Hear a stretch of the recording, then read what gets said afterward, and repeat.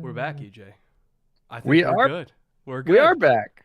We are back, and it feels good. It's been weird. We had a long break because we didn't get last Thursday in because you were sick, and then we didn't get this week's podcast in. And I don't know. I started to get the itch, man. I was like, I don't know.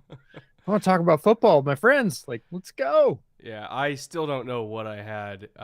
It was not COVID. I tested myself a total of 6 times because I was convinced I had COVID, and it just was something else, and it was in my lungs, and it was terrible. I'm still going to be coughing during the stream. I'm not going to lie. It's one of those things where the cough is not going to go away. But man, I got wrecked. And Yeah. to the Yes, you to the did. state of Florida that gave that to me, whichever one of you Oh, did it, I'm coming for you. That thing was awful, but happy to be back. Happy to be doing the show tonight. Finally back for Thursday night live stream. A game that's on paper not great based on recent results in the first month, but also I think there's a lot of interesting personnel matchups and schematic matchups and a whole bunch of interesting things to talk about while this game is going on. Again, compared to what we thought it was going to be preseason, it's not that, but still an interesting game for a lot of reasons nonetheless. EJ, you specifically, what are you looking forward to tonight? I think there's a lot. I don't disagree with the assessment that it's not what we expected preseason. However, if you look at hyper recent events, aka last week, both teams played better. Neither team played great, but both teams played quite a bit better, and we're starting to see some of that. We talk about it all the time, gelling or mostly in the passing game. Russ looked terrible. We saw him in his return game at Seattle. The Denver offense was completely stagnant. And then Matt Ryan came out and laid two or three eggs of his own. And we both sort of sat back, and on the podcast we said, this isn't what we thought. This isn't what we expected. It's not what Indianapolis and Denver expected either. But then last week, it just is, a lot of journalists and fans are starting to write off both these teams. They both played pretty well. Russ plays the Raiders tough. Matt Ryan comes out, gets a little bit better protection in the second half, and starts hitting tight ends.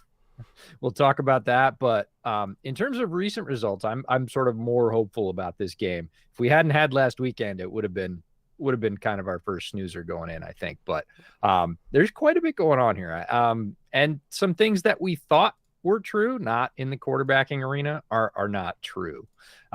We praised Kenny Moore last year on Bootleg as a player we really liked, and that was well deserved. This year, Kenny Moore is like really struggling, as is the sort of back seven of the Colts. That's one thing I'm going to be looking for. Their front four is creating great pressure. Their back seven is really struggling. I don't know if they're missing Shaq Leonard a ton or if it's just sort of overall talent drain. We'll see. And then the Broncos are playing. I think you probably saw this. They're playing Pat Surtain versus the world. Like It's it's working though. It's it's working. working. It's Pat Surtain 101 against whoever they want to sort of eliminate, and then zone for the rest. And Yeah. if Kyle Fuller was a defense, it would be the Broncos of 2022. They basically hang back in space, in zone, and play forward. They rally to the ball. Like besides Sertan, who plays man, like everybody else drops to a spot of grass and comes and hits. And you know, it's interesting to watch that approach. Carr had some success against it last week once he figured that out. But it's interesting that both these defenses have been kind of killer for the last couple of years, and this year they're not really hanging their end of the bargain either. Well, that's kind of what I wanted to expand on before we get to the super chat, which I know we will get to, Kel, I promise, because it's awesome. I want to expand on your point about how the defense plays, because with Jonathan Taylor's injury, the Colts offense fundamentally changes, which means the Broncos defense will lean into even more of what they've already done this year. And I was actually talking to Coach Vass about it today because I was doing film study to prepare for this stream, hence what I draw up before we got here. And I was like, hey, they call quarter half on first down, by the way, which is it's not a normal. I mean, it's a normal first down call, not for everybody, but they call it 25% of the time on first down, which is a lot, relative to the Colts, which are like a 67% cover three team on first down. There's a lot of teams that lean into cover three on first down because you want to get a guy in the box, stop the run on first down. But the Colts play, or the Broncos play quarter, half. And how they play it and what quarter, half means is you got quarter half or quarter zone here from the corner and the safety. They play it to the passing strength of the formation. Passing strength meaning 3 receivers here, 1 receiver isolated backside. That's probably either going to be Pittman or Pierce, mostly Pittman. And so they call the quarter side to the passing strength, and then they call a half field safety to the weak side, and they play a cloud corner under it. So you can't really get anything cheap and underneath with the X, and you're not going to go vertical with the X either. And that does create a few different difficulties. It creates some good matchups, but it creates a few different difficulties. One of the difficulties is that if you're playing quarter here, he's in a little short hook zone, and then he's responsible for carrying this tight end. If you have a tight end that's 6'7" and runs 4.6 against Josie Jewell, that's a fucking problem. And I think that because Jonathan Taylor's out, we're going to see this look on first down a lot more, which is gun with a 3-by-1 look. And I think they're going to try to attack these linebackers until, Denver says no more, and they start playing true like a stubby call. So, he's carrying vertical, and then he's just walling inside. And if this guy goes vertical, then the safety has Jelani Woods. And so I think the evolution of terms of how they're going to play either quarters or quarter half on first down, where Pat Surtain is on Pat Surtain Island over here, and then they're playing 4/3 or 5/4, however the fuck they do it on the other side. That's going to be the key thing in terms of how are we attacking Josie Jewell with our speed at tight end. And then once they decide no more and they put a safety on that, now how are we getting Alec Pierce, who's a big fast dude himself, on this nickel, who's way outside leverage, and get him vertical too. Colts are going to have to get a shitload of big plays to this side because they ain't getting anything to Pat Surtain's side. So if they can protect Matt Ryan long enough to get these verticals on the quarter side, they got a shot. Easier said than done, but they're going to try. 2 things.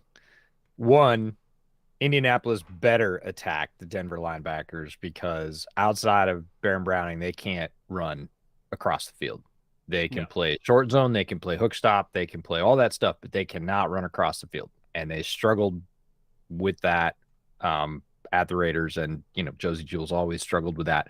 They do not have the horses to run underneath. And a guy emerged, interestingly enough, last week, one of my sort of deep sleeper favorites from the draft, Kyle Granson, the 3rd tight end for the Colts, had a really nice game. He had 4 or 5 catches. They were big. They kept things moving. He looked exactly like we thought he was going to look, which is a very professional receiver at tight end. That is his role. He is Dallas Clark as a pass catcher. That was my comparison for him. He understands zone. He understands, hey, got this guy. He's got leverage behind me. I just keep running. He can't keep with me. I'm going to catch it right by the sideline. And Matt Ryan was hitting those. So they better attack those linebackers. The other thing you said is they can't get anything against Pat Surtain. They might. They're not going to get a ton. But one of my favorite things about the Raiders last week is they went right at Pat Surtain. Like play number 1 was Devontae Pat Surtain, and they went right at him. They're like, we're not going to just believe the myth that you're locked down. We've got a guy over there we paid a lot of money. They're paying, well, they'll eventually be paying you a lot of money. We're going to see who wins. And they went after him. And I love that. I love to see good players, get challenged and either rise to the challenge or get beat. And they got some things. I agree it's Devontae Adams, and Devontae Adams is not suiting up for the Colts tonight. Pittman's pretty good. And I don't think they should just ignore him. I assume it'll be Surtain on Pittman. I think that's their top receiving threat. We'll see. But I think Pittman's good enough to get a couple on Pat Surtain. I don't think you just sort of moratorium, don't throw anything to his side of the field because it's Pat Surtain. They showed last week you can throw to that side of the field. You have to work to do it, and he may make you pay. We'll see whether Ryan's up to that challenge. One of the weird things about the Colts game last week is the Colts receivers got open early in the game, and late in the game they got open early. So that's a good point, yeah. Through the first half of the game, it was long developing plays. the offensive line for the Colts had to provide a really good shell, and they didn't really early on. Quentin Nelson got beat for a sack, which was weird as hell to see. Straight up one-on-one, just got beat, didn't move his feet. That's rare. And after that, they were like, nope, no more. We're protecting Matt Ryan. And the protection really solid it up. And Ryan was able to stand back there, and those throws came from like 3.2 seconds to like 4.5 seconds. It was late. It was guys making a second and third move, guys basically doing kind of scramble drill. Okay, I'm not open. I'm going to cut across the field, and Ryan was hitting them. And it was like, well, that's great, but that's not super sustainable if you run into somebody that has an effective pass rush. Later in the game, especially through the second half of the third quarter and into the fourth quarter, he was hitting guys on his first and second read. He was hitting, Alec Pierce on little slants. He was hitting Granson on little outs. And it was much more sort of regular flow of the offense. It was a nice adjustment by the offensive staff of the Colts to get that ball out quicker into the patterns. And the protection just didn't have to hold as long. So it'll be fascinating to see if they can speed that up and get kind of closer to the second half results earlier in the game. I think they're probably going to need to, but I wouldn't just leave Surtain alone. I wouldn't throw at him all night because he will absolutely hurt you. But in some big spots, I think 3 or 4 times they're going to be able to get Pittman tonight. Before we get to the prize pick slips I know people are asking for, I do want to call out Kel super chat for $20. He says, EJ, I understand. Congratulations are in order. Sitting on the bleachers in Alabama, did you ever imagine you'd be where you are now? This might be weird, but I've been with you since episode 1. That is not weird at all. We love that. And I'm really proud of you both. I want to give you, for people that don't know already, I want to give you a chance to make a little announcement. Yeah, this is a big one. I had a lot of fun yesterday. So yesterday was the first day in a very long time, over a decade, that I woke up and had no boss. I am my own boss. Ball is life now. This is primary. Bootleg is going to be the main focus. I'm going to be working on business development. I'll keep doing Bears over beers, but this is what I do now. Now, for those of you that have followed my work for a while, I've had a day job the whole time. And now I don't have to do that. And it's because of all of you. And that is extremely meaningful to me. So huge thanks, Kel. It's not weird. I couldn't have done this. We couldn't do this without folks like you who have followed along since the beginning, folks who have joined up since and who support the show in any number of ways, by watching, by commenting, super chats, Patreon, you name it. All of that stuff adds up. And that's why folks like Prize Picks believe in us and say, hey, we're going to roll with you this season. And honestly, without their support, this wouldn't have been possible. Now it is possible. And this is a full-time gig. It feels incredibly strange. It's also awesome. Brett and I talk about this all the time. This is the weirdest job in the world. We look at each other all the time and go, we're getting paid for this. But I'm incredibly thankful. I'm grateful, and I'm going to continue to work my ass off because I love this, first and foremost. And 2, I don't take for granted. There are many people in this space that work really hard and are really smart, even smarter than me. Lots of them. And they don't all get this chance. And I did, and I'm not going to waste it. So thank you very, very much. And with that being said, we are going to pay some bills so that EJ can continue to do this forever as his full-time gig, because Prize Pick sponsorship is what made this happen. And in particular, you guys continuously signing up with Prize Picks using our promo code is what made it happen, because as long as people keep doing that, we're going to get to keep doing this. So I do want to show you guys the Prize Pick slip that I got for tonight. I actually just filled it out right before we went on, based on a lot of the stuff that I was talking about in the little scheme breakdown I did on the whiteboard.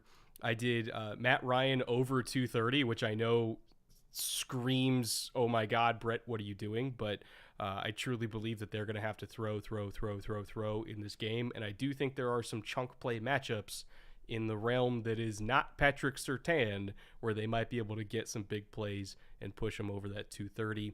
Speaking of Alec Pierce, I think he's going to get one of those big plays because he's big, he's fast, he's 4'3", better route runner than people think. I think if you get him matched up on either a nickel or a safety, you can at least try to take a shot there. And if Matt Ryan's over 230, Alec Pierce is probably over 35. I did Nyheim Hines in terms of when you're getting all these quarters looks and there's nothing downfield, where's the ball going to go? It's going to be Nyheim Hines underneath. 27.5 seems generous, so I took it. Russell Wilson, I know a lot of people are down on Russell right now, but he actually is working the middle of the field more than he has in years in Seattle. And really, the only reason why it hasn't worked is because of a lot of drops and some really good plays from some very top tier DBs like Tariq Woolen and Derek Stingley that have got a whole bunch of PBUs. But like statistically speaking, without all that high variance stuff going on in the Broncos offense, like goal line fumbles and drops from Cortland Sutton and Jerry Jeudy and all that kind of stuff, this offense actually would be pretty decent. So I'm going over on 230 for Russ. That seems generous as well. And then speaking of his receiver that unfortunately has dropped some balls, Cortland Sutton. I think if Russ is over 230, that means Cortland's probably over 65. So I am going all overs in what a lot of people are expecting to be a complete shit show of a game. I'm banking on some Thursday night shenanigans and offensive explosion. And if you guys want to tail that, again, you can use promo code Bootleg. They'll match your deposit on Prize Picks up to $100. I started out with a $100 deposit this season, and I'm already up to about $378 because I've only lost like one slip I think so far this year, like outright lost one slip. So I'm doing okay. So I know it seems crazy, but I'm doing okay. If you guys feel like tailing it, you can use that promo code. But we'll see how it goes tonight. EJ, how fucked am I? The Russ one is the one that gets me, and I think he can. Let's be clear. I think he can. I just said that the Colts back seven is struggling, and they are. I think if he continues like he did last week, that'll be okay. Cortland Sutton in one of my favorite developments from last week, and it's so weird because another receiver also in the AFC West got used the same way for a similar reason. And what the Broncos started to do with Cortland Sutton last week was run inside stuff. They started to run slants, and they hadn't. They had been trying to use Cortland Sutton like DK Metcalf as an outside guy, as a vertical threat, as a back shoulder. And that was pretty much it. They weren't running shallow cross. They weren't running ins. And last week they were like, well, we're down a couple receivers. Cortland, we're going to run you on the full route tree, and we're going to run you from multiple alignments. We're also going to run you from the slot. We're not just going to run you from the boundary. And it worked. And strangely enough, the Chargers did the exact same thing with Mike Williams last week. Yeah, they actually got him involved over the middle. Yeah, they got him in slant game. They got him in short. They got him in quick. And it was so cool to see those two guys who are wildly talented receivers, who are known as big boundary jump ball guys down the field, 9-route receivers, whatever you want, back shoulder especially is their sort of bread and butter, to be working little, 3-and-go slants to little 5-and-in, cross the middle stuff. And Russ started to hit it, which was something I had in our agenda, which somebody back in the chat said, where's the week 4 update? We had to can it because Flemball up here couldn't speak. So that one's just almost sort of I know speak, but that's all right. That one's lost to the dustbin, which is a bummer. But one of the things in that agenda was, Russ throwing over the middle with 3 exclamation points, because he hasn't. He has been the classic cold heat map, 0 to 20 from the line of scrimmage. Nothing. Blue. He just wouldn't throw to the middle of the field, and he comes out against the Raiders and he starts throwing multiple times to the middle of the field. He threw to Saubert early in the game, middle of the field. He threw to Cortland Sutton a couple times there. And it was like, whoa, what's this? Who got a hold of Russ? Like, did they kidnap a child and say you have to? Because he never has. And I think if that gets rolling against certainly the way the Colts back seven played their last game, he could go over. If he does, I think that's kind of a handcuff. Sutton will be part of that. Nyheim Hines, I love that. That's a great piece of the slip. Was it 27.5 receiving or rushing? Receiving.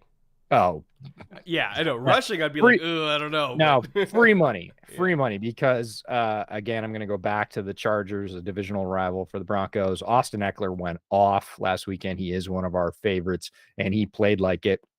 This Nyheim Hines game could very easily be that Austin Eckler game, sort of minus the hardcore rushing stuff. He'll get out there and make a bunch of receptions. I think that one goes. So, are you going to lose the slip? I doubt it. Are you going to go 5 for 5? Well, some things have to happen. Like you said, Thursday shenanigans. Mac Wake for $20 super chat said, Brett, great to see you healthy. Thank you very much. Congrats, EJ. Is KC already ahead of the two high shells most defenses are going to because of the exceptional offensive line rebuild by Veach, bolstering their ability to run, plus Mahomes' magic and Reed genius. I think that is a big difference between this year and a couple past years where all of a sudden this 1-2 punch of healthy Clyde Edwards-Helaire. This is a very different Clyde than in past years because he is healthy. Plus Isaiah Pacheco, who's just a fucking ball of butcher knives. And a big-ass offensive line. Although Creed is hurt right now. He didn't practice today, which was a little bit iffy. We'll see if he plays this week. He should play, but Trey Smith has been murdering people. Yeah. And I think it's a big thing of whether you're running quarters or whether you're running cover two, because they're two very different things. Having a safety 10 yards off the ball and have to come from depth to take on Trey Smith. Not going too well for defenses so far. They're able to run the ball, and then anytime they get in a third and long, Mahomes just does his thing, and it's almost like they're not relying on Pat to just do everything anymore, and they're basically just make 5 plays a game, and we'll put up 30 points, and he's doing it. It's working. So I'm excited to see how far they can go with this approach, because I think it's more sustainable than past years. Yeah, it's fun to see. And when Creed and Trey are healthy, just those two guys, a lot of times everybody says, and I think it is true overall, offensive line only as good as the weakest link. You need 5. They need to work together. Like, those two guys have been just gutting the inside of defenses. Like, they have been, especially when they get on a duo block, like whoever, like that has got to be the longest day in the NFL. Like, you line up as a DT and you get a duo block from Creed and Trey. Like, your day sucks. I don't care if you hold or not. You're just going to get beat up because those guys are punishing people on the inside. Clyde Edwards-Helaire is a guy that we were really excited about in the draft. You can go back to the draft live stream. It's one of our all-time classic reactions when he goes to KC. But, lo and behold, he was real sick and lost like 40 pounds. I think it was around 30 or 35, somewhere around. Yeah, 35 pounds to illness, like right in training camp, came back and, struggled to gain that weight back during the season. So he was never really right as a rookie. And now he is. You can see he's back to doing the things he did at LSU, which is why we were so excited about him when he got to KC in that role. And now, again, with the offense having shifted away from, well, the offense shifts every year, but the way the offense has shifted this year, he is included. He is an integral part of that. They're leaning on him more often. It's not a, hey, everything else isn't working, we need to throw a swing pass to CEH. He's much more integral to their approach. And with that interior that they've assembled, when Creed's healthy, he's going to pick up 4.5 at the drop of a hat. And when you can do that, you can keep a lot of drives going almost automatically. Game starting in 6 minutes here, so we'll have a real live game to talk about in a couple seconds. But until then, Paxman for $2, quarter season awards, MVP, comeback player of the year, offensive, defensive, etc. I'll just kind of go the top 4 you mentioned because I can't remember the other ones. MVP, I would probably say Josh Allen because the Bills literally don't win unless he's a superhero. And he's having to do everything for them. He's led them in rushing 3 out of their first 4 games and also is having to pass a shitload, and the defense is really banged up, so he's the most valuable player. Comeback player of the year, I don't know how you could say anybody other than Geno Smith right now. He's looked fantastic, at least so far, and it's just a good story. Defensive player of the year, probably Micah for me. And then offensive player of the year, maybe Cooper Kupp, because I feel like he's the only thing holding the Rams offense together right now too. Yeah, we did a whole show on that. It's interesting sort of after the first month how that stuff gets adjusted, but we had some predictions in there, and some of those guys I've been keeping an extra eye on over the first month. Like Rashawn Gary has been kind of quiet, but like in terms of he could continue to come on if TJ stays out with the injury, and in terms of defensive player of the year, he's been putting up numbers, and he needs a couple of, again, we talk about this all the time, he needs a couple of big time primetime plays. He's already had a couple, he needs a couple more, and if he gets those, he'll be in that conversation. Will he win? It's doubtful. He has to do some sort of amazing stuff to do that. But the Geno thing's really interesting. Being in Seattle, we were at that first Seattle game when Russ came back, and like the stadium was chanting Geno's name, like Geno, but it was more just to rub salt in the wound for Russ. Like, but now Geno, they mean it. Now they right? absolutely mean That's it. the weird thing is it's like art imitating life, or fan behavior imitating the product on the field, or vice versa. Geno has played really good, efficient football, and I don't that is not a backhanded compliment. I was thinking about this week, and it's really cool to see a quarterback who was highly regarded in the draft, came out, had an opportunity to start for a little bit, didn't work out, basically became a journeyman backup, and is now getting a true shot to start. It's not just an injury replacement. There's, nobody's waiting in the wings to replace Geno. There's no highly drafted rookie, and he's doing it. Like, he's doing the thing that he was drafted for a long time ago now. And I think about all the guys that were drafted in similar positions and then just never got that chance. And I was thinking of one guy in particular, and I don't know why it stuck. Their games were kind of similar in college. Wait, let me guess. Okay. It's the Wayback Machine. Did he play for Washington State and then Oregon? No. You know who I'm talking about. Spent time in CFL. You loved him. Oh, no. I wasn't thinking about him. And that wasn't Washington State. It was Eastern Washington. That's who it was. Yeah. See, when I can correct your mistakes and you don't even say who you're talking about, that's that Vulcan mind meld thing. No, but strangely enough, he did play for Oregon. Mariota? Farther back. Fuck. It's a very high pick. He's a franchise savior for the Cincinnati Bengals long before Joe Burrow. Akili Smith? Yep. Yeah, there you go. Right, Akili Smith, right? Here's this guy had one really great year at Oregon. A lot of people, in hindsight, sure enough, said he got overdrafted. At the time, people were excited. He's athletic. Like Geno, he could run around. He and Geno played a similar game. Geno's game at West Virginia and Akili's at Oregon weren't terribly different, but Akili Smith never caught fire. He never adapted to the pro game. He struggled way before his time.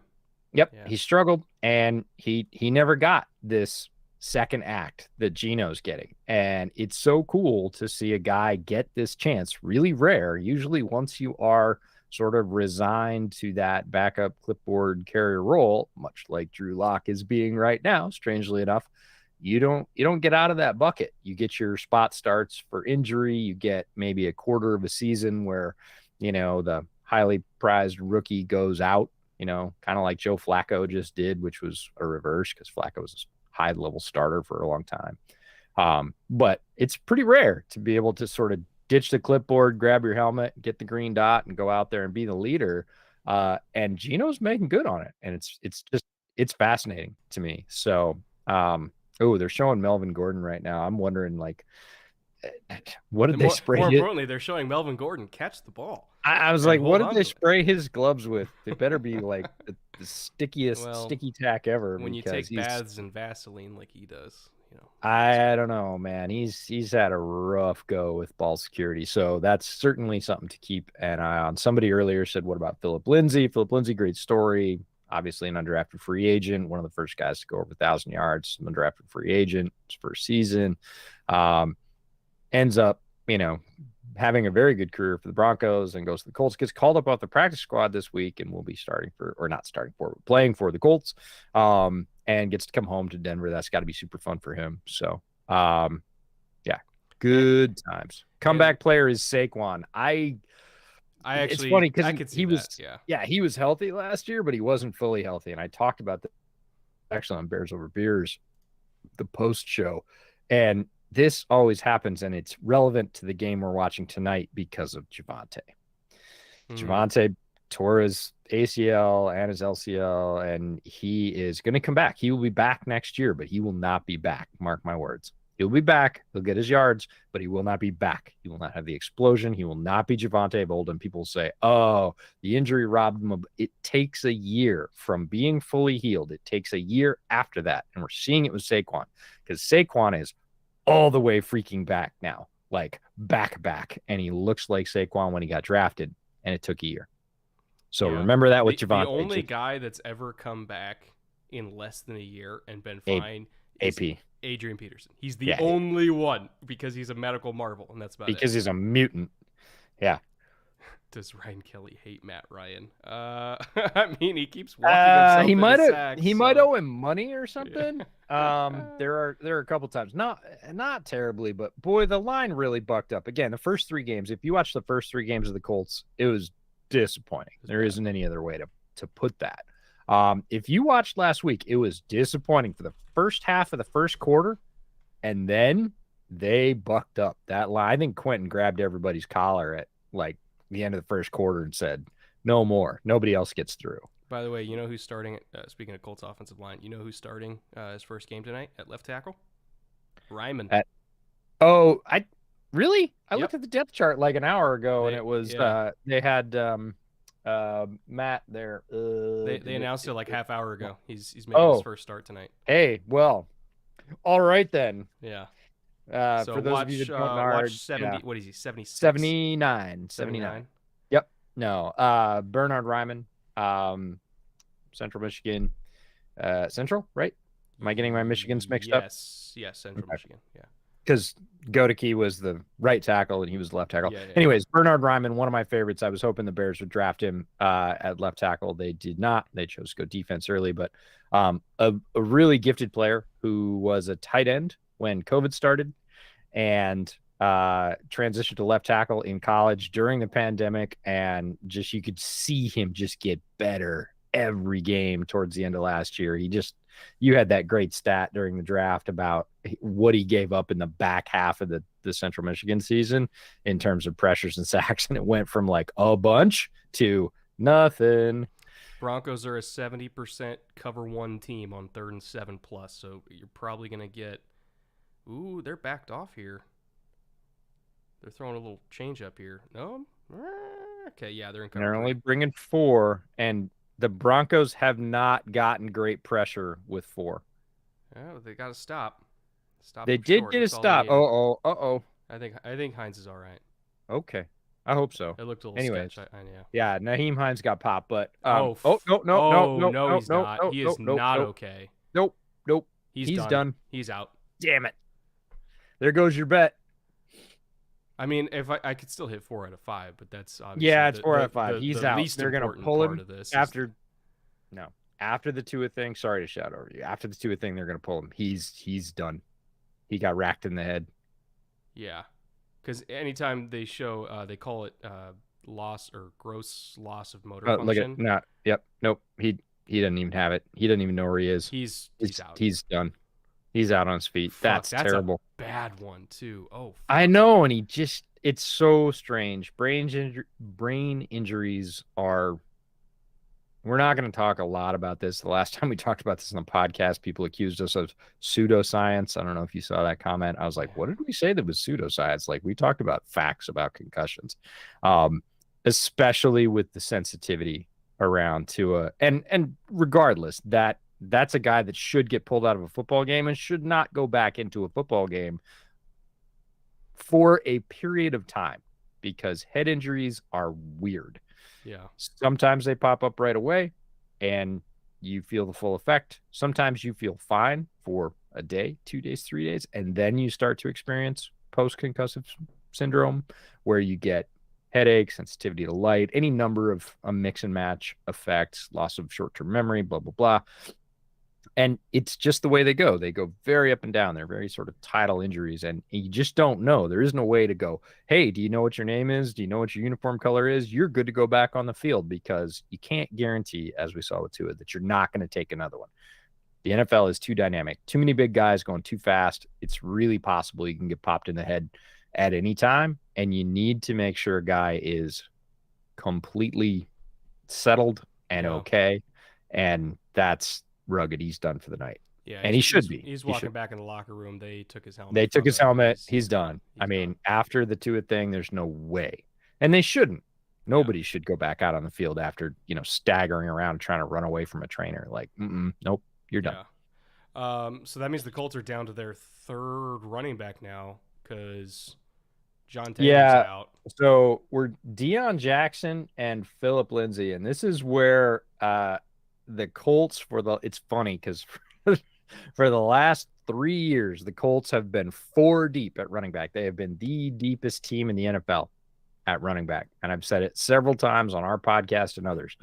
Colts and the Browns had the best running back depth in the entire league because all three of the Browns guys could start on just about any NFL team, even down to Dearness Johnson. We saw that in a Thursday night game last year. But the Colts were the same way, and they let their depth guys go. Deion Jackson is new for them, and of course, Philip Lindsay is a recent call up. So they really went with Taylor and Hines and said, "Hey, we haven't used little slant." If that was a better ball, Judy would have Yeah, ripped off another 20 yards from that. we saw both quarterbacks throw receivers off their feet last weekend, Yeah. and that was a bummer because it wasn't just Russ. Matt Ryan did the same thing. Actually, no, that was a decent ball. It was a decent ball. Judy's got to keep his dove. feet. Yeah. He's got to run through that. If he just runs through that, he's fine. But Well, he caught it. He caught it with his arms. He needs to catch it with his hand. Yeah. Okay. Go like that. Don't go like that. Yeah. So you can Point of the ball. Yeah. Point of the ball right there. Little technical thing. So, and that was one of the things about Judy that, look, Judy has amazing feet. He's got some of the best cuts and releases going. That was his hallmark coming out in the draft. He's got good speed. He's bigger than people think he is. He's not huge, but he's not small either. He's not a tiny guy. But he's not a great hands catcher, and he is not a great ladder climber. Those are two things that if you wanted Jerry Judy to be those things, he might develop into that, but coming out, he was neither. And you saw it right there that he basically, forearm cradles a ball that's a straight slant that should have been hands caught. Amari used to do that a lot too. He'd let stuff into his chest and try to basket catch everything. Ooh, no. Is that Grover Stewart up the middle? It doesn't matter. Okay, It's up the middle.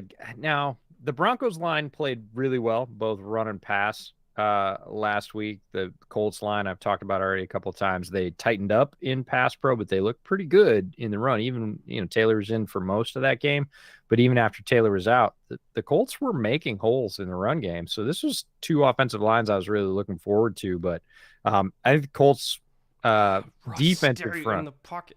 Okay. Oh, he doesn't need to. He's gonna get away with it, but he is gonna get away with it.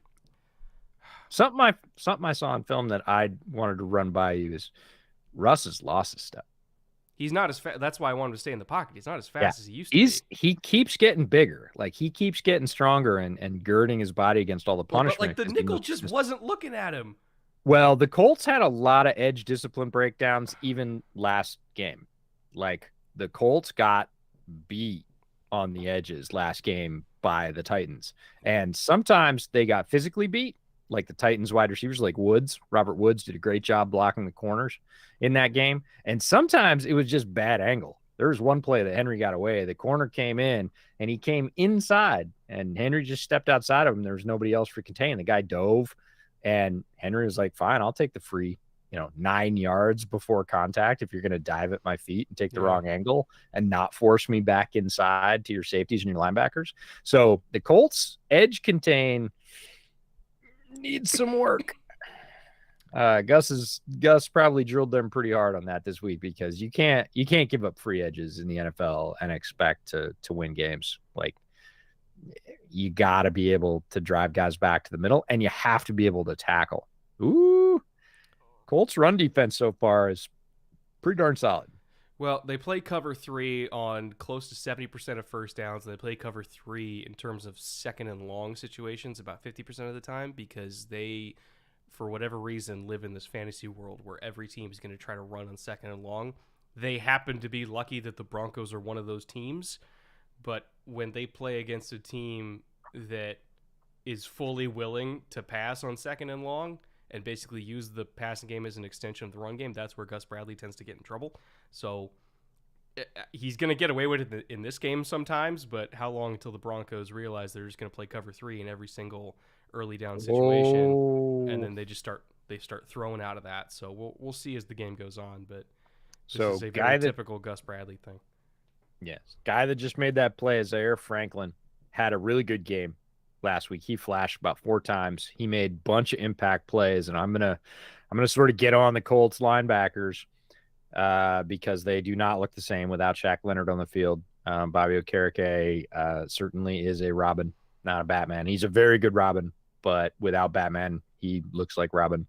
And Zaire Franklin didn't play great the entire game consistently, but he had some really nice flash plays, and that's a really good job of carrying the slot receiver down the seam. So, did he get his head around? No, but come on, he's he's not a corner. He's there. I'm a little bit frustrated with Jerry Jeudy there again because a receiver is taught that when somebody is in phase on your hip, doesn't matter if it's a DB or a linebacker, and so this is Judy's inside arm. So I'm running the seam, ball's coming over here. If they're hooking your arm, you got to be doing one of two things. Either you meet Mr. Miyagi over that and chop down the hand, and then you just keep pumping over and over and over again so that they can't hook your arm. Russ put that ball, he ear-holed the linebacker. He put it right here. Jeudy could only get one hand up to try to catch it instead of being able to, again, two hands up because he wouldn't clear his fucking arm. And this is why Jeudy frustrates me, is because he has so much talent. And he, again, really agile. And people see some of the routes he runs, they're like, oh my God, he's such a good technician. No, he's fucking not. Like, when it comes to catching technique in terms of where the ball is placed, when are you overhand, when are you underhand, when it comes to a receiver disrupting with physicality, how is he able to, again, break that contact and then regain separation late in the route? He doesn't do that well. And it baffles me because he's a good player. He's a legitimately good receiver, but he is not, other than footwork, he's not the technician. I was going to say, you know what it is there's a line like at his belly button. Yeah. And he is really good below that line as a wide receiver. Like, excellent. Like, 8.5 out of 10. Like, his footwork, his cuts, his ability to lose people, again, with his legs is way up there. And that's what everybody was super attracted to.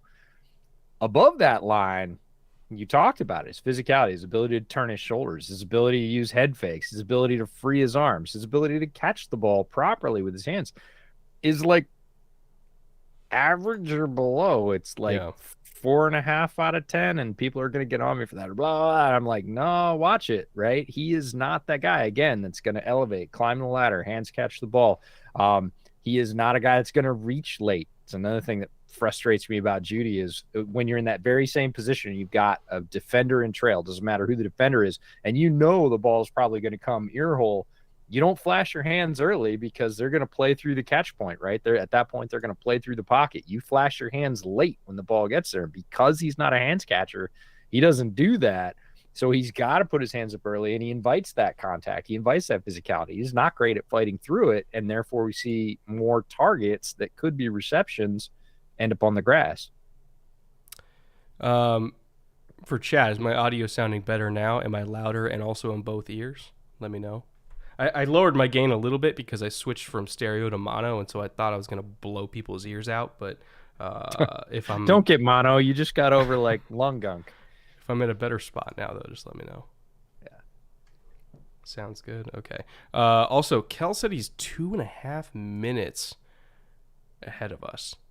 Whoa. I'm now on because I'm just on the Twitch Prime Video channel, and it's looking at Colts offensive line. I don't know where you guys are. Just faded off the offensive line to the Colts offensive set. So I think I'm right with you. And I'm just watching on Prime on a tablet. So I don't know, Kel, you got the hot hookup, man. You got the feed with, look at that. 10 gigabit internet. Wow. Nice move. Look at the quickness. Nice first down. That's what we're talking about, though. Like, if you're going to play the style of defense the Broncos play, you are going to be vulnerable underneath in space to running backs, which is what we thought, obviously Hines was going to get before the concussion. But that was flashy from Deion Jackson. A, one-handed catch. B, 2 moves after that were both just liquid quick. Out of a third string back, you are lucky, folks, in the NFL if you have that on your roster. That's impressive. He may be deficient in other areas. He may not be the greatest pass protector. He may not read his blocks super well. We'll find out. But boy, that kind of skill and ability in the passing game, run after the catch, That's not typical third string stuff. That's impressive stuff. Jared for $10. My junior year, I Oh, got a concussion in a game, and the trainer asked me what day it was and who we were playing. There's a difference between high school and the NFL, but yeah, not great across all of football. Yeah, sometimes especially at lower levels where there's not certified trainers there or anybody who's remotely trained in any sort of neuroscience, like yeah. the concussion, and I could speak from experience, even in Southern California, where there's a lot of money in high school football. Back when I was in high school, the concussion check was that. It was Yeah. that. It was Two basic fingers, one questions. finger, two Yeah. fingers, one finger. Go for it. Yeah. No, I certainly played in the dark ages of concussion stuff. I mean, I got an elbow to the forehead, lost my, feet came up from under me. I was playing basketball on a rebound. Back of my head hit the hardwood, was out for Oof. 10, 15 seconds, like real short period of time, but was out, like was clearly out. And they're like, you know, shake it off. Like Yeah. back in the post. And like I didn't take any break. And, I probably got a concussion from that. I didn't have any concussive syndrome symptoms. I got lucky on that one, but I've had other ones where I definitely did that weren't quote unquote that bad. So Another yeah, dump off. it's rugged. Everybody reacts differently. I knew a guy that did action sports and he had to give him up because he just had the whatever it is, the least viscous brain fluid ever. Like he would take little tiny knocks and mountain biking, snowboarding, whatever, and he would be he would be out for weeks and probably should have been out for months, and he finally just had to give it up because he just couldn't get ahead of it and wasn't good. Is there any part of EJ's body that hasn't been broken? If you ride bikes through Whistler as much as that man has through his life, I mean, come on. There are a few. We won't get into the entire file, but if there's an injury out there, I've either probably had it or been around somebody that did or had to take care of somebody that did. So, yeah, I'm pretty familiar with the medical dossier. I don't do that stuff as much anymore because, God damn, it hurts these days. But case in point, I did have to run to the chiropractor yesterday and get my couple of my rib heads put back in because when I woke up, I was like, oh, that kind of hurts. And by like 3 o'clock, I was like, okay, that really, really hurts. Why? So. Chris Cuomo is a new show? That seems Yeah. fast. Well, we won't talk about folks returning to the eye of pop culture. It goes quick these days. That was fast. Goes quick these days. All Yep. right. Well, no comment. No comment. There are a few pieces of my body that have remained in stock condition. Let's just put it that way. Oh. Whistler, BC. I'm up in Lillooet. Yeah. Lillooet. I've ridden in Lillooet. Good job. Love it up there, Brad. I have not been to BC. I used to work in BC, so I have spent a lot of time up there, and have been to little places like Lillooet and Revelstoke and Prince George and all kinds of fun places. Love it in BC. BC is beautiful country, and Brett's family has ties in BC as well. I'm very Canadian on my mom's side of the family, and also my wife also goes way back in Canadian history. We traced her family tree, her family lineage, to the first 1,200 people that settled Montreal back when it was still a fur trading camp. Oh, okay.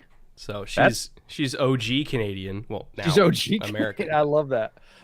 Kel says, "Might I suggest rafting instead?" That's funny, Kel, because I was a rafting and whitewater kayak guide for about 10 years. So I already done the rafting thing and the whitewater kayaking thing. I didn't break that much stuff kayaking and rafting. Well, you don't break much rafting, but you could drown. So yeah. had to save a couple people from that, but no, I did sublux my shoulder, but I don't think finger, thumb, finger, and thumb. Jesus Christ, dude! It happens. There's Apparently every week. There's no, not every week. There's a lot of weeks in there, man. All right, here we go. Broncos back with the ball. see here. This is fun though. Our buddies Brandon Perna and Tom Grossi did a great TikTok today. Brandon Perna representing the Broncos and Grossi representing the Colts, and they were talking about the mirror image of, oh, our veteran quarterback that we imported hasn't played as well as we thought. Oh, our veteran quarterback that we imported, and these two teams are a bit of a mirror image of each other. There's a lot of things, even in doing the prep for these games. I was like, wow, it's kind of the same thing. It's kind of the same thing. Like the back seven of the Colts has struggled. Well, strangely enough, outside of Surtain, back seven of the Broncos hasn't been great. And the linebackers are getting taken advantage of. Oh, guess what? The Colts linebackers are getting taken advantage of. So there's a lot of similarities between the way these two teams have played in the first month. One thing that is... Oh, how do you drop that? Saubert. Oh, did you see? He and Saubert had a thing. I'm talking about Russ and Eric Saubert, the tight end, the Broncos, who just dropped the pass, had a thing in the last game. So Russ scrambles out to the right side, and Saubert's open. He's like, just throw it to me, man. We can save you some punishment. And Russ is like, no, block that guy. And so Saubert kind of blocks the guy. He comes over and forces Russ out of bounds, and Russ comes back from out of bounds, and he's looking at Saubert like, you do what I tell you. And it was, he missed him after that one more time to the outside, but it was a little bit strained there with Saubert at the end of the last game with Russ. Oh, God. Okay, that's the exact same way that when Russ was in Seattle and the Giants came to town and they sacked him a shitload of times, they did it that exact way. You take an interior defender, you run him up the field. He hates when guys get behind his field of vision. You can watch it on the replay right now. Yannick is just waiting. He's waiting for Buckner to get up the field, and he's going to flush rush right into him. That's the exact formula that teams have used to bait Russ into bad sacks for 3 years now. Like, if you could just get one guy up the field, he's going to run into you. And here's the difference. I just talked about how a lot of things on these teams are mirror images. Here's the difference between these two. The front four of the Colts can get pressure. Yeah. And they get pressure often, even against good offensive lines. The front four of the Broncos can't. Randy Gregory can. Randy Gregory's winning the pass rush rate for the NFL right now. It's like 33%. Yeah, but everybody else for the Broncos, they cannot pressure with three. They cannot get pressure with three. They cannot get pressure with four straight up. And even when they brought five, it was not consistent pressure. So even when they're overloading to a point, coming from the edges, running a nickel blitz, they were really toothless. They were not getting pressure. So it was better for the Broncos to rush three and drop the extra guy and just sort of put up the picket fence and say, find the hole, which strangely enough, Russ is really good at. That's their quarterback, but he will pick apart that picket fence zone. The Colts, on the other hand, when they rush four, they have got a very nice rotation. They have invested heavily there in the draft. Dio got his first sack last week. Buckner's still there. Good stuff. People, if you didn't see the sack in real time and you want my little improvised replay here on the whiteboard, let's just imagine this is Buckner. Hard up the B gap. They call Patriots, I can't remember if they call it a U game or a me game, but one of the ways is inside first, outside loops. The other way is outside first, inside loops. We could just call it a TE game or whatever. So hard penetration up the B gap. Usually you're going to do it from a 3 or a 4-eye. And the key is you want to scare the shit out of this guard and almost just completely sell out upfield, not even worrying about gap integrity whatsoever, because you want to scare this guard to open him up, and you want to get as much pressure here as possible to get behind the quarterback's eye line. He's naturally going to want to step up to get behind the guard walling off here, and this end he's just going to creep. He's going to kind of play with the tackle a little bit so the tackle retreats, and then as soon as he crosses face, he's going to come here. Usually you want to try to get this game, like you're showing pressure. They walk the linebacker up right here in order to get the center to slide away. So you really want a 2-on-2 here. You don't want the center to pick it up. But as soon as Russ, came up to try to get away from the pressure, Yannick just looped over the top and got him. So anytime you see a linebacker walked up on a center, even if they don't bring him, a lot of the times it's to get the slide to go the other way so they can run this kind of shit in a 2-on-2 because it's really hard to pick up, especially when the quarterback runs himself into pressure. Again, if you know what a quarterback will do for a given pressure, you're way ahead on your rush plan. Let me put it this way: people run TE against Russ a lot more than they run ET, because if you run ET and this guy's coming in to pressure and Russ is rolling outside, Russ against a defensive tackle in space is usually a lot better matchup than Russ running himself into an edge. Oh my God, they got Pittman, but good hit. Caden Stearns. Is Pittman okay? Yeah, he's fine, but this was okay. This goes back to the conversation we were having about Judy. Pittman is going to learn. So if you're running cross on man, what's the rule? For the receiver or for the Yep. DB? For the receiver. It depends. There's a couple rules. Keep running. Oh, did he stop? No, it wasn't man. Oh, he ran himself into a zone defender. That's right. Okay. The rule is on man. If it's man, keep running. Keep if going. It's zone, find a hole and stop. And he ran himself through, and nobody came with him, and he didn't realize, and he kept running, and he ran himself right into, again, just what I was talking about at the beginning of the broadcast with the Broncos defense is going to drop to a spot on grass as much as I hate it, and then rally forward and tackle the ball. Caden saw him coming into his zone, saw that he kept running, came forward and laid a hit on him. Caden Stern, safety out of Texas. Or was that Nick Cross? Who was that? I think it was Stearns. Hold on offense. Tamale is 16-12. Seriously, Brett, can I ask the same thing as last Thursday's stream? No Eagles episode. Go Birds. Love y'all on the content. So happy to see your tweet the other day, EJ. Eagles episode is coming. I might put it out during the Eagles bye week because what I'm trying to decide is, do I want to do it on Jalen Hurts, or do I want to do it on the Eagles offensive line in their run game, or do I want to do it on Darius Slade? There's a lot of Eagles topics that I could choose. And we had a lot of Eagles stuff in the one that ended up on the cutting room floor. This week's podcast had a 3-up on the Eagles. And so my brain, because I wrote it, still thinks that everybody heard it.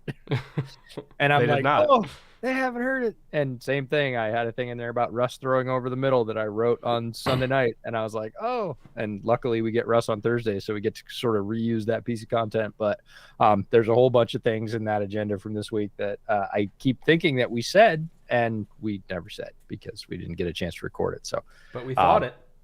We did. We thought we wrote it down even, which is one step further. But no, we're both very bullish on the Eagles prospects. It was indeed scrapped, Raul. We did not.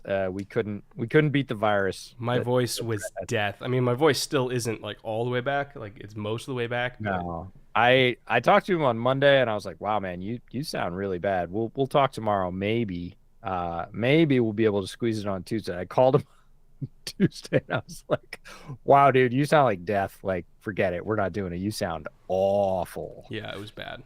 Fucking Florida. God, that's all right. If y'all's minds were one, it would make for one hell of a coach. Oh God, that's the best comment ever, Moltar. There are many things that we could conquer if our brains were molded together. We don't. Sometimes we share a brain, but Brett is more right-brained and I am more left-brained, and therefore we make a good podcasting pair. I get distracted way too easily. You have the artistic brain that is, you will carry through on visual and artistic ideas in a way that I can't, and I will make sure that we actually, pay bills and, get money coming in. People like me are not productive until we get the 2 magic words. EJ, do you know what the magic words for me are? And it's always been this way. Midnight deadline? Manic energy. Oh, which is usually at a midnight deadline. Yeah. One in reaction to the other. Midnight deadline comes up first, and then manic energy shows up. No, we make a great pair, and that's one of the reasons that this content is the way it is, and it's also one of the reasons that we didn't do the podcast this week. Is we talked about it. I said, hey man, I can solo it. Like, I could totally do it. Some people hate it, some people love it. That's fine. I can do it. And we talked about it, and Brett was the one that said, I think the really cool thing about Bootleg is when we're both there. That's when magic stuff happens, and we'll take the slings and arrows and not do it this week. And I was like, there we go. It's it's a shared decision thing. That's the way we started this thing. It's the way we run it, and it's the way we'll keep doing it. So I assume you measured the size of the Prize Picks deal in units of Jaws themes. God damn we it. don't, but we should. We should have like one of those little charts they have for like charity drive 3.2 gigajaws. with thermometer and in units of jaws. That would be tremendous. Like a shark that we fill in with a pen. I'm all about that, man. Sorry. Again, another early down run going fucking nowhere. Yeah. Oh man. Any videos coming on the resurgence of Geno? I started taking preliminary notes for one on a Geno episode, but I felt really bad because I was like, oh God, what if I ruin his year by doing that though? And so I'm waffling back and forth on my Seahawks topic because I always do a Seahawks episode at least once a year. And I'm waffling back and forth on my Seahawks topic I want to do between Geno and Tariq Woolen because I think they're both really fascinating. Tariq Woolen in particular, I think is going to be a fucking superstar. Here it is. Moonball. Yep. Oh, almost Great picked. No, it was a great play. And look at Judy.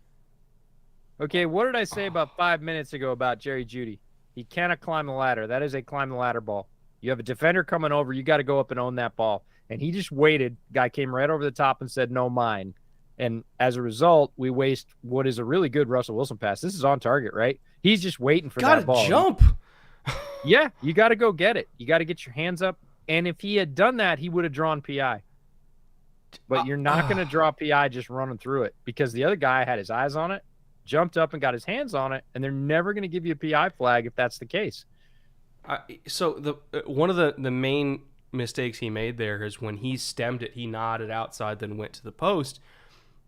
He thought he was so clear of the DB that he could just over the shoulder it. But the DB, Thomas, did a gorgeous speed turn back the other way and then got position over the top and Jeudy looked surprised that he was there. And it's like, dude, it's the NFL. Everyone's fast. Yeah. You got to assume they're there. Alabama anymore. You're not going to be 5 yards open because the, middle ag and tech safety didn't clear. It's just frustrating. Like Russ is giving him chances tonight. He's giving him chances. Let's be really honest about that. That was a really nice ball from Russ. It was a schemed up shot, play action, deep in the pocket, steps up 2 steps, hitches, and gives a really nice toss. That ball was on him. But it's his job. He's got to go get it. That's not even a 50-50 ball. If he makes the guy go over his back, if he elevates and puts his hands up, and the guy comes through him, he'll get a flag. Even if the guy's looking at it, even if the guy, gets a hand on it, he'll get a flag. But if you stay down and the other guy elevates and puts his hands on the ball, you're not getting anything. You're just going to stand there and go, come on, man, I'm Jerry Jeudy. And the ref's going to go, don't care.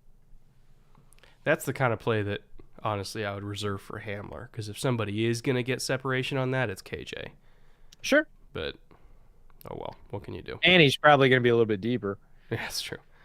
He's a little bit faster than Jeudy. Everybody said Jeudy was so fast, and what Jeudy is Judy's quick. Fast, but he's not Hamler fast. Yeah, but he's quick. Yeah. His speed comes from acceleration. He is extremely quick, and that's where you see all those great footwork videos and the cuts. Ooh, big hole. Yeah. Big hole for the Colts running game. So Jeudy is really, really quick. He's not all that top-end fast. He's not a guy that is going to run the top off coverages. He'll stay even with fast cornerbacks, which is fast, but he's not like fast. Hamler's got another gear. He's not big, but he can go a little bit quicker. Okay, let's see. 30. Jeudy what is that? RB4. Jeudy is both. He is quick and fast. Yeah, again, he is not slow. Jerry Jeudy is not a slow player, but his calling card, his trump card, whatever you want to call it, like the thing he can lean on is he is quick. Yeah. He is extremely quick in the short area. He was a mid to high 4.4 guy, which again, fast, but it's not fast. KJ Hamler like, oh my God, take the top off. So Judy's fast level is here. Like he's fast. He can run with fast cornerbacks, but his quick level is up here. If you put like a linebacker on him or something in the short area and he's running like a whip route, forget it. He's going to rip him. He's absolutely going to come open in the short area. Yeah, well, bring that up, will you? It's important, The job title is wide receiver. That's right. It's in the job description. I love that. Oh, Matt, this is something Matt did really well last week, too. He stepped up. He's not super fast, but there's our guy, Jelani Woods, getting a reception. Now you want to talk about fast in terms of for size, like by pound for pound fast. Yeah. Jelani Woods is fucking fast. But they picked up a holding on our other guy, Bernard Ryman, and he's going to get a couple of those as a rookie. You're just going to have to live with that. If you're going to start him, this is the rough edges that you're going to polish off. Who's he going against? 56. 56. That's not Cooper, is it? No. Browning? It might be Browning. 56 is Baron Browning, and he got around Bernard fast enough. He had to grab him.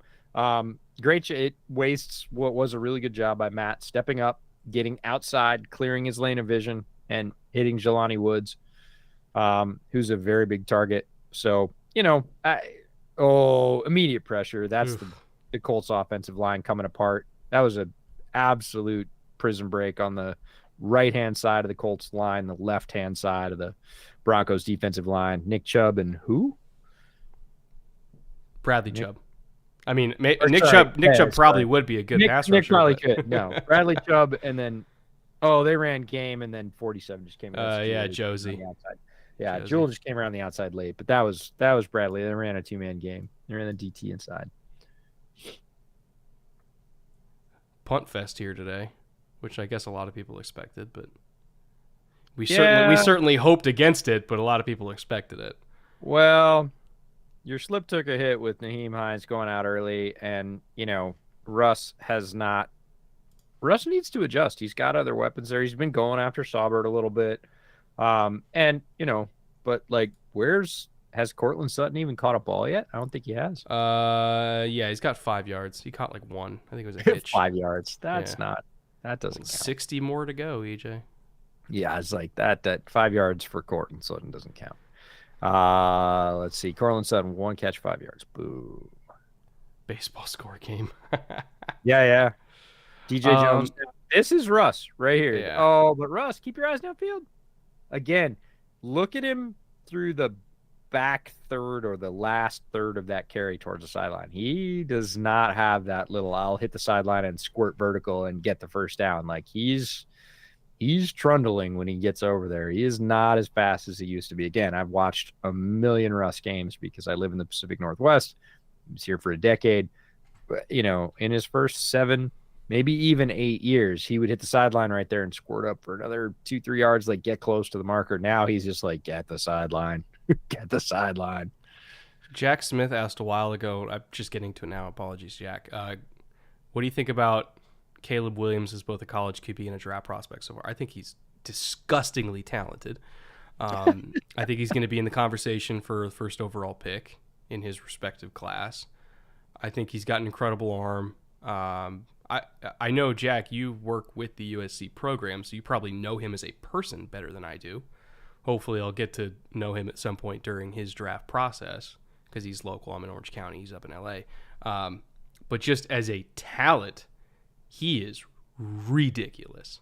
And I can't wait for him to be eligible, which I think is next year. Because last year he was a true freshman, right? I think he was. College football fans in chat can let me know. I'm pretty sure he was a true freshman last year.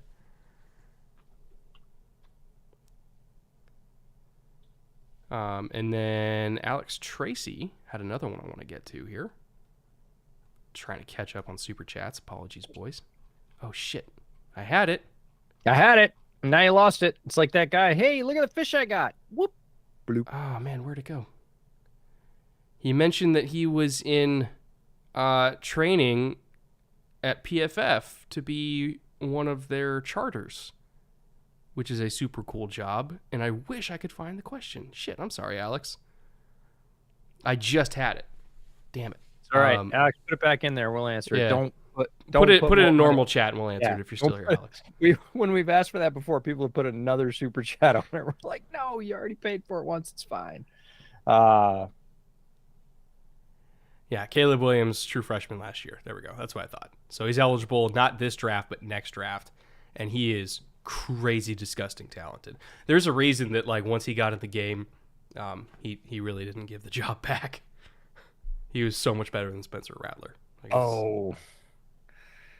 Jared for $5. Which former NFL player's son do you like better as a future NFL prospect, Ben and Rice or Marvin Harrison Jr.? It's really tough not to say Marvin Harrison Jr. right now because that guy he is hanging out in a receiving core with Jackson Smith and Jigba, who had 300 yards in the Rose Bowl and getting primary targets. Wait, is Brendan's Jerry's kid? I did not know that Brendan Rice was Jerry's son. Well, there you go. Huh. How about that? Yeah. I mean, Marvin Harrison Jr. obviously is Marvin Harrison's kid, but I did not know. I didn't put that together. Yeah, no. Marvin Harrison Jr. he's that guy. Like, he's already that guy, and he's in a loaded Ohio State receiving core, and he's still that guy. So pretty crazy talent. His dad, of course, Hall of Fame talent. Another 5 yards for Sutton, little by little. EJ, we're getting there. See, I like using Cortland Sutton like that because Cortland Sutton is thoroughly capable of doing that and the other stuff. Like, it's not that they were misusing him as a boundary receiver. He's really good at that too. He is a guy that will climb the ladder in their receiving core, but it doesn't mean that he can't catch a 5-yard hitch. It doesn't mean that he can't catch a little 7-yard slant. And just throw him the ball, man. You're paying him the money. He's a big-bodied guy. He's really athletic. Like, he's got great hands. He'll hands catch the ball. Oh, what a dangerous little throw from Russ. Nifty screen design, though. Oh, remind me to tell you about the Bears play because the Bears game was ultimate garbage and I had to watch it for Bears over Bears. But I guarantee there is a play in the Bears game. They're going to run it again because they ran it and it went like shit, but it's the coolest play. Oh, the seam ball, that didn't materialize. No, not that play. This is a totally different play. I didn't tell you about it. Okay, but I'll have to look it up. Shoot me a DM. I'll look it up. I will. They're going to run that play again in like week 16, and everybody's going to be like, oh, my God, I got 20 yards. And I'm going to be like, they ran that in week 4, and it didn't work. Like, it worked, but they just didn't hit it. And I was like, that's cool. Like, the design is really cool. All right, 2nd and 5 here.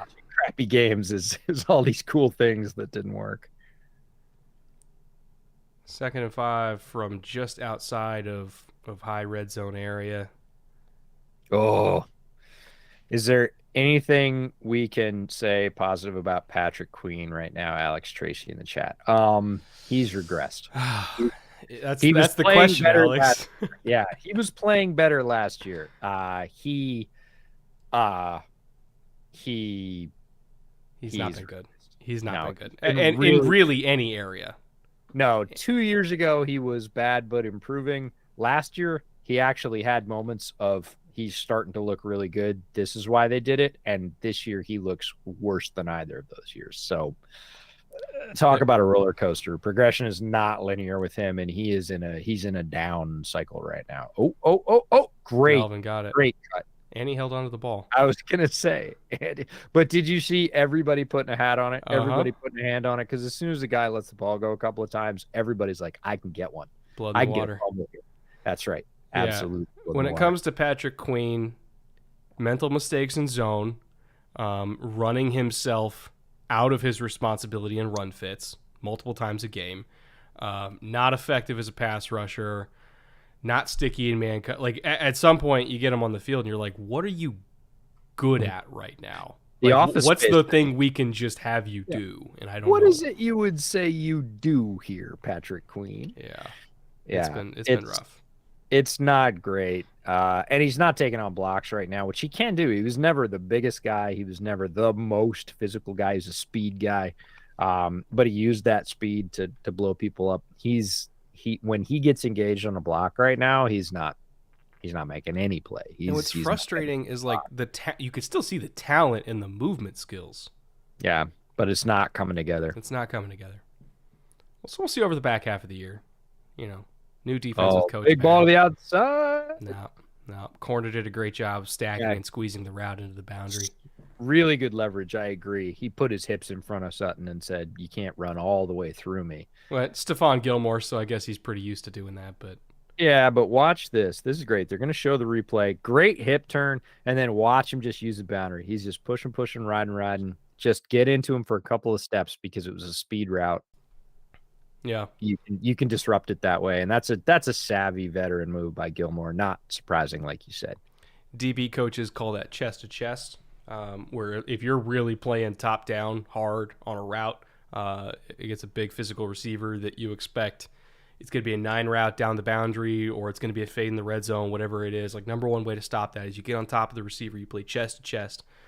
So, he's pointed downfield, you're pointed at him, you're over the top, you're in his chest because as soon as he turns, you're going to feel that and you're already pointed the right way so you can still make a play back shoulder on the ball. But a nice byproduct is if they're trying to go vertical with it and lead the receiver down the field because you're on top of him and literally squeezing him into the boundary, he's not going to get anywhere near that ball. So perfect kind of textbook chest-to-chest technique from Gilmore there. 3rd and 15, man, this drive is really and they run mesh. They just want yards. They're trying to get a field goal. Yeah, they freaking ran mesh and okay, I know. I gotta quibble. I like the fact that they chose to throw it to Hamler. I don't like the play design. So this is a rotation. This is basically going into one high, right? Mm-hmm. This is man underneath, rally tackle, one high, which is, they rotate the safety down out of a 2 high look into basically cover 3. And I don't know. I really want to see, that's why I would put Hamler in the slot there and not run mesh, because if they rotate a safety down on Hamler, I like that matchup. Like, let's go. It was a nice presentation of 2 high to make sure that they didn't try to they didn't do it. Yep. Get it all in one bite, because if you're presenting 1 high before the snap, at that point Russ is going to be like, okay, gimme. But showing 2 high and basically saying, don't do it, and then you get out of it and bring a body come flying downhill. It's a nice call from Gus Bradley there. Yeah, I would have liked to see, if they were going to do that for Hamler, I would have liked to see, and it really wouldn't work because the rotating safety, the one that stayed high, was on Hamler's side, so he's still basically getting default bracketed even if you do it. But move the slot receiver to the right side, A, for the coverage tell, and B, to just try and pull weight. And if you don't, you've got an overload on the right side, give it a shot. But if you do, again, if it had been the other safety rotating up, it would have worked better. You might have got a one-on-one with Hamler to the outside, which, if you need 15 yards, is what I would like. The best way to get a defense to not do those late rotations is you do motion at the snap, because the one thing that scares the shit out of DBs is if they're rotating as somebody on the offense is moving and they're like, this could be really bad for me. Yeah, they're rotating themselves out. What Brett's talking about is if you were rotating a safety down from the right-hand side of the offense, just like we saw from Denver on that last play. Yeah. As they presented, the left-hand safety for the offense rotated high, and he's the single. He's going to stay deep. The other one's rotating down. If you're motioning, say, the right tight end at the snap across the formation to the left, and that safety's rotating down, he knows he's losing leverage on a guy that he basically has responsibility for. And he's like, I'm getting closer and closer. This is getting harder and harder. I don't want to do that. So he's going to basically stop moving, and you're kind of going to see. It's a tell. Another way, I'll use the blue marker for this, it's easier to see. Another way is there are some defenses that actually they don't rotate, like they'll leave a quarters call on and then they only get into a single high look on motion, which Denver ironically is one of those defenses that does that a lot, where sometimes you can dictate the rotation, which is even more deadly, because then if you can dictate it, it's coming. So I'll just leave this up. Let's just say that they're in quarters and you want to get a rotation into 1 high to get a matchup for your Z or get a matchup for your zebra.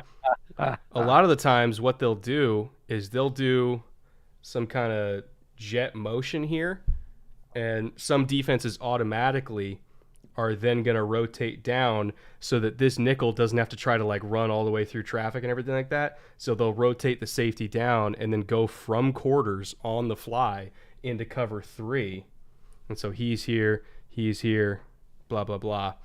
And what that can do sometimes is if he's rotating all the way back, if you have a really fast Z that can then like turn up field and draw attention, or if you get a tight end that just runs like a deep cross and uses his gravitational pull to kind of just keep pulling that safety here, sometimes what you can do if you have a really good receiver is create a big ass space right here that you can try to stem out and then work back in and hit like a bang 8 or something like that. Or if the safety stays home a little bit, sometimes you can get a big over here. So sometimes for defenses that rotate into motion, you can actually dictate, but it's a game plan specific thing, and you got to know going into the game you're going to do that.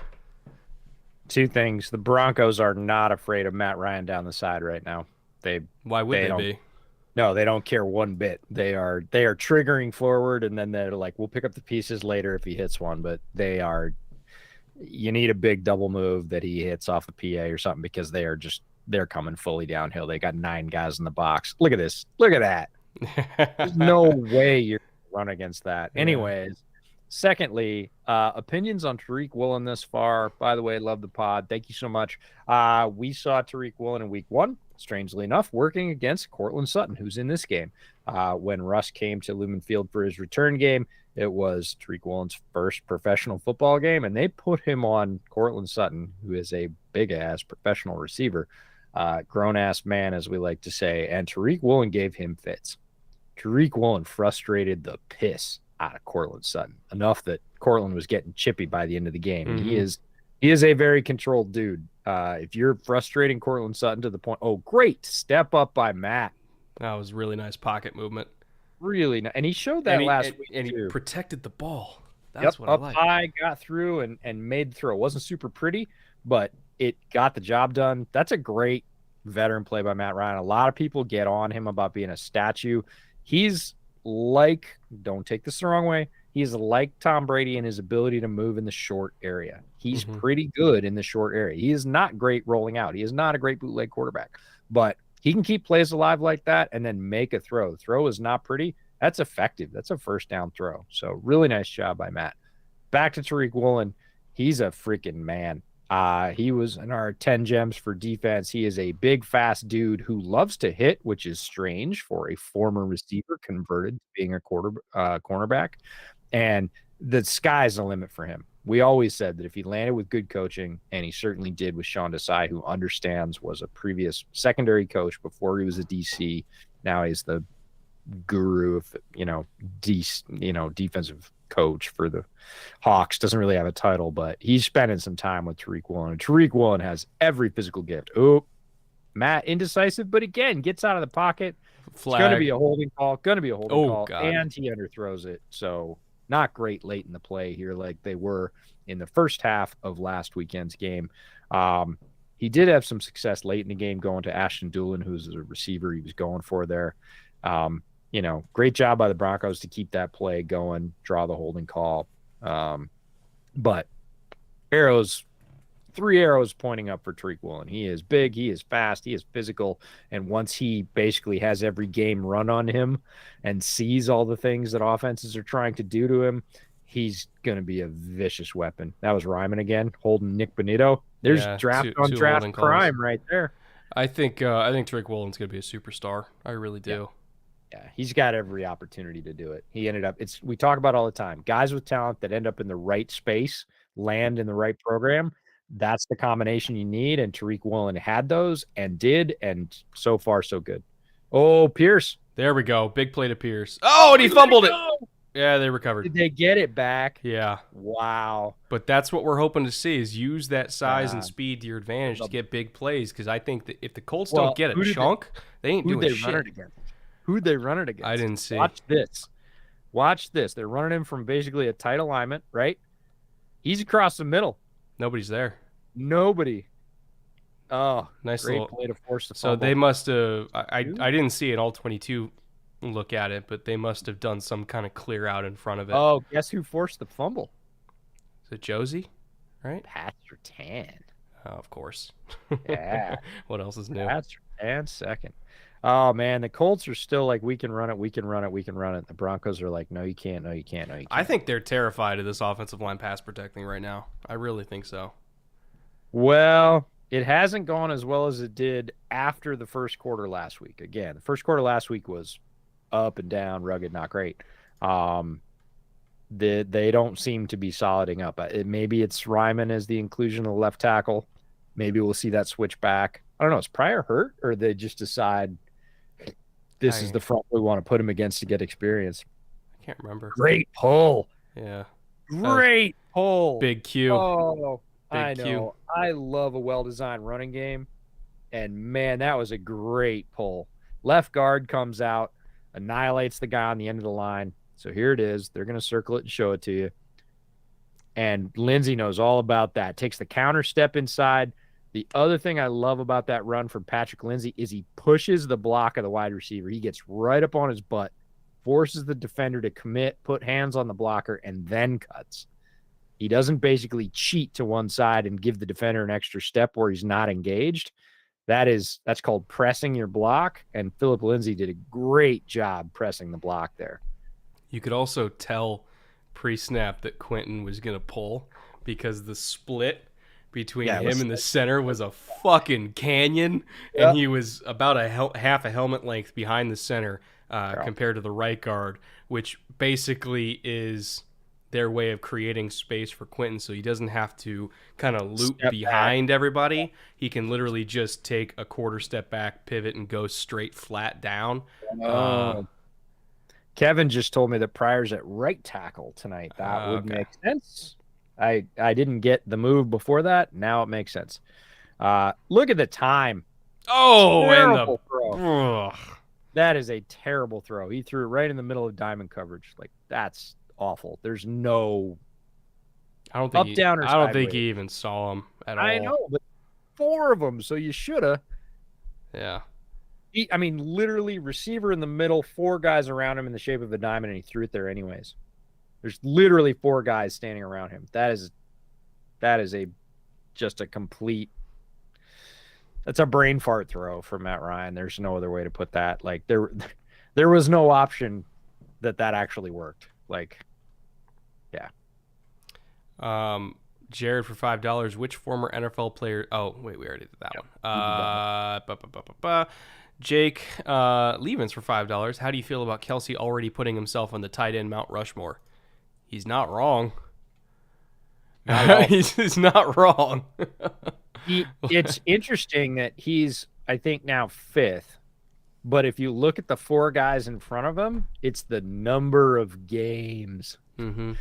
Like, the number of games. If you're talking about production per game, the fact that he's already 5th, like, he's crazy.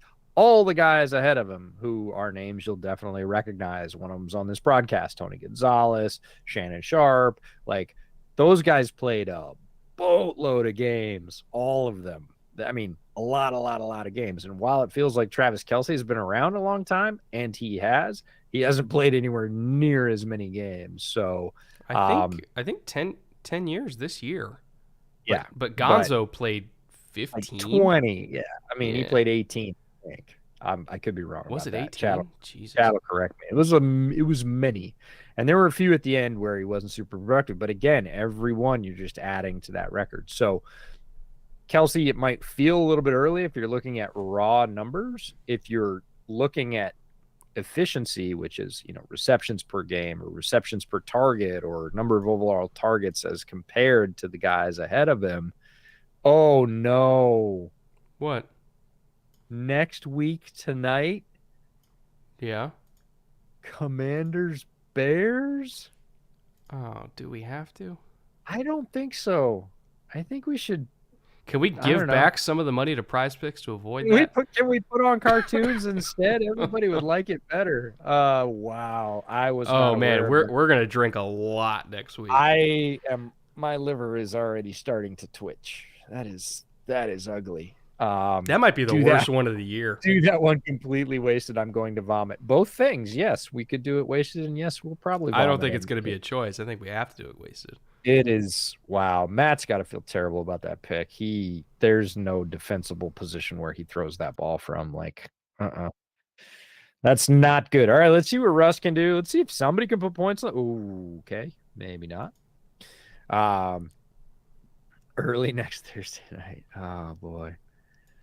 Bears Commanders. Yeah, that's gonna be rugged. I don't have a good answer for Bears Commanders. He straight up didn't see 30. It doesn't matter. There's Yeah. guys bracketed around 30 on every side, even if he doesn't see the guy in the front. Again, there's no good reason to throw that Oh, I'm not ball. saying there is. I'm just saying he just didn't see it. Oh yeah, he definitely missed him, but woof. Yeah. The other thing is he had time. That was not a bang bang play. He sat there and stared at that for a second and then threw it.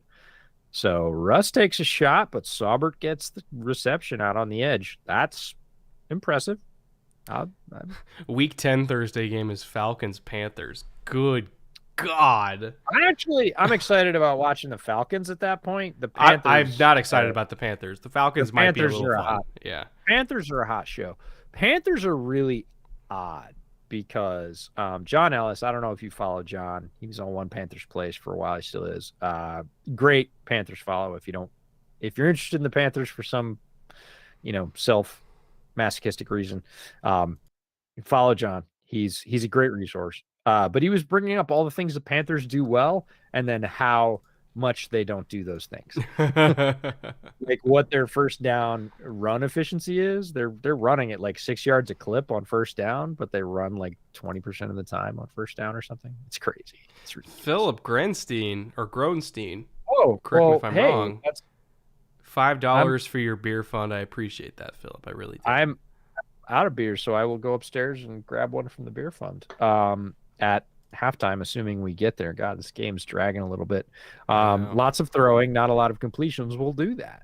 I could shotgun a beer for every pass attempt by Justin Fields. Not only that, but just very few explosive plays, so the drives are just taking forever. Yeah, it's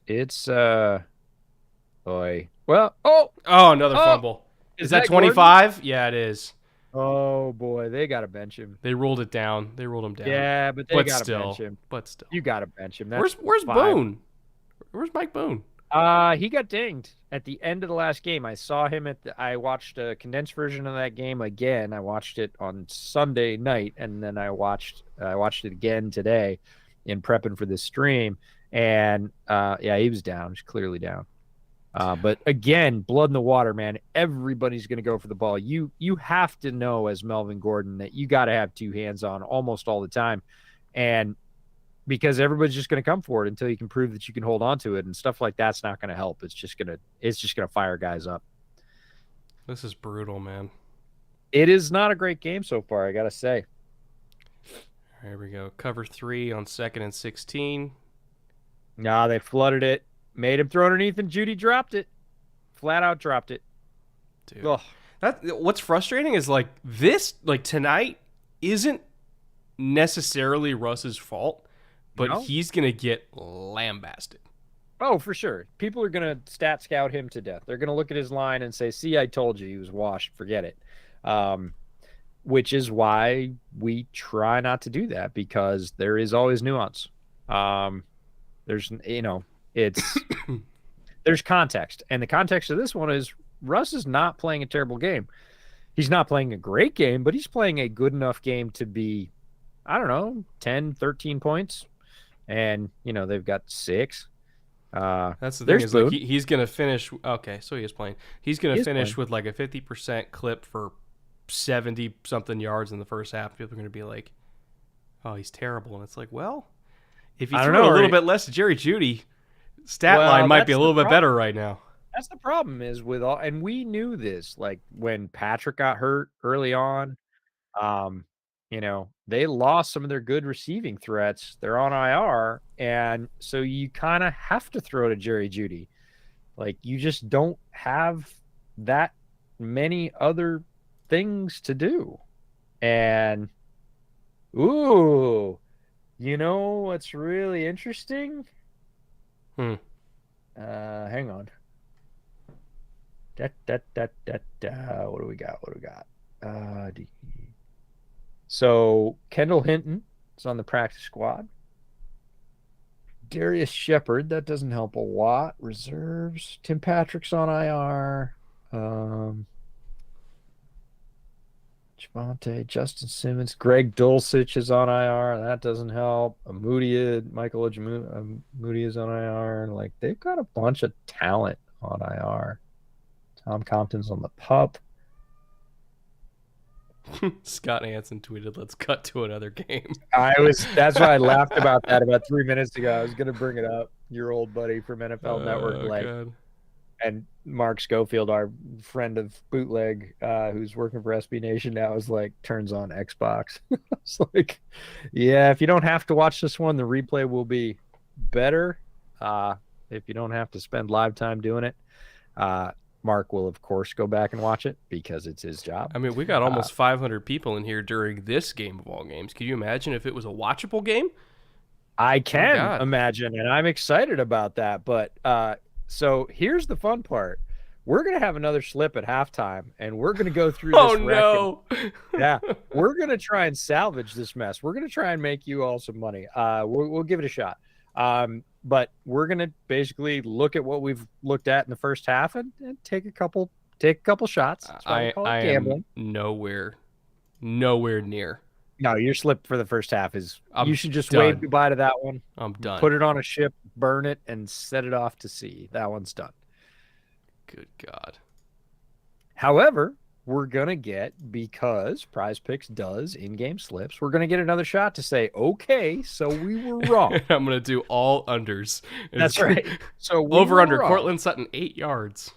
Take the under. Yeah. Actually, what is? Well, let me look. Well, that's the thing, is he's gonna get some garbage time, and he always does. Russ is big on garbage time, and he will throw up 14, 17, 25 yards in garbage time alone. So that's right now they have second half Russ at let me throw this up.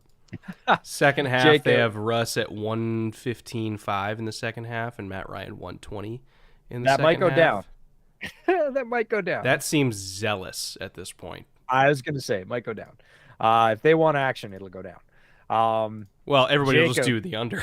Right. Whatever the under is, hammer it. Jacob, honestly, your content's way more entertaining than the game. As a Hawks fan, I just need the Broncos to lose. Don't know if that'll happen. The Colts suck. Yeah, this is a who wants it worse. Oh, nice ball. There we go. There's your Pittman connection. I like it. Finally, a good connection between Ryan and Pittman. I want to see more of that. Oh.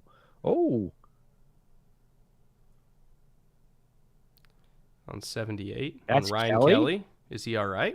Okay. Oh. No, he's out. I think he got hit right in the jaw. That looked like he hit him right down here. That's unfortunate. That's really unfortunate. Yeah, there's no targeting in the pros, but might go back and look at that one. Oh, come on, Jackson. You got to keep going, too. There's nobody behind you. Wow. That is tough. Yeah, unders are going to be the thing for the second half, I think. Especially if, Colts are out. Hines and Kelly and yeah, two new tackles. Somebody mentioned Iowa in the chat. If you're an Iowa fan, this game is a barn burner. This game is exciting. Oh, Chubb again. Oh, no, that was Browning. That's who it was. That was Browning. I forgot Browning's 56. Yeah, it was a good play by Browning. You and I like Baron Browning, but for different things. But we both like him. Yeah, well, it's nice that he's finding success at edge. Really good jump. Wow. Great get off. That first step was wicked. He was by everybody. Pryor had no hope. Also, Matt Ryan's lucky he didn't tear half his body there. Yeah. Do the second half slips include the first half stats? No, it is strictly second half. Straight up after the wreckage, what can you do? Yeah. Which gives you something to do in a game like this, which is pretty cool. Oh, did he get it? Yes, he did. Alec Pierce playing tough. Mike Lang, I think my super chat was missed. Let me go find it. Terrible spot. They've got to redo this spot. Watch the spot here. Pierce clearly passed the line, catches the ball. Okay, it's not a terrible spot. I thought it was. He worked. And he was getting pressure, so he got pushed. No, it's a good spot. All right, my bad, Zebras. Mike Lang for $5. Do you guys think Kenny Pickett has a chance to win on Sunday? And what do you guys think about QB Drake May at North Carolina? I have not studied May myself yet personally. As for Kenny Pickett's chances, against Buffalo. Kenny's efficient. Kenny played well. You know, 2 of his picks were off tips, and then I think the third was on a Hail Mary, if I recall correctly. But other than that, he was a very efficient passer. You know, obviously converted in the red zone with his legs, which he's a better athlete than people give him credit for. I think he's a better quarterback than Mitch Trubisky right now. Yes. And I think that with the weapons that the Steelers have, with Pickens and Deontay and Najee to a degree, and Freiermuth, obviously, he can do some damage. Can he keep up with Buffalo, like blow for blow? That is unlikely. But that being said, in my opinion, worse Steelers team last year beat a largely the same Bills team last year because their defense was very good.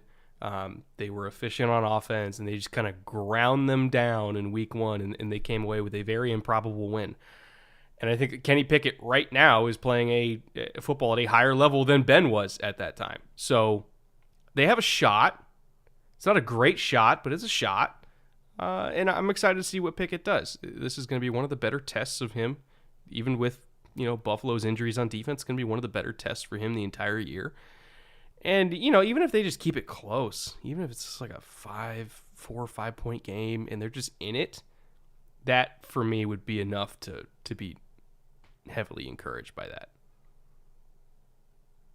Yeah, I think Pickett played very well. Obviously better than Trubisky. I tweeted during the game, I said, nope, Mitch, pick up the clipboard, no clipboard, find clipboard, no clipboard, love clipboard. That's what you're going to be doing now. It's very clear that Pickett is the future. It took 2 days for them to announce that. Does he win against Buffalo?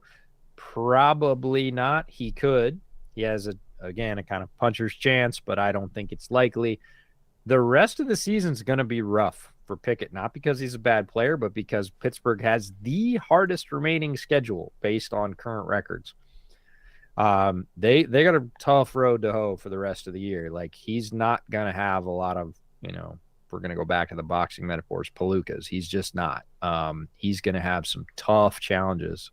Speaking of challenges, who the hell is Frank Reich's challenge guy that said, yeah, you should challenge Well, this? I think they're saying that he had possession. Forward progress? Yeah, forward progress. I think that's what so. they're saying. I don't think so. I think it's worth a shot. I mean, we're right before half, so you're tossing the flag. It's not a big deal, but they're going to call forward progress? I can't tell, but yeah, I think it's a worthy challenge. I don't think it was that bad. I don't know. Because I think they're basically saying, oh, he had possession once it was in his hands. Yeah, and they pushed him back. I don't know. Hey, it worked. It did. I mean, it got him first down, so my bad. Again, took an L on the zebra spot in the first place, took an L on the challenge. Apparently, I need a second half slip really badly. Team 3 going to be asking for a trade at the end of season. Which Team 3? I don't know. And Matt above said he thought, or Mike Lang said, I think my super chat was missed. That was the Pickett one. Okay, there we go. Thank you, Mike. It's always good to talk about young quarterbacks. They're playing well, and Kenny played very well. He came in, brought him a spark. He's got a lot of weapons on that Pittsburgh team.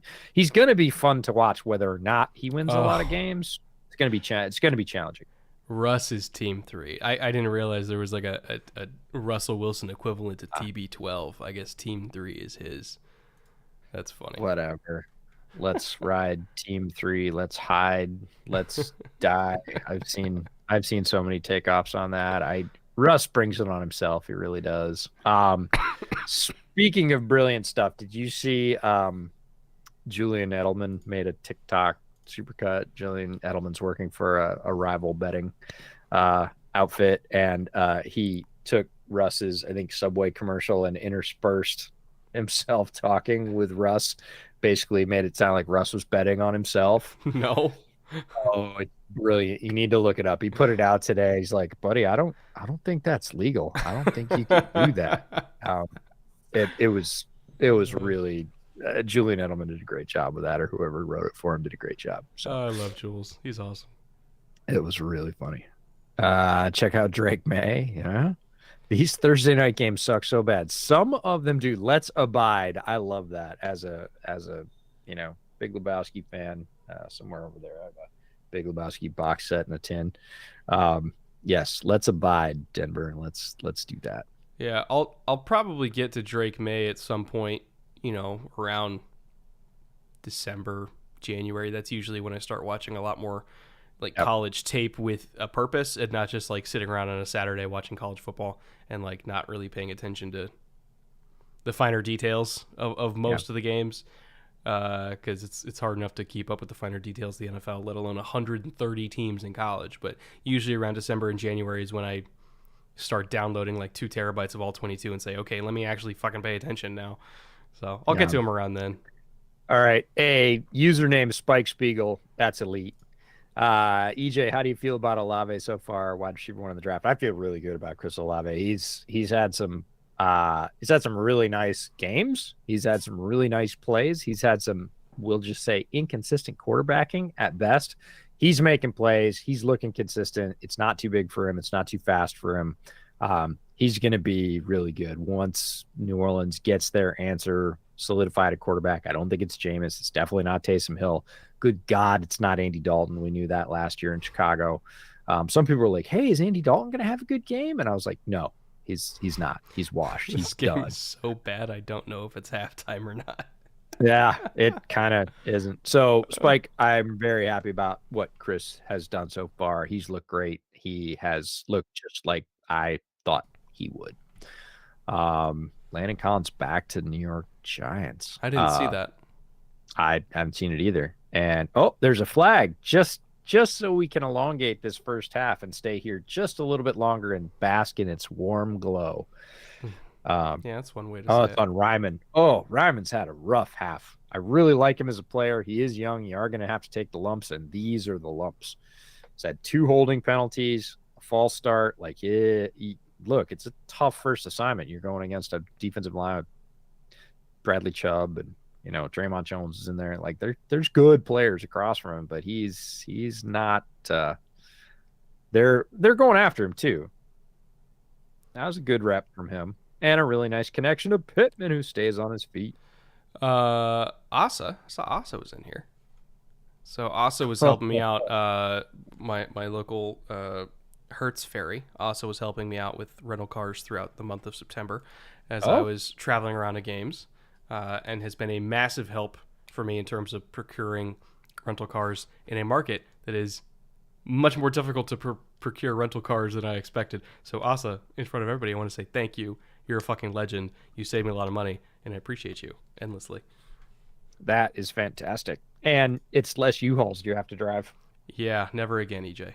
Never again. Oh, never say never. We could have some fun with that. Oh man, Colts versus Bears. What's the final score? I wouldn't know. I'm not gonna watch it. No, it won't be good. That's the game at the end. Oh man, did he get that? I think he got his feet in.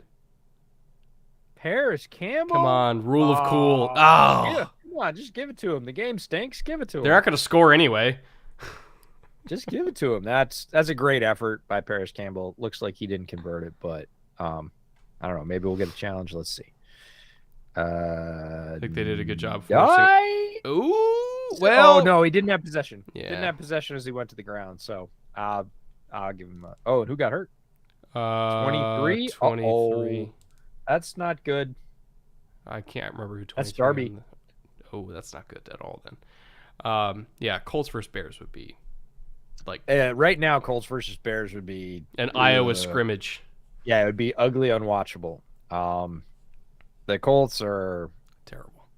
The Colts are bad, and the Bears are worse. So, Shawshank Inception. Do you think Andre Johnson will make the Hall of Fame? Oh yeah. That's not. He should. That's not even a debate. Yeah, he should. The question is he going first ballot? Yeah, with the logjam at receiver, I could see maybe why he wouldn't, but he really should. Was he eligible last year? I don't know. I'm trying to remember when he retired.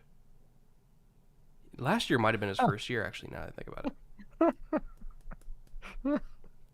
Oh, Dr. Diddler. Oh, that's a great super If chat. you took a shot for every unanswered TD the Jags score on the Colts next week, how drunk would you be? I'm pretty sure I wouldn't survive. Yeah, if you've seen, oh, all right. See, what did I tell you about getting open late in the play? Like Yeah, there's that a is flag though. extreme. I'm worried Yeah, about another hold here. I'm sure, but this is extremely late in the play, right? This is 4+ seconds in. He steps up. Ashton Doolin's coming across. Oh, it's on the defense. Oh wow.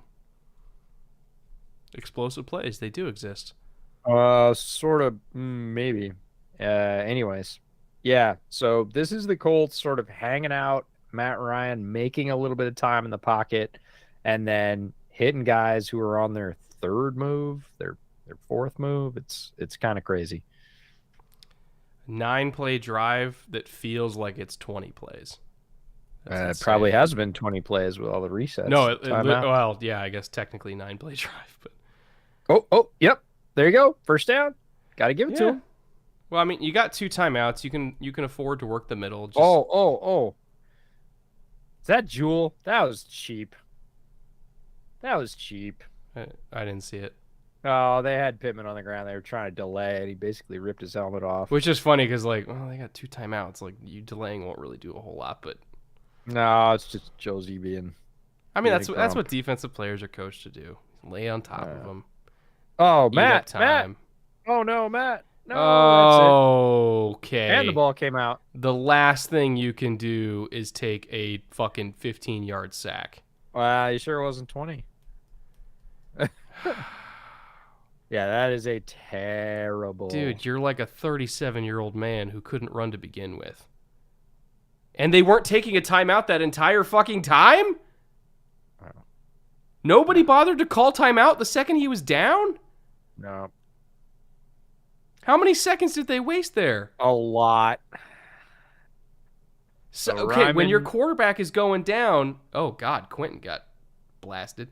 When your quarterback is going down, it's the sideline's responsibility. Call fucking timeout because he's got people on top of him.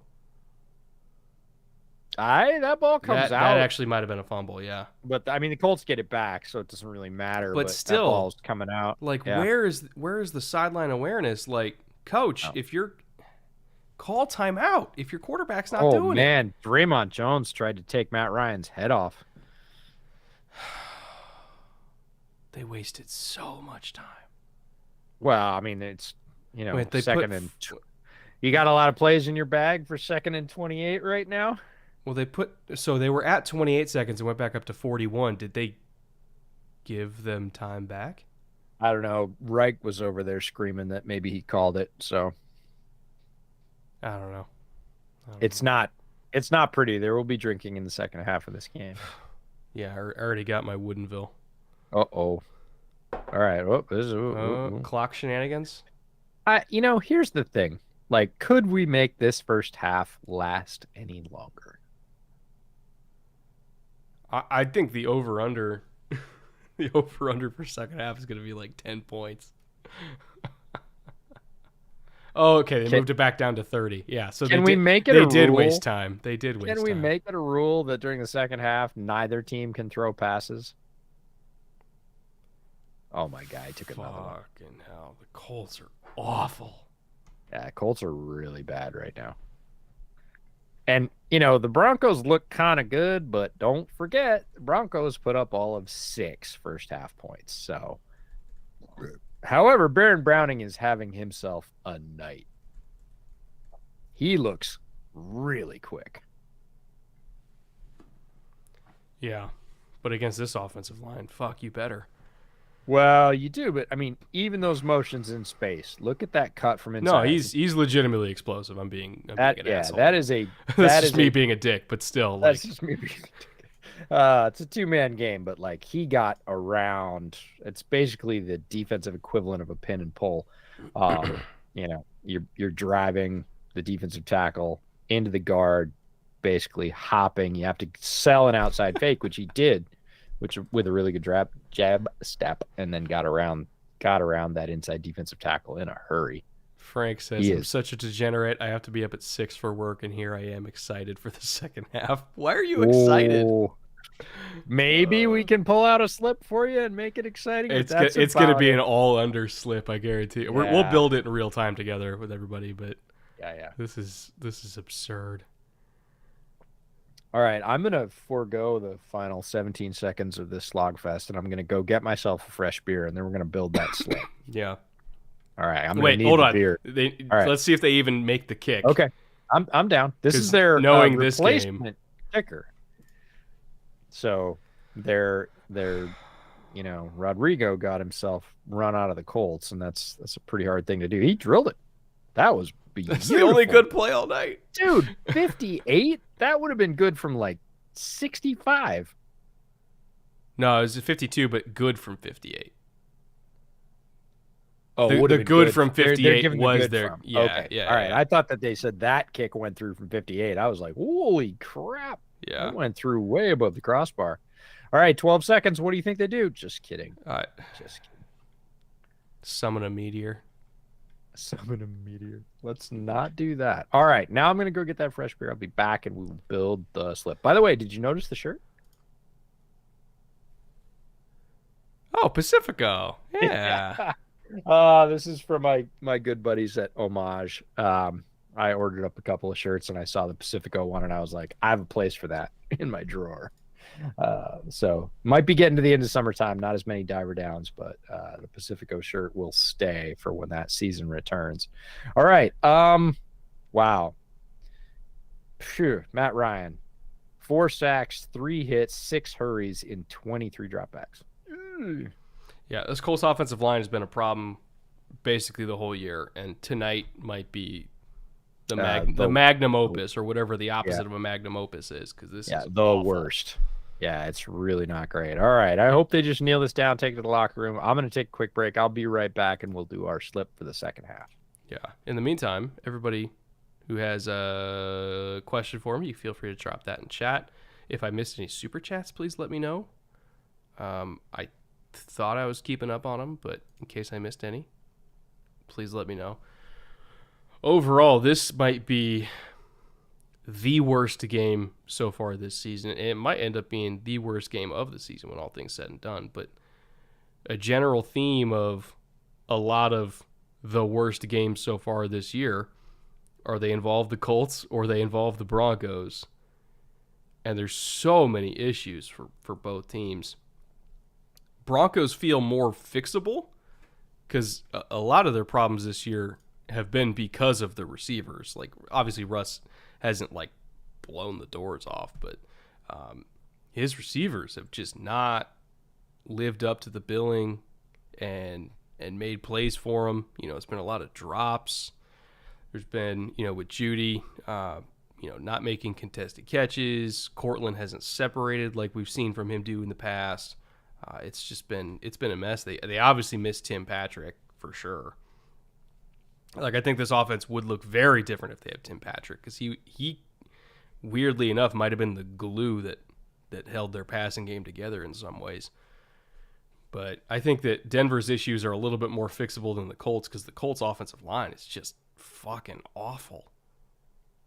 Like, Quentin's not playing like himself at all, and I'm not afraid to say it. Like, he's a still very talented guard, but he's not playing like Quentin Nelson.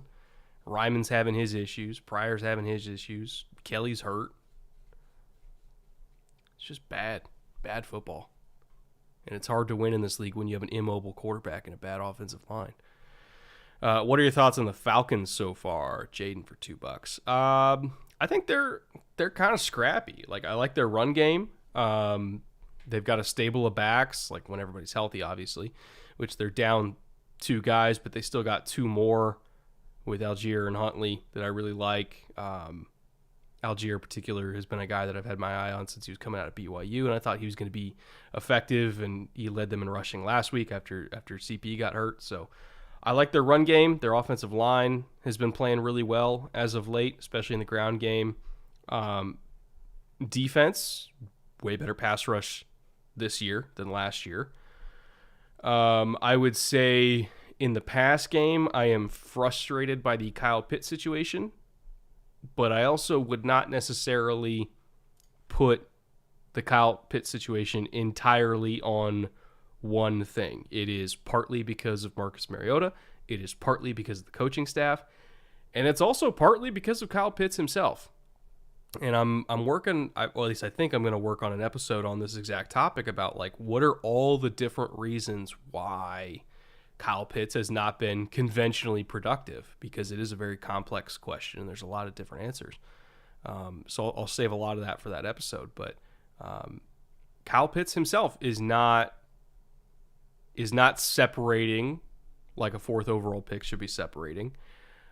He is not getting on the same page with Marcus Mariota in terms of how to adjust certain routes. I've observed him when I was going through every single deep target he had and every single deep target the Falcons offense in general has thrown this year. I went through all 4 games, and like, he was running the wrong route on like simple dagger concepts where he's used as the clear out guy, and he literally just fucking ran it wrong.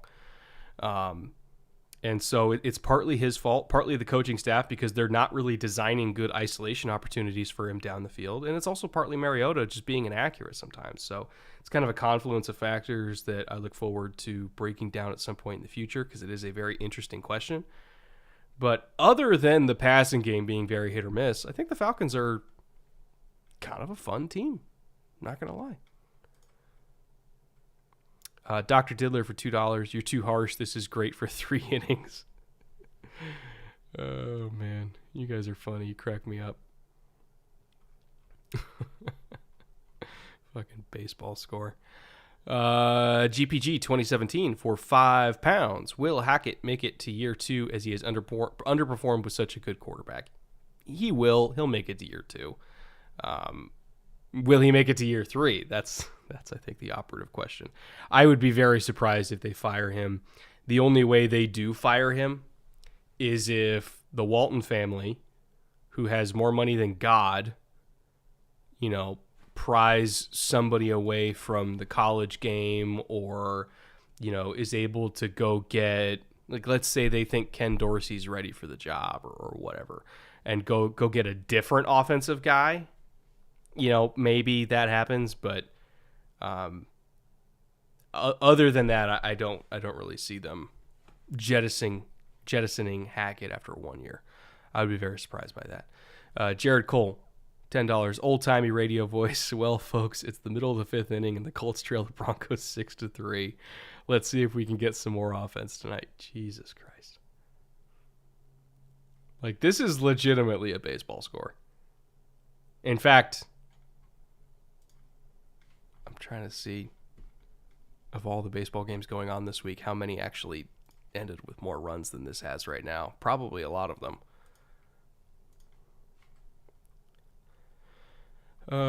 Let's see here. Ian for $2. Which new head coach has impressed you the most? Who are the new head coaches? O'Connell in Minnesota, I've been impressed with. I think Minnesota's a better team than even they're giving. Like, I know obviously they got the win over the Packers, and like they had the one primetime loss because Kirk turns into a pumpkin at night. But O'Connell in particular, I think has been fun. In Minnesota, McDaniel I think has been good for Miami.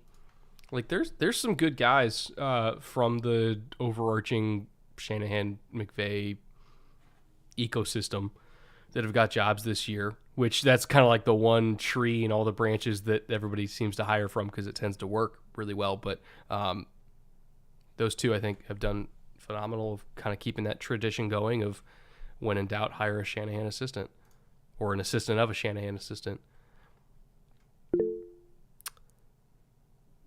JJPO411. Yes, JJPO411 for $5. 2 things. Brett, I hope you're feeling better. I am. I'm still not all the way back, obviously, but excuse me, I am getting there. I think this cough is going to, it might not be gone till next week, but at least I can talk. Since there was no podcast, what did you think of Pickett? I answered this a little bit earlier, but in case you didn't hear it, I thought he was very efficient. I thought the picks weren't necessarily his fault. Obviously, an upgrade over Trubisky immediately, which if you watch them play in the preseason, you could even tell in the preseason he was better than Trubisky. So why it took him this long to, get playing time is frustrating to me, but Tomlin is known for not wanting to throw rookies to the wolves. Unfortunate timing for him, though, is that his first snap is going to be coming against the Bills, or first start's going to be against the Bills rather than the Jets.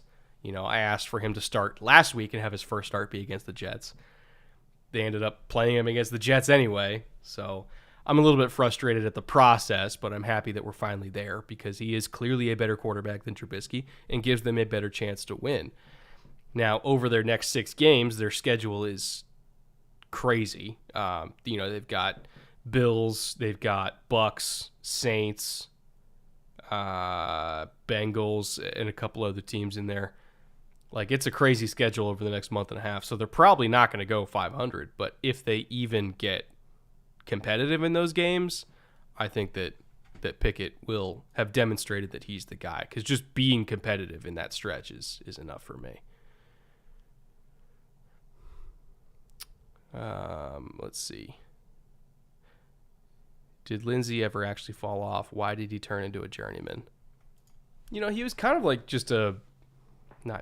he was a role player. He had a very specific skill set. He was a lighter back, kind of a slasher, a home run hitter. Like, he was tough, but he was not going to move a whole lot of piles for you. And I think that, he's one of the guys where it's like, you can run certain plays with him. You can run outside zone. You can run toss, all that kind of stuff, get him out to the edge. But he wasn't necessarily going to also be able to run inside zone or duo for you 8 to 10 times a game and be efficient on those runs. So he is a role player. But I agree, like, he should have had a larger role somewhere in the league. I'm surprised he didn't, even just as like a second or third guy. But nice to see him back.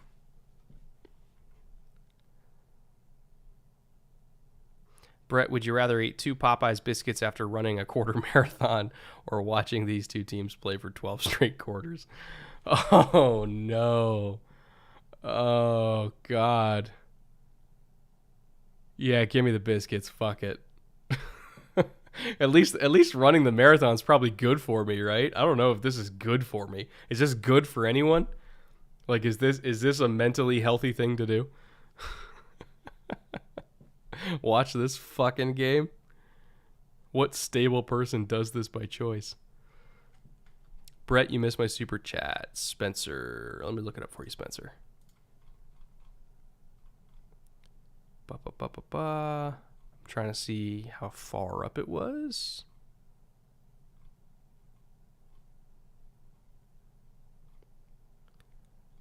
I'm pretty far ago and I don't see it. Just drop it. Don't pay for it, obviously. Just drop it again in normal chat and I'll answer it there, Spencer. Apologies for missing it earlier. Mini Grossi Posse raid. Is Grossi here? I didn't see Tom. First of all, I love Tom. And I love the Grossi Posse. Y'all are amazing. Some of you are probably in London by now, right? It's Thursday. I have to imagine some of you guys went to the Packers game over there. So if you're in London, it's fucking early. So good morning to you. Let me know if any of you guys are in London. Well, whether you're Grossi Posse or not.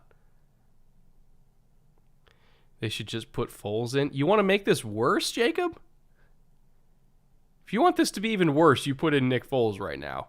Then it goes from a dumpster fire to a fucking tire fire. One bad thing deserves another. What do you think of Trayvon Diggs' development this year? He definitely is playing better. That's for damn sure. And I also think that part of that is the coaching staff giving him a little bit more clear definition of... Ooh, game's back. Nope, game is not back? No, still halftime. Okay, that was a weird sequence. It was a weird sequence. But I think they've done a good job of giving Trayvon Diggs like a better definition of like, hey, when you don't have help over the top, stay on top of the route. Like, I know you want to trail and do the sexy thing, and I know that when somebody's giving you a double move outside, you want to do a breakdown and go for a pick six. But like, if you don't have help over the top, don't fucking do that. When you're the isolated corner backside, stay over top. Don't try to get picks. Only get picks when you're given the opportunity to get picks. And I think that they're really emphasizing with him more efficiency rather than splash plays. And I think that that's working for him. And he is still getting splash plays. Like, he just got a pick last week, and he's getting PBUs and all that kind of stuff. But if you're noticing him, particularly when he's in man-to-man situations with no safety directly over the top, meaning when they're in single high looks, or if they're in a quarters look and he's on an isolated receiver backside in quarters, where again, even though it's a too high look, there is no safety help in that. Like, you are one-on-one on an island in that kind of look. He is being more conservative in those types of coverages and just playing the man and not trying to play the ball so much. And teams are trying him on double moves, but he's not biting because he is being more conservative. And it's making him a better corner. So I think phase 3 in all this is introducing some of the gambling back in, but doing it conservatively in spots where he knows that if he misses, it's not going to be a touchdown. I think that's key.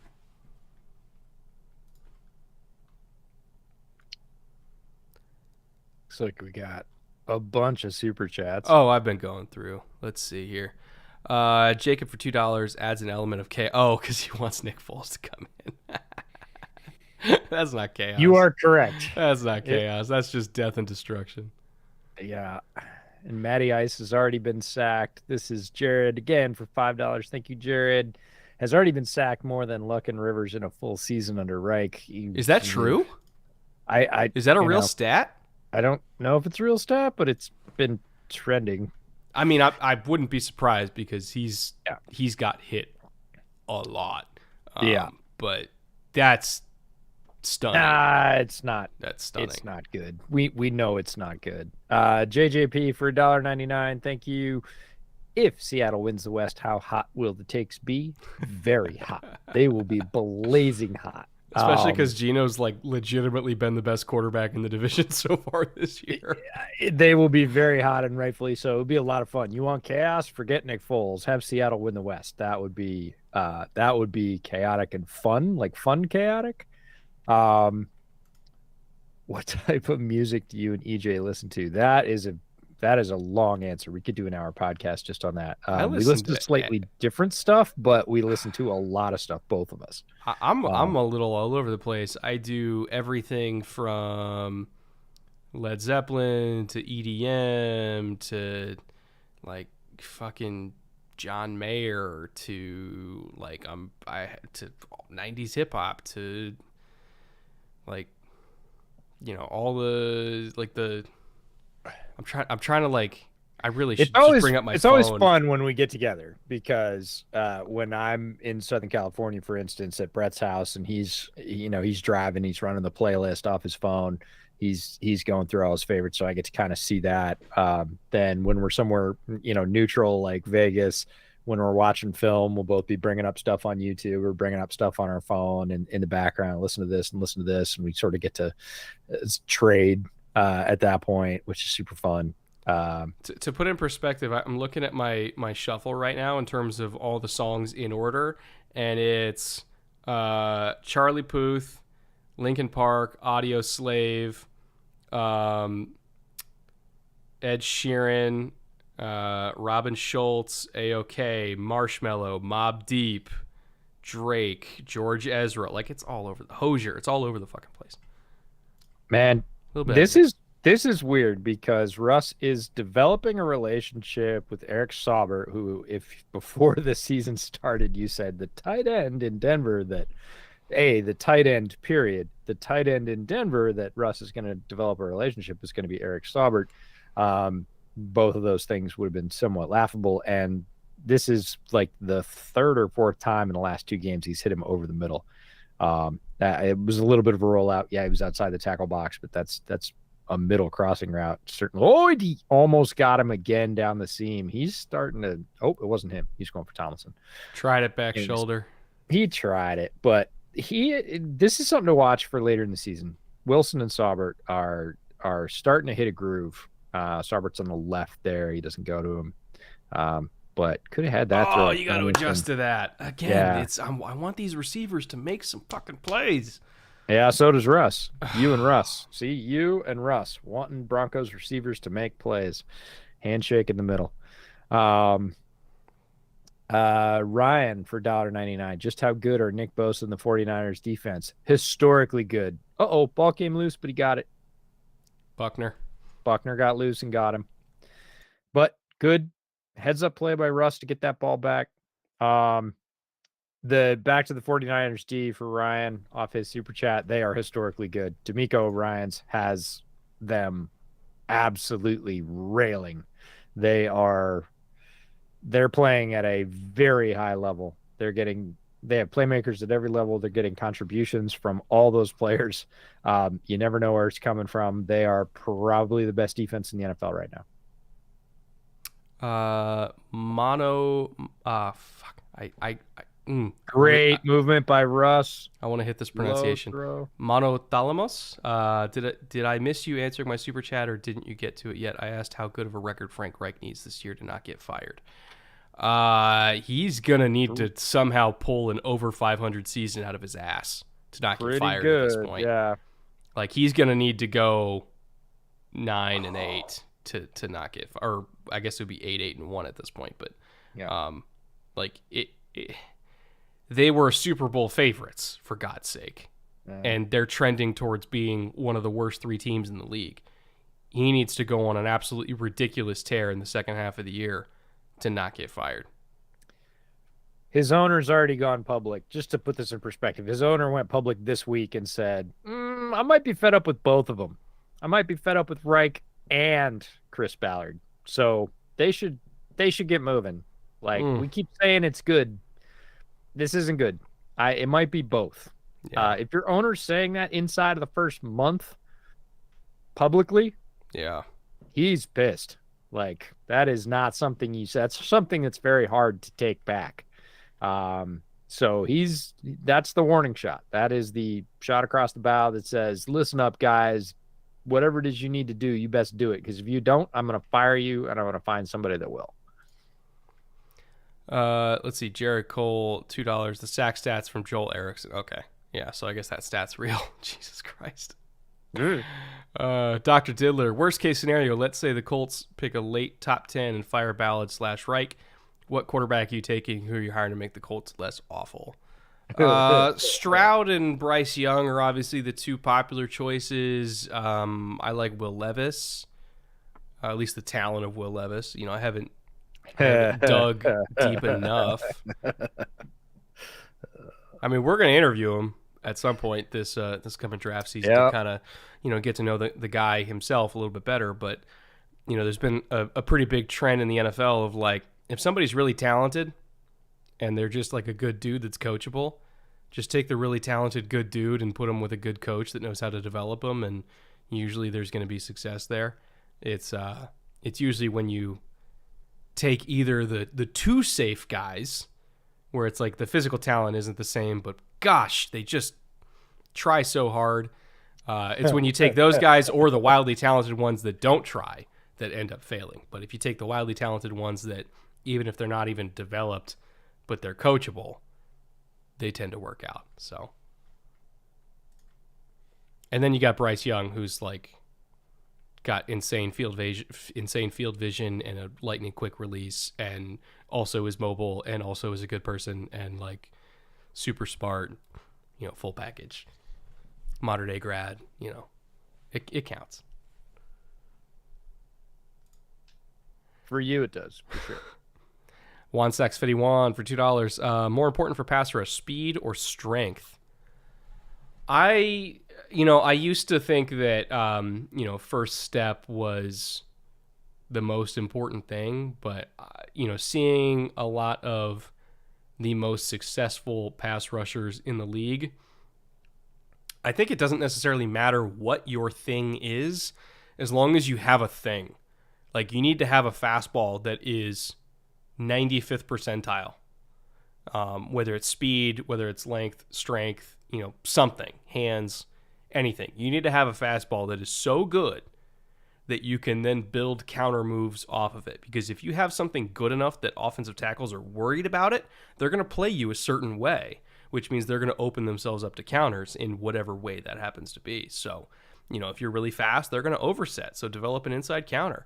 If you're really strong, guess what? They're going to anchor. So develop a good push pull or develop a good swipe move. So you just got to be really good at something so that you can build a counter off of it. It's the jack of all trades guys that end up being underwhelming because they're not elite at anything, so they don't necessarily have just something they can go to when it's 3rd and 7 that is going to work more often than not. Yeah, defensive line coaches are going to take, just like you were talking about with the quarterback, right? When you're talking about edge rushers, they're going to take a swing or go out on a limb for the guy that's really fast, crazy long, super duper powerful. Oh, Browning almost got him again. I know. And Matt almost threw another pick, but boy, Alec Pierce is having himself a bit of a breakout game. It's starting to happen if they keep going to him like this. If Ryan keeps getting, he's covered. Ryan's under pressure. This is not a fun throw. And he just says, go make that play. And for about the 3rd time tonight, like Ryan goes and makes the play. And, Pierce completes it for him. Matt's going to remember that. As they start to stack these, he's going to go, hey, I can chuck it up to that guy when he's covered. And, it's not 50-50 anymore. It's 60-40 or it's 70-30. And he's going to make me look good. And that's the kind of thing that sticks. That becomes the guy you go to. It's Thielen for Kirk Cousins, right? Kirk Cousins will throw it to Adam Thielen just about any time because he knows he's going to make him look good. So, by the way, I forgot to do a second half slip because I was busy answering questions. And to be honest, you didn't want to. It's probably a good thing because that's my money. Like, they didn't give me money to spend. Like, it's my money. Like, that's my favorite comment of the night. I would have, but that's my money. Like, I'm playing with my own money. I'm not playing with like a lot of like the Twitch streamers that the Colts finally get an explosive run play. A lot of like the Twitch streamers that advertise like they don't play with their own money. Like, I'm playing with my actual fucking money. Yeah, it's your money. No, I liked the couple of burst plays we've seen from Deion Jackson tonight. This is another one. Little zone insert. And he runs right off that block on the inside, hugs the block, and just gets what's there. That's impressive. Nothing crazy about that run. It was well blocked. It was a good hole, but he didn't misread the hole. A lot of young backs will try and bounce that to the outside. There's one where he never had a chance. He had, there's serious penetration versus that offensive line again. He's getting contact before he ever makes a line of scrimmage. Williams is just there saying, I don't think so. But boy, Ryman, he's having a rough game. I could beat Pryor around the corner. Yeah, he's probably a guard. Well, not on this team, but most teams he would be a guard. And Ryman is not, to be clear, a great run blocker. He is a more athletic pass blocker. He just got pushed back into the quarterback again. It's going to be a rough film watch for Bernhard Ryman. He's going to learn a lot from tonight. It's going to be a rough film watch for all of them. Like, even Quentin's gotten. I agree. Even Quentin's got run over a couple times. Yeah. Again, the Colts have invested a lot in their defensive line. Their top 2 picks a year ago were defensive linemen. They have not spared the horses. They have signed free agents that are high priced for the defensive line. They put a priority on building the defensive line, maybe even a bias on building the defensive line. So they're going to be a handful, but the Broncos, they got their share of athletes too. Matt. Okay, got it out of bounds. Yeah, he got it out of bounds, but he's under pressure again. The Broncos are starting to smell blood. Last week they were stymied in their pass rush. When I said pre-show or pre-game, when the Broncos couldn't create with 4, they couldn't create with 5, they couldn't create with 3 last week. It didn't matter, but this week they're starting. Baron Browning kind of got them off. That's the same move, right? It's it's the speed game, inside, outside, call it pin and pull, you call it whatever you want, but it's basically just a 2-man game, left-hand side of the defensive line. Baron Browning is fast enough to get through that gap, and the Colts aren't adjusting. They've already run that on them 3 times, and they're not like, okay, so when Browning starts coming around, this is what we're gonna do. They keep running it on them, but the Colts replacement kicker, solid. Let's go with the positives. Somebody mentioned that Matty's protecting himself. He's trying. How the fuck are they tied? Well, that's what happens when you play a lot of bad football and nobody does anything great. Sometimes you end up at the exact same place, and it's basically 0-0 again. somebody mentioned that. Okay, no, they do have their first their first round pick. Jared, Quiddy will make linemen pay. You're sorry. It's okay. You paid for that right, but ooh, that one's tough to swallow. I'm gonna wash it down with some what is this? Oktoberfest lager from Silver City Brewing. Great stuff. Silver City, one of my favorites. I actually had one of their other beers on Bears Over Beers last night. Their autumn ale. Quiddy will make linemen pay. Yeah, you missed that.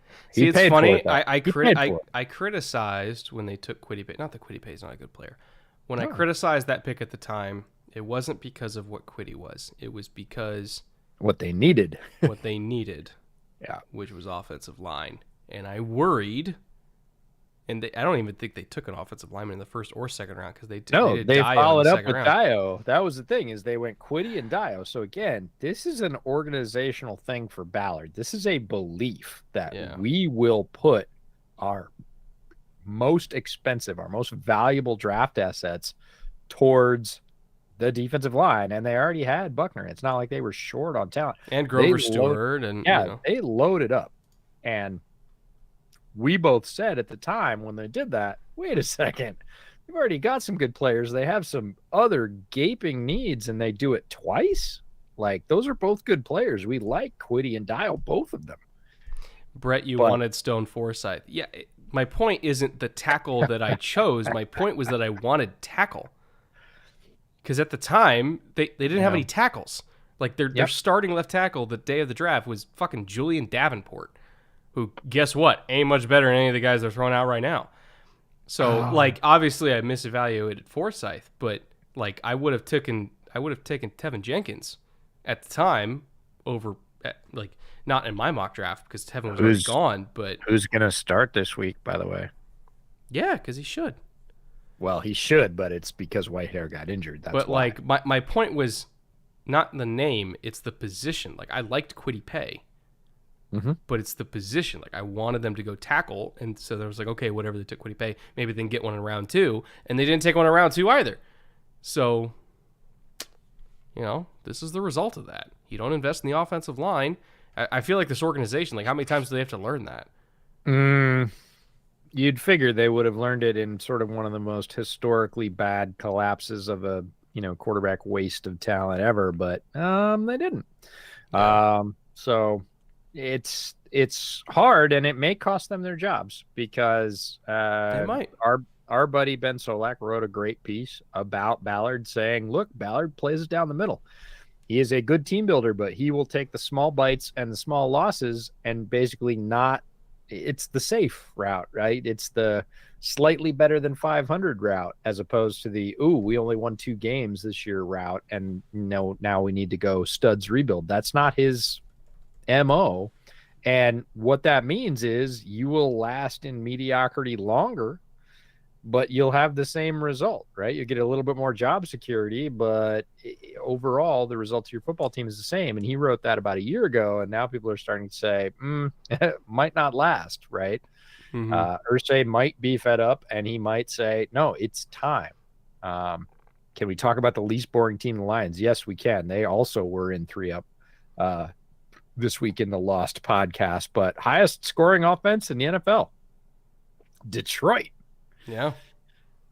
Get excited for the Motor City. And that's with all their injuries, too, because Amon-Ra was out, Chark was out, Swift was out. They're making it happen. Russ going deep. And he got it. They both got it. They both got it. Who do you credit?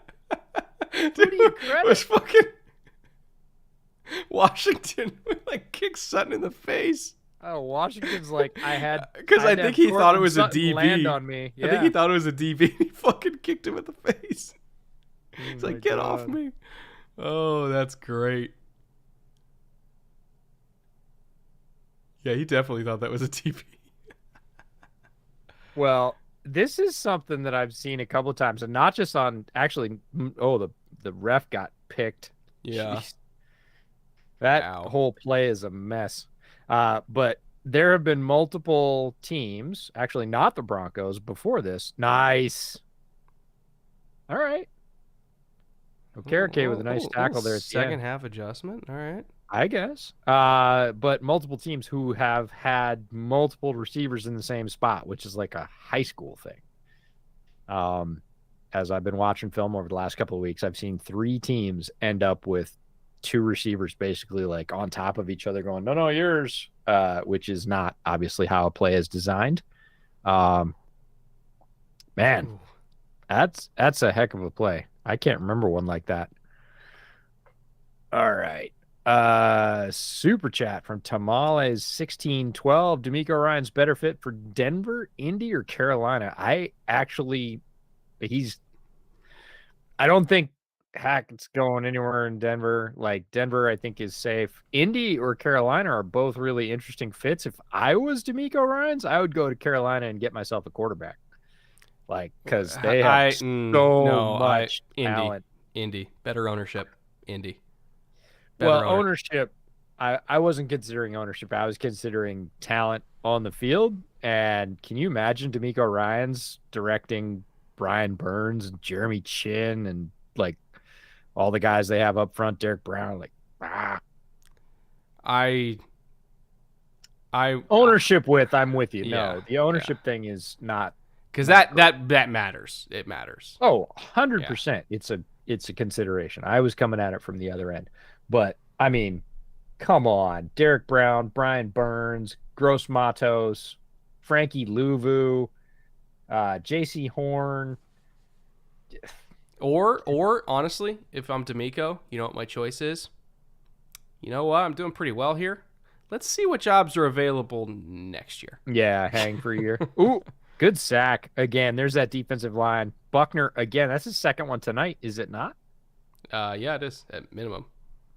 But like, if Cliff gets fired, Oh, like in sure. 2024, it's like okay, I'll go there with Kyler.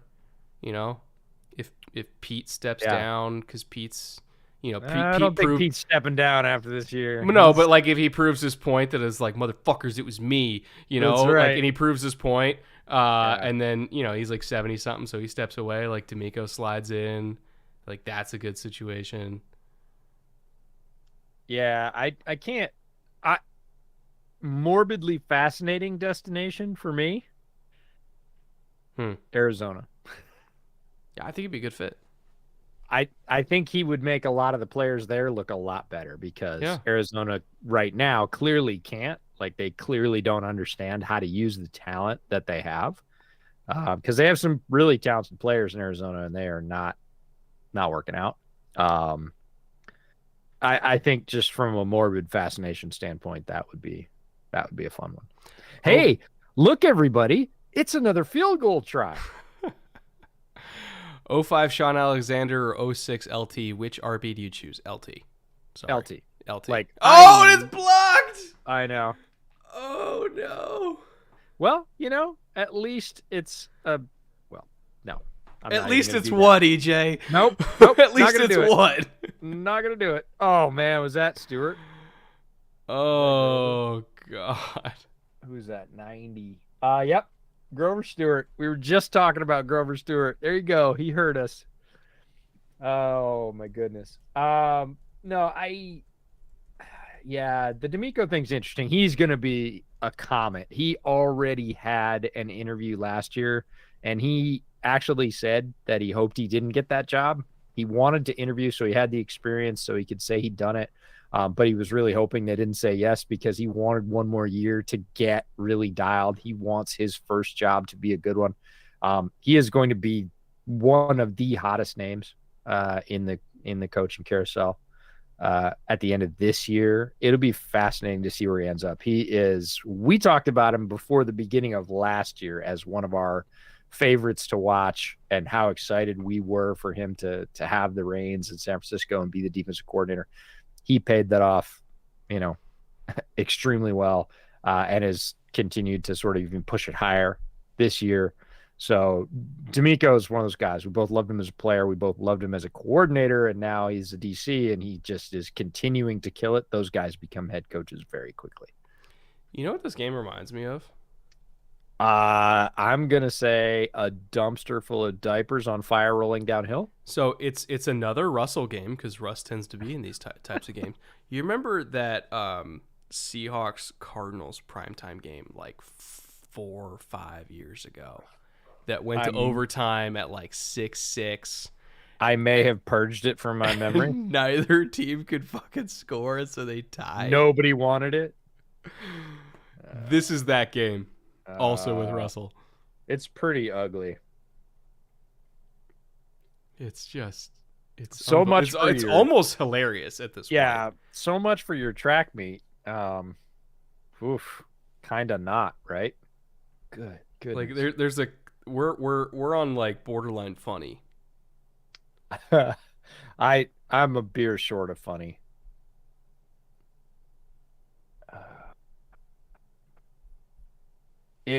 The blocked thing is starting to get towards funny, I guess. Just gets one of those like, oh, of course. Yeah, exactly. Why would anything work at this point? I gotta say, I'm pretty impressed with the Dolphins. Yikes. The Broncos defensive line effort so far. I did not expect them to be able to get pressure against the Colts offensive line, which played better last week, but they're mashing the Colts game plan. I mean, there's another play right there where it's just a jailbreak. There's 2.5 guys coming after Ryan pretty much instantly. The only good part about this game is that it just wastes Jeff Bezos' money. That's the only redeeming value. Honestly, if Jeff Bezos wanted to waste his money, we could come up with a lot of good ways to do that. So just waste it our way. You won't miss it, Jeff. Yeah, I mean, I'll take whatever money Jeff Bezos is throwing in the dumpster that day, and that would sustain us for like ever. Ooh. Yeah. Yikes. This game is quickly devolving into any good play is going to get a cheer, and by any good play, I mean something. Alex positive. Singleton keying on a screen because he's in man coverage. Yeah. Yeah, I'm like, that's what any qualifies good plays as good now. It doesn't for the Colts, that's for sure. This is horrendous. Like, back off my OC, Riker. Yeah. It's rugged. Colts fan who wants a Broncos win here. Yeah, no shit you do. Yeah. I think the Broncos fans want a Colts win too. I think they're ready to be like, you know what? Do we need to have a good season? I don't think so. I think we need a good draft. Another terrible pick. Wow. All right. I'm gonna do the unthinkable. I'm gonna throw a vote into the Nick Foles kitty. Here's to you, Colts fans. It was a fun year. Drinking? Oh, it was a short year, but it was a fun year. I can't see it on that camera. I can see it on that camera. Oh my goodness, that is a terrible pick by Ryan. Again, he threw right at him too. Like, he literally threw that right at him. He's not seeing over the middle tonight. Like, it's like, he hasn't seen over the middle the entire, like, he has been legitimately awful this year. He has been the complete opposite of what I really thought he was going to be. His arm is done, snooze fest. Do you know any good Steelers podcasts? I do. Alex Coroza. I'm butchering his last name. I'll find it for you. Hang on. I could never imagine this is what the Colts became. I mean, compared to what we expected before the year. This is so far from what we predicted. We really thought the Colts had a chance to bounce back and make a legitimate run where they push really hard. This is the South Park episode where all the little league teams are trying to lose. It is. The scary thing is it's a national primetime game and nobody looks like they want it. I mean, we're deadlocked at 6-6 well into the third. Oh! Are you kidding me? Russ throws a touchdown and the receiver boots it out of the end zone. That is a touchdown. He puts it right on his numbers and he boots it out of the end zone. Look at he hit him. I mean, DB raked it. DB raked it. It's a great play by Kenny Moore at the last minute. Play the catch point, play the pocket. I get it. But Russ has got to be like, what do I have to do? That's his third deep completion in this game that was right there, and he gets nothing for it. That was you really can't blame Russ for that ball. It was on target, and that one was not. Oh, it's so hard as a quarterback when you basically know that you just threw a touchdown and it didn't happen. You gotta be like a cornerback. You gotta snap back and go, all right, next play. You gotta have a short memory, but it's so hard. Shawshank Inception. I remember that game so vividly. 24-yard field goal missed by Arizona, then a 28-yard field goal missed by Seattle to end the game at 6-6. We're on our way there, people. We are on our way there. McManus, 45 yards. Let's go. Get us to 9. Well on our way there. That's the scary part. Get us to 9. This is a boot for McManus, but again, we're at altitude. He's got a shot and looks good. Okay. Yeah. We're almost at double digits. We're almost at double digits. If we add both scores. God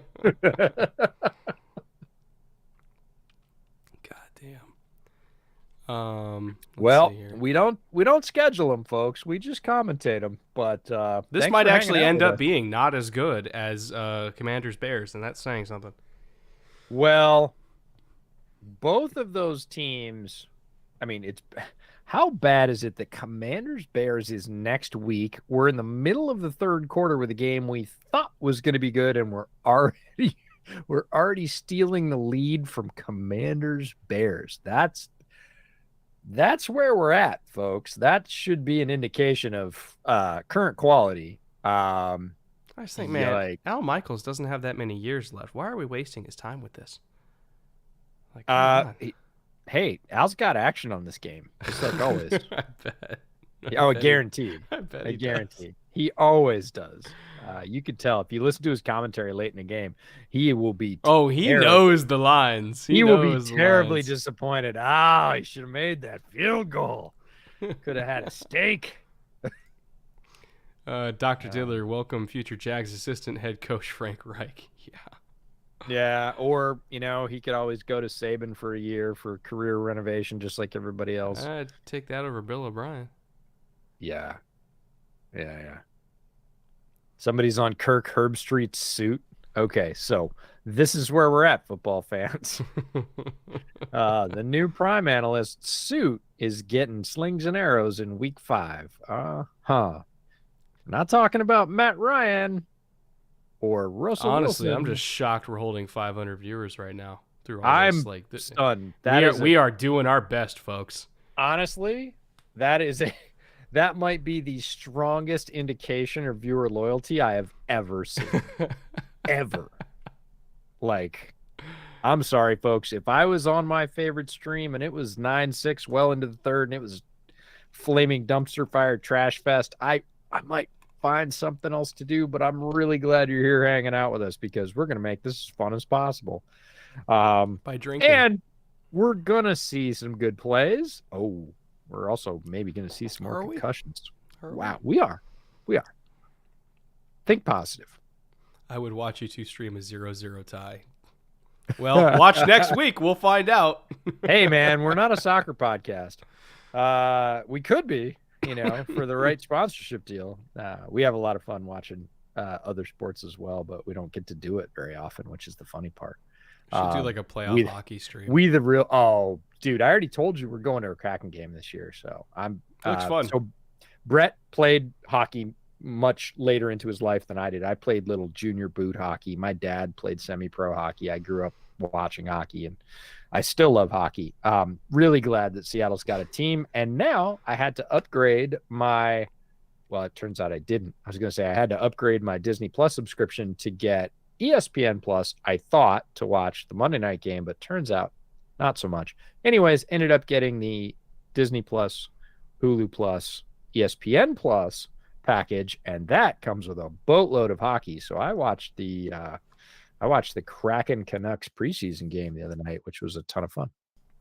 So we're going to a Kraken game this year. I can't wait to get up to Climate Pledge Arena and watch a game up there. I'm super excited about it. Brad Gilbert said he just woke up. What I miss, Brad? I am Nothing. jealous of you. I am so jealous that you got to miss this game. Like, I have never been more envious of a human being in my entire goddamn life. Please go back to bed. Spare yourself. Lasso. All right, Lasso is my new hero. Lasso Bada. It's 4:30 where I'm from, and I'm watching. Why are you here? I love it. You are our people, and rightfully so. But this is, honestly, we talk about parity. We talk about competitive balance. That's none of this. This is just junk football. This is really, really bad football. Brody, if Russ is not a top 20 NFL quarterback this season, where's Ryan? Because, oh, jeez. I mean, is he top, Russ? I think is Matt Ryan top 32 right now? If you only took the results from last week, yes. If you took the results from the other 4 weeks, hell no. How many backups in the league would you play over Matt Ryan right now? A lot. Tyler Huntley. Oh, for sure. He was my number one. That's cheating. Teddy Bridgewater. Probably. I think they're about the same, actually, if I'm being fair. Andy Dalton. No, God, no. I might play Andy. I wouldn't. Did you see Andy last week? He was really bad. Did you see Matt Ryan tonight? Tonight, he's atrocious. But this is more relevant to tonight's game. Drew Lock? Yeah, I probably would. If you could sub in Drew, okay, in the chat right now, if you could sub in Drew Lock right now, would you do it for the Colts? I might actually. I would do it in a heartbeat. Yes. I would do it in a heartbeat right now. Because you're going to get a couple of bad interceptions, but you're going to get a couple of bad interceptions anyways with Matt Ryan. Like Cooper Rush versus Matt Ryan right now is like 2 different sports. Okay. Since we're here and we have time because this game is garbage, I need to talk about Cooper Rush publicly because I jumped on Cooper Rush because when he came in relief of Dak the week that he didn't have any reps with the starters, he was terrible. He looked wildly unprepared, and I thought the Cowboys were sunk, and I said so, which is weird because I was higher on Cooper Rush than anybody I know coming out of college. I thought he's actually going to be one of those bridge, backup quarterbacks that can win you 4 or 5 games. And in limited action, he looked that way. And so this was a sort of turn for me on Cooper Rush. Cooper Rush since then has played really good football. Apparently, wow, look at this. Look at this. Oh, my God. Yards being gained. It's like a 25-yard gain from Boone. I'm sorry that I have to stop. And that's like his 4th touch. I know I was on a soapbox, but I had to jump off because somebody actually did something real football good. Anyways, Cooper apparently really needs starters reps in practice because since then, he's led the Cowboys on a freaking tear. And all credit to Cooper Rush. He's coming in a difficult situation and doing the very best you could possibly hope for with that. Big plus for Cooper Rush. And so I initially was on him because his half game in relief of Dak after Dak hit his thumb was abysmal. He looked like, and I'm just going to say it, he looked like Chase Daniel out there. He was bad. But as soon as he got starter reps. Yeah. Also, have you noticed that CD has looked better? Reasonable. In the last couple of weeks, 2-3 weeks. And Gallup came back and I must say, if you're a Cowboys fan out there, the Chase Daniel slander will absolutely be tolerated. In fact, it will be encouraged. Chase long ago hung up his competitive quarterback cleats. Hey man, I'm not gonna talk trash about a man getting a paycheck for doing nothing. No, no. Chase is an all-time Hall of Famer at making money. Yeah, He is no longer a guy that is going to grinder. win you football games. But I gotta give it up to the Cowboys fans who were in Buffalo Wild Wings on Sunday. I go to Buffalo Wild Wings most Sundays to see the first round of games, come home to see the later round of games, because I can see all the games at once, plus all the halftime updates all at once. And there is a great collection of fans like me who's coming to see their out of market teams play because it is the only place the game is on. And the Cowboy fans last Sunday were freaking on it. They were fired up from the kickoff and the loudest with any positive play. The Cowboys fans were running Buffalo Wild Wings in the early game, I must say. Cooper or not, but Gallup was back and they were excited about that as well. And he had some good plays for them. So I believe TNF should be limited 4 to 6 games a year. For health purposes, I would agree, but the league will yeah, the never players do that. don't want it at all. Yeah. Curtis has The a league's super never going chat. to do that though because the It's revenue's too much too money. much Yeah. money. Yeah. Curtis Rogers. Question is John Wolford or Josh Johnson is greater than Ryan? Josh Wolford is absolutely greater than Matt Ryan right now. 100%. And that is the weirdest thing to say, but it is What's Wolford's first name? John Wolford. John But Wolford. Josh, so it's Josh Wolford or Josh Johnson greater than Ryan. Wolford, yes. Johnson,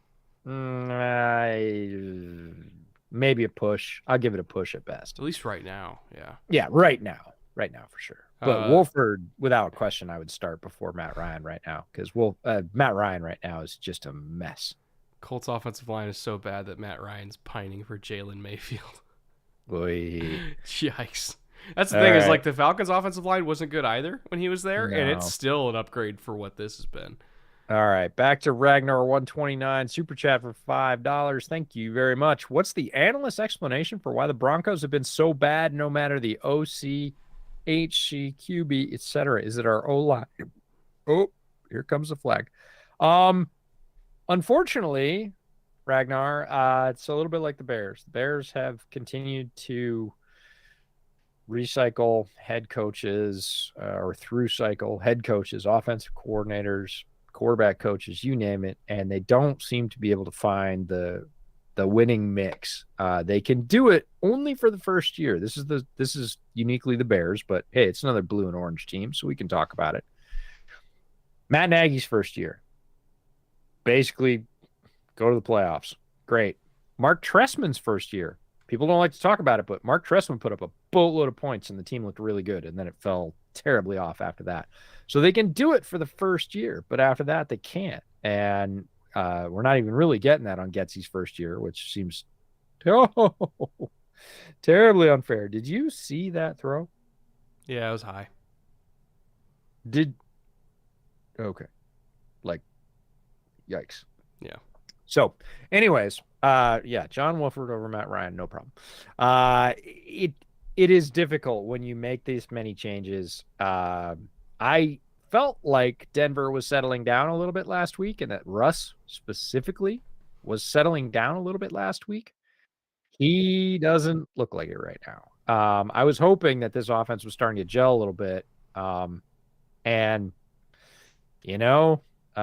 9 points does not say offense is gelling. We're into the fourth now. I think it's a little bit of everything because it's a lot of receivers not making plays and dropping balls and not getting separation and being hurt. Russ has not been Russ. I don't think Russ has been as bad as people make it out to be, but he definitely hasn't been as good as he has been in the past. The offensive line is okay in pass protection, but running the ball has been very streaky. And not to mention the play calling, I think is God damn it, Russ. I don't know. He might return. Oh no, he got tripped up by the turf monster. I was hoping for points there. I'm just drinking to forget. You're just drinking to drink. Oh, that's not good. I literally, Jared. real time, Coleman curse, quickest one ever. I said Russ has not been as bad as people thought. And then that fucking happened.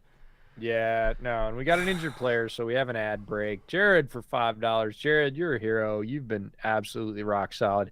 Just got off work. Can we talk about the fact that you've been on the stream the whole time and put in like 5 super chats and you were at work? That's amazing. Love that. Just got off work and I'm actually scared to go home and watch the game. Yeah, Don't do it, dude. You should be. Do literally find anything else. Yeah, find something else to do. Go watch a replay of your team's favorite game from the last 10 years, because this is not worth making tracks home for. Maybe grab some good takeout on your way home. That'd be more worthwhile. Ian says, I seriously think Daniel Jones would do better right now, and I'm not. You know what? I'm so angry that I'm not even going to disagree. It's really close, except for, well, I was going to say that. I was going to say Daniel Jones would turn it over more, but do you know how many fumbles Matt Ryan had? That's the thing. It's like, I don't think he would. Do you know how many fumbles he had coming into this game? Like 9. 9, and he had another one tonight, so he has 10. And they put up the graphic earlier. 2 a game. Yeah, he put up the graphic earlier of quarterbacks with 10 fumbles through 5 games, and there's like 4 names on the list, and Matt Ryan is now among them. That is horrible. We have rightfully gotten on Daniel Jones as, for those as turnovers, which hurts your team. We cannot do that and then not jump on Matt Ryan because he's got pedigree. That's terrible. Like, he is playing terrible football right now. And if you had asked us to predict that, no, we predicted the other. We predicted he was going to be a stabilizing force, that he was going to be better than Carson Wentz measurably. Right now, he hasn't been, and that's a thing. Fair viewers at home that were saying he's the equal of Carson Wentz, because Carson has been horrendous. This is, neither of these teams are in great shape right now. Like, the thing is, they're both playing a bad team tonight. Like, it's not some imbalance where one of these teams is a juggernaut and the other team is a bad team and they're getting run over. Both of these teams are bad, and they are playing a fellow bad team, and nobody can exert dominance. Like, we are locked at field goal city and throwing bad picks all the while. The outlook for either of these teams is not very sunny right now. Like, the Broncos had a sort of phantom 2-1 record at one point this year. They're going to end up in the cellar. If you're looking at the Raiders, who started 0-3, you look at the way the Raiders played last week against the Broncos. Is Russ going in the tent? Is he hurt? Russ is going in the tent. What happened? Did he get clipped? He didn't. He just came down funny on his left knee, and now we have another Colt? Or is this the same one? I can't tell. I am having trouble. It looks bad, though. Yeah, I'm having trouble keeping up with all the injuries here. 51 for the Colts. That's Quiddy. Oh, fuck. That's terrible. Oh, no. That's terrible. Here's how bad tonight's game is. I am dead excited to see Brett Rippon. Shut the fuck up. Nope. I'm like thrilled. Oh, we have rugby. You went to a football game and rugby broke out. God damn it, EJ. I know. You're welcome. I'm the gift that keeps on giving. What's wrong with the Saints? The Saints can't find a quarterback right now. They are not getting consistent. Oh, Wilson got dinged on the return. Oh, here he comes. And is it 44? Oh, he put his head right in. Oh, I'm sorry. He put his head right in the side of he tried to earhole a freaking linebacker. Yeah. That's dumb. Also, well, anyway. Tyrod did it last week. Oh, nice run. All right. Yeah, Phillip Lindsay doing things. A little space off the right side. No, Tyrod Taylor did it last week for the Giants.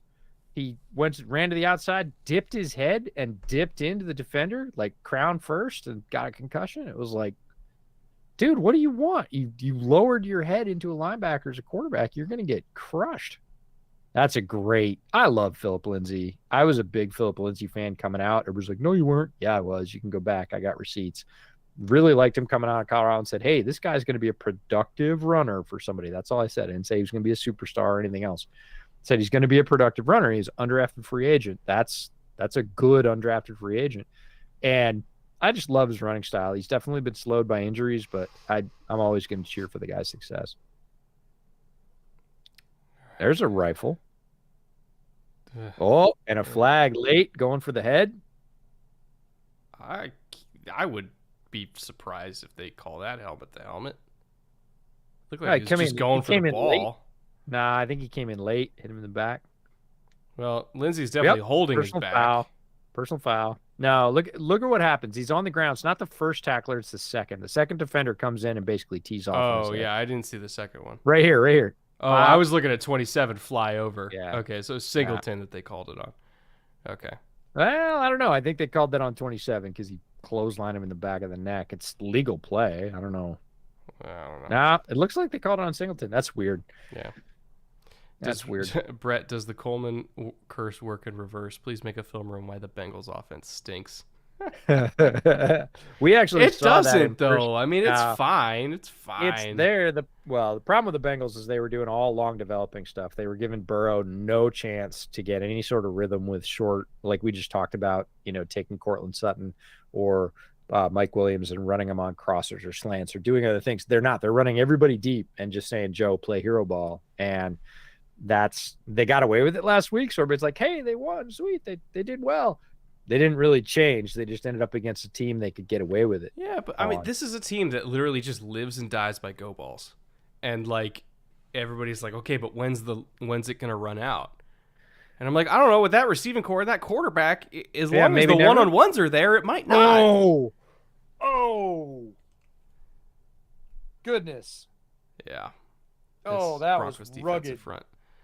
But I don't know. As long as teams keep giving them one-on-ones to Higgins and Chase, and Burrow's as good as throwing those 9 routes as he is, like, I don't know. It feels like as long as that's a 60-40, keep throwing it. Yeah. All right. Mad Tom K. Who do you take? Super chat for $2. Who do you take? Marcus Mariota or Russ/Ryan? Well, that's complicated. I'd probably take Russ out of those 3. Then I'd take Marcus, and Ryan is distant third. Ryan is not somebody I'm taking right now because of this, because of what been like. And the Colts traded for this. Well, to be honest, Ryan looked better than this last. I know. I'm just it's just amazing to. My point wasn't that like, oh my God, how did they not see this coming?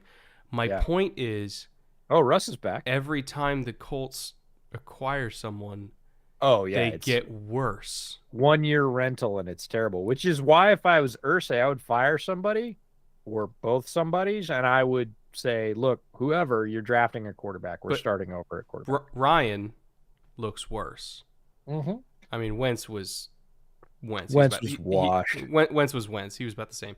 But I mean, well, in some ways he was better, but it was kind of all the stats were funky. Regardless, Wentz is just his own thing. We knew going into that he was bad, but like Brissett looked worse in Indy than he does at Cleveland. Like I don't know. There's something about. You mean Washington? Jacoby Brissett? Oh, you said Jacoby. I'm sorry. I thought you were talking about Wentz still. I mean, Wentz. No, Jacoby looks legit good in Cleveland. Like, he's not the guy that I want leading the franchise forever, but as a guy that has to come in and play, like that's a player that's played above his level. Yeah. Right. But I'm just saying, like, this coaching staff is getting all these quarterbacks. Yeah, and 80% of them, like, other than Phillip Rivers, and even to a degree Phillip Rivers, 80% of them have looked worse in Indy than in their other places. So, and you will remember how Reich was hired, because he was the last guy standing. Well, he was a well-liked hire, and for a time, even we liked it. Sure. Because we're like, okay, he was actually the guy that was doing a lot of the game planning in Philly under Doug Peterson, and he was the one who was considered to have unlocked Wentz, and now we see what Peterson is doing with Trevor and what Jacksonville looks like, and now I'm starting to wonder, okay, how much of it was Doug versus Frank? And and you look at Sirianni with the Eagles. When Sirianni was in Indy, when they had Phillip Rivers, which is, again, he's the one guy out of the last 5 where I'm like, okay, Phillip Rivers was still good. Yeah. How much of that was Sirianni and not Frank? I'm kind of looking at the development of Trevor Lawrence under Doug, and I'm looking at the development of Jalen Hurts under Sirianni, and I'm like, what did Why he is do? that not happening in Indy? What did he do? You know? Yeah. Greg Patton for $3. Falcons are a top 5 team rush, 29th in pass. Ritter? Pass top rush? 5 rushing team? Top 5 team rush, 29th in pass. Go to Ritter. I think that's what he's trying. Oh, top 5 team rushing the ball. Top 5 team rush 29th in. Oh, top 5 rushing. Oh, okay. Top 5 rushing team, 29th in passing. Is it time for Ritter? Mm-hmm. Was that sent from a Nokia brick? I don't know. We got it. We figured it out. We worked our way through it, Greg. What we won't do for you. Not maybe yet, because Ritter hasn't looked amazing. But again, you got to get the rookie season out of the way sometime. So if I'm Arthur Smith, I start thinking about it, because no rookie quarterback, no matter what, is going to look great. And they're going to have to go out and take their lumps. And that's that. That's just, so get them out of the way now. You're not probably winning anything this year anyways, and then see what you've got in Ritter. And that lets you know for next year, can we legitimately go into next season knowing what we have in Ritter and feeling good about that? All right, Russ is back after getting dinged. Let's see what he's got in the tank, if anything. And I do say tank on purpose. Oh, okay. Oh no. Looked like he was gonna miss. At that point, once you make one miss, you have a half-second window. Either you get it out or you take it. Yeah, or get out of there. But nope, he just hung in, and there were 2 more following. That's rugged. Not great. Oh, DB blitz didn't get him, but slowed him down enough that everybody else got him. Grover was there. Yeah. Doesn't everyone credit the Eagles Super Bowl to Reich? Really weird all around. They did at the time. It was widely, I don't want to say reported, but like people always talked about it, that like Frank was the driving engine behind Carson's legitimate MVP campaign in 2017, and that Doug was more of the CEO and Frank was the guy. But we're seeing the evidence mount up that the only quarterback, and we're not even including Andrew Luck because Andrew Luck's a unicorn, the only quarterback since the Andrew Luck retirement that has been as good in Indy as elsewhere was Phillip Rivers, but Phillip Rivers was also a Hall of Fame talent himself. And he wasn't, like, he was as good as he was late in his tenure for the Chargers, but that wasn't really good. But he didn't have like this crazy fall off in Indy. Yeah, he didn't get grossly worse, which is a really low bar. But like Matt Ryan has gotten a lot worse there. Oh, terribly. Carson Wentz at minimum was the same, but he wasn't like he was better. Also bad.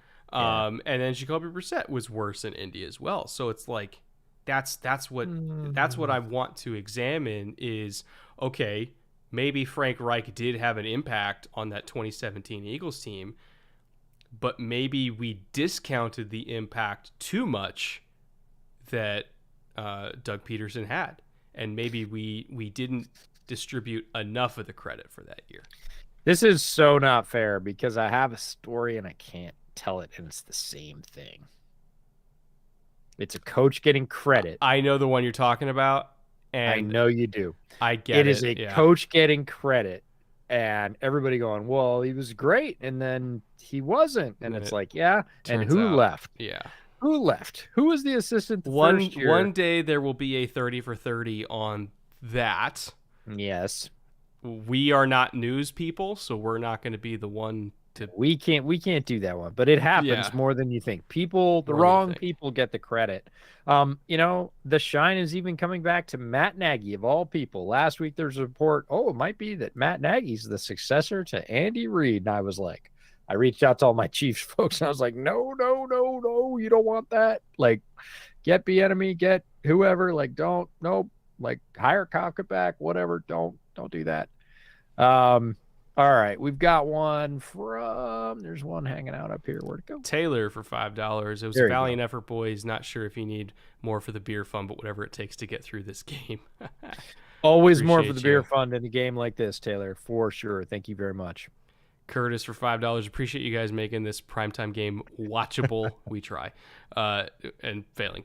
Do you think Winston could be done after this year? I don't see anyone wanting him as their backup quarterback. I don't know if he'll be done. Like He's not done, he'll but have a job. he's done as a starter. Like I think everybody has, if here's my thought about Winston. If he gets a job as a starter, it will be like Wentz in Indy. It will be like, hey, we don't have anybody else, and this guy showed some promise. Maybe we can do the quote unquote Geno thing with him. Browning, God, they just can't stop that Browning move, and they're showing it over and over again. And I'm like, we He's called this been 3 times. terror tonight. Yeah, but he's three of his either hits or sacks have come on the exact same move, which is give the jab step to the outside, run off the butt of your defensive tackle, and just use the speed to get there. They did show a pure outside speed, which is that's your second pitch, right? Is, hey, I've been beating you inside like a drum, and now I'm going to just straight go outside. Oh God, he left that so short. I know he short armed that ball terribly, and I'm bummed that we didn't get to see the Colts tight end core because Mo Alley Cox, Jelani Woods, and Kyle Granson are powering this offense. Like if you look last week, there was a couple catches by Pittman. There were a couple catches. Alec Pierce started to come on. He had 3 or 4, and then the tight ends were the passing offense. Mo Alley Cox went off. Jelani Woods had one big one, and Granson had like 4 for 60 or something last week. Like he was a force. And I was looking forward to, as I was doing all the prep in this game, I was like, this is what I want to see. I want to see these young players develop. And, just because you don't have 3 great receivers doesn't mean that you can't run some 5 wide stuff with 3 tight ends, which is fascinating in its own right. Oh, and we didn't get to see any of that tonight because the protection's been not great. All credit to the Broncos defensive line. They're just going to keep going to what works. They've done it multiple times, and the Colts haven't adjusted. So, look, the NFL doesn't care, right? If you're not going to move, there's Browning, Jelani Woods for a. Browning's going to have a ridiculous PFF grade this week. Yeah, he deserves it. So if you're not going to move as an NFL team, if you're not going to make adjustments either first half or second half, if I'm the Broncos, I'm going to keep running that, outside in move with Browning and see how many more sacks he can rack up. Maybe he can get 4 or 5. Like, come on. Yeah. And you just do it until you can grind them into the dirt because wins in the NFL are hard to come by. They are. And you get them any way you can. And if your opponent's too slow or too stupid to adjust, you just keep pressing your finger in the hole, man. Until they fix it, right? If there's a leak, you just keep taking water in the bucket. Phil and Matt have the same amount of sacks as Colts. We are in week 5. Jesus. Uh-huh. My God. Oh, did Browning just go off? He did. Trainers? Yeah. Arf. I think they flagged him to get checked. Okay. Usually when you get forcibly removed, and again, the NFL is very sensitive to it right now. If they see anybody. And, I'm all for that. No matter what we're talking about, how good a game he has, how many sacks he might get, that's totally secondary. If you get your bell rung, at least check it out. You need to not be there for a bit. Yeah. And people are like, well, what if it was, the all-time second-year player sack record? I'm like, what if it was? It doesn't make any difference. If he can't balance his checking account when he's 50 because he rang his bell too many times, what does that matter? Yeah. So be safe about brain injuries. They're very touchy. Well, I've got time now, so I might as well tell this one. I didn't tell this story last week on the podcast. I have a friend. He was a very good performance sports, outside sports athlete. He was a free skier. He was on a local ski mountains ski team, traveled all over the Western U.S. competing. Really good prodigy level stuff on skis. Was skateboarding at a little bowl by his house and just fell wrong. Was wearing a helmet and banged his head on the concrete, got a concussion. His dad was like, we're taking you in. We're going to get you checked. He's like, no, Dad, I feel fine. He wasn't having headaches. He wasn't having anything. Went in, took him to a neurologist. Neurologist ran tests. They had baseline stuff on him because they had to have baseline stuff as a free skier. And they said, hey, you're not right. You're going to be off for a while, and we're going to continue to test you, and we're not letting you back on anything that moves. And he rode mountain bikes in the summer with me.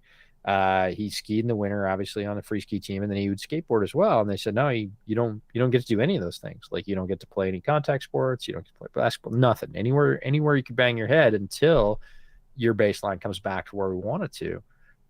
6 months.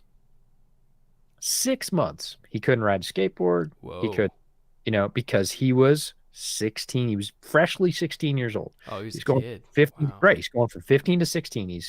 He's in high school, and he's young. His brain is still developing. And they were like, you are not getting another one right now. We cannot afford for your still developing brain to get another concussion right now. So you're not going back until we are rock solid that you are good. And can you imagine, this kid's whole life was outside? That's what he did. That's what he was really good at. He's exceptionally talented. There's a guy doing, 30-foot backflips off kickers at, ski mountains, and winning medals. And when you're a kid, you think you're indestructible. Yeah, and 6 months is a hell of a long time when you're a kid, but he didn't get to do any of that. No skateboarding, Nice no little mountain run biking. from Melvin Gordon. Yep, no skiing, nothing. And, that was the right approach, because this is a really smart kid. He's got his whole life ahead of him, and they held the line with him. And he was like, you got to be kidding. I can't do any of this stuff. And they were like, nope, another one right now is bad. So the idea that these guys who are sometimes like, how old's Baron Browning? Baron Browning's like 22? 23 maybe. 22, 23. Like, yeah. It's not that much older than 16, right? Yeah. It's a little older for sure. And you do develop a lot in those years. But the idea that you would take a 22-year-old out there and just go, no, bang your head all you want. Like, that's a terrible idea. These are still young guys, and you got to be careful with head injuries. Everybody's different. Somebody might have taken that knock on the skateboard and been right back 5-6 weeks later. No problem. You're good to go. Yeah. Everybody's different. You got to be careful with head injuries. So they're showing a replay right now of what happened. Oh, look at him. His arms numb. Jeez. So that's an interesting. I don't even know what that would be. I'm not a doctor, but yeah. Tommy or Brett? Tommy. EJ or Brett, do you ski? I did a lot growing up. I do ski. I cross-country skied a ton growing up, and then I downhill skied through college and later. I have not done either in a while. I have a snowboard these days, and I don't do that very much either. I like to, but I just don't. These days, if I get out, I usually cross-country ski. This is a great baseball game, so high scoring. Yeah, everybody said baseball score tonight, and they were not wrong. Correct. No, they win. League. If they had a slip, they win. If they bet on the baseball score, they win. He's getting an X-ray on his wrist. Oh, bummer. That's a bummer. Interesting. Well, thank you. See, you guys can hear the audio. We can't. So Yo! Thank you for that added context. All Mike right. Boone, what's up? Mike Boone has 2 of the, 4 explosive plays in tonight's game? Total? Yeah. Total. One guy. Yeah. Neck injury can numb the arms. Yes, it can, from experience. How did the Chiefs lose to this team?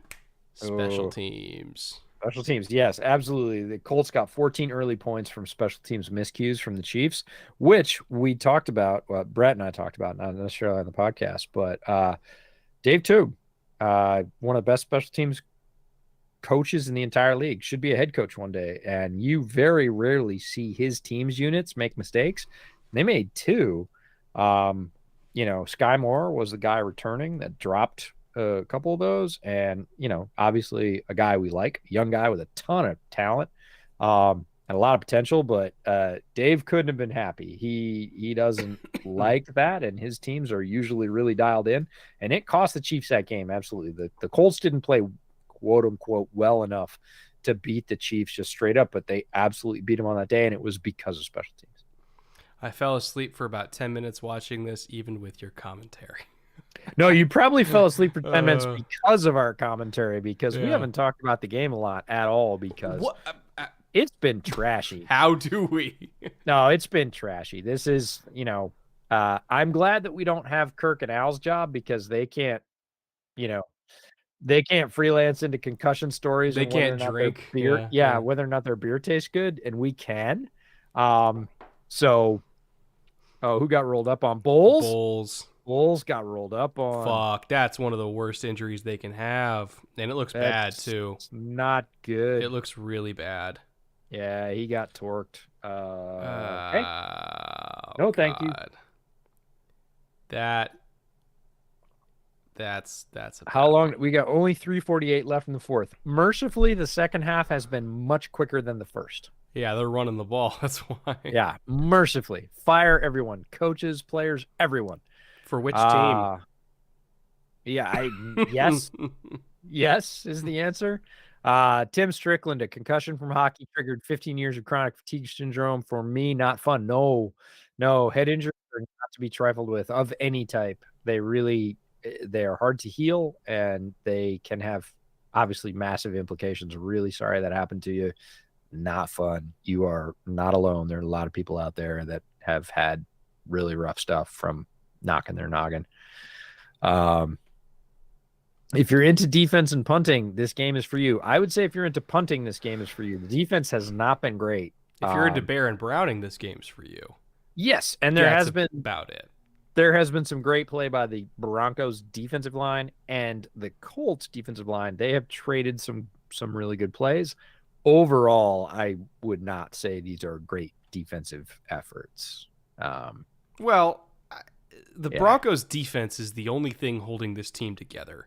And what I find for sure. supremely ironic is that for years, Broncos fans wanted Vin to be fired. Or not Vin, I was thinking Vin Scully. Vic Vic, Fangio Vic, to yeah. be fired because they're like, oh, the defense is the only thing holding the team together. The offense is trash. They Yeah, keep yeah. hiring bad coordinators. The quarterback Mm, position isn't working out. You have all these receivers. It's the same team, yeah. but an It hasn't even changed. more extreme version of it. Yeah, it hasn't changed. And that is, again, as a Chicago fan, like that's so frustrating. The fact that the Bears can never have a passing offense. They just cannot build a passing offense. It doesn't matter who's there. It doesn't matter who the quarterback is, who the coach is, who the receivers are. They've had good receivers. They've had average quarterbacking. They've had supposedly good coaches. Oh, man. They're taking them off on the cart. Yeah, Oh, it's so bad. it's a bad one. That is literally one of their best players. Oh, he's pissed.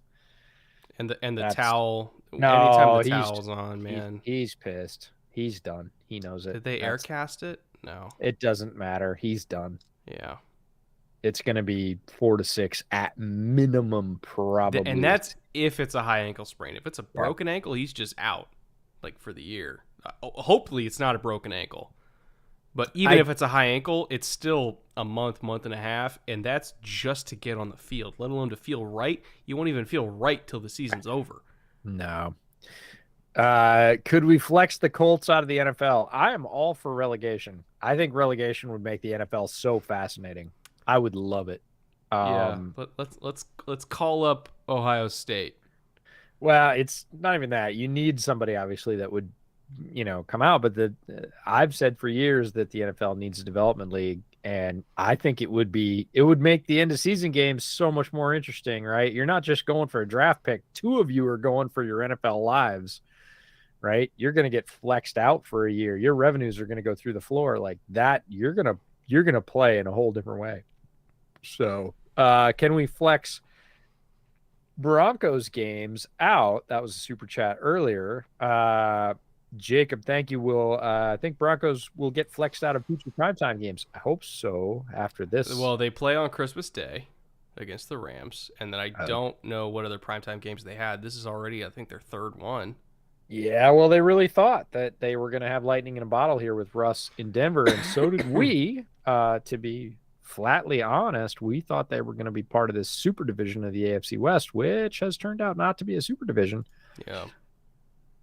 Oh NFL boy. history. There's never been a game in which each starting quarterback had 4+ Bowl selections and neither team scored a touchdown. Woo! It's like scoregami, but just the worst possible one.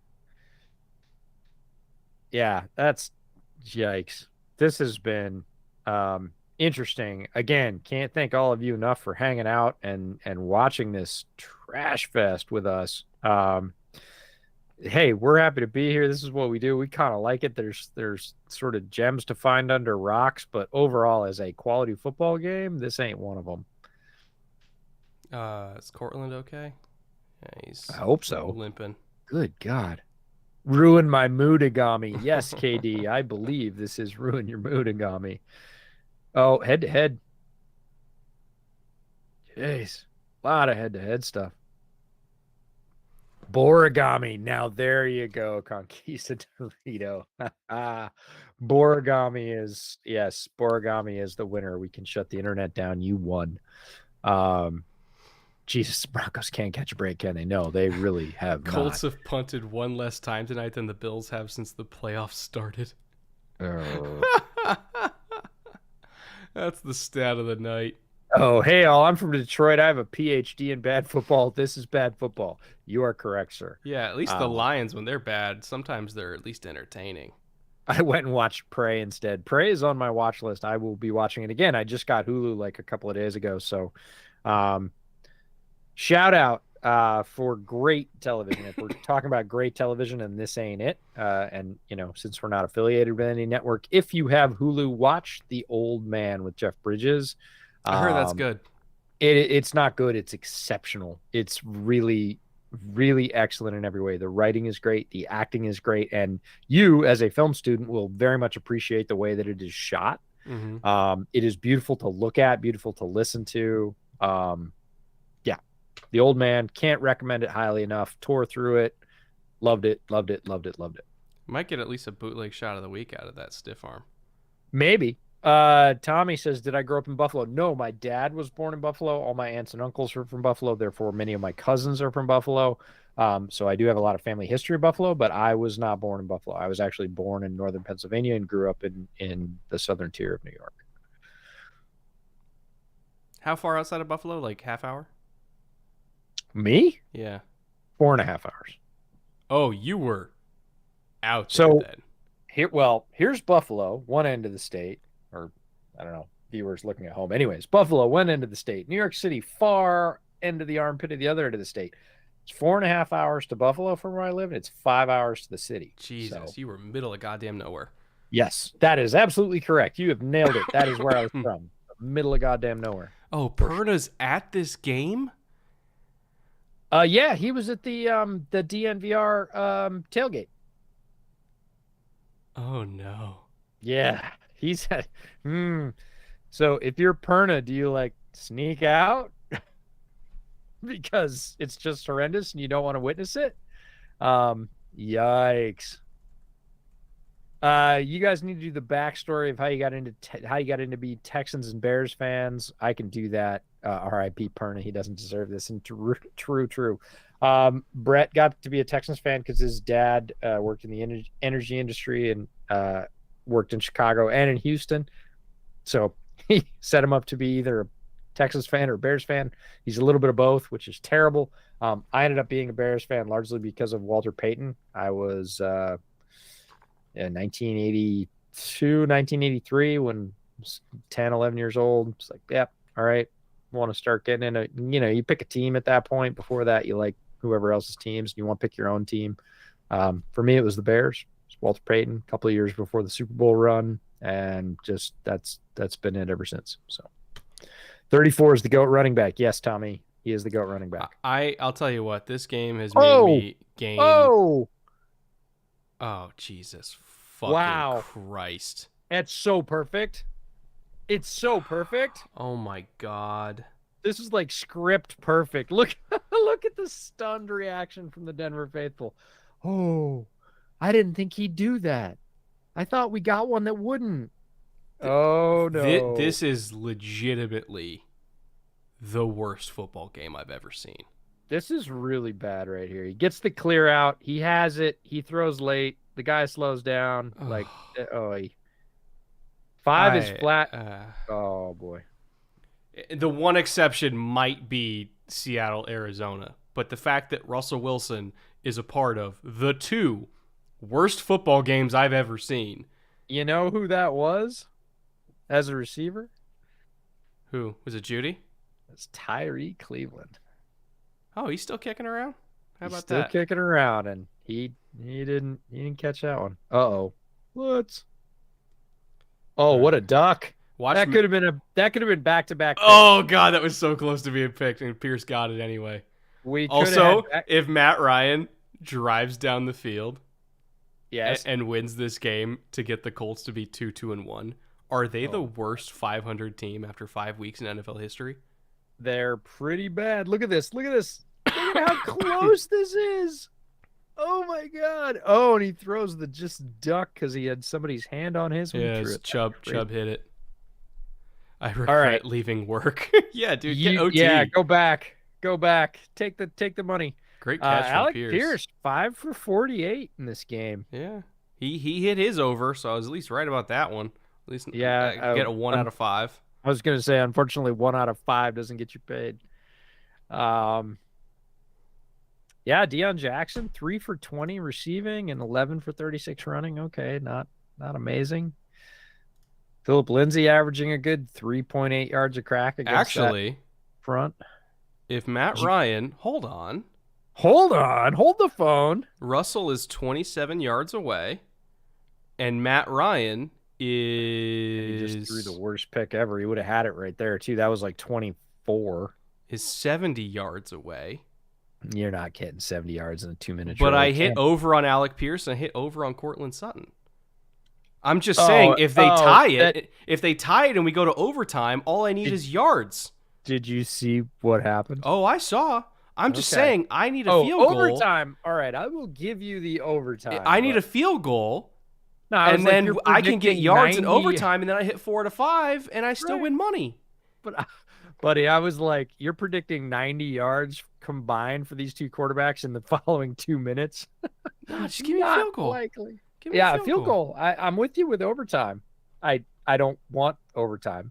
Let's be clear. Oh God, did he get it?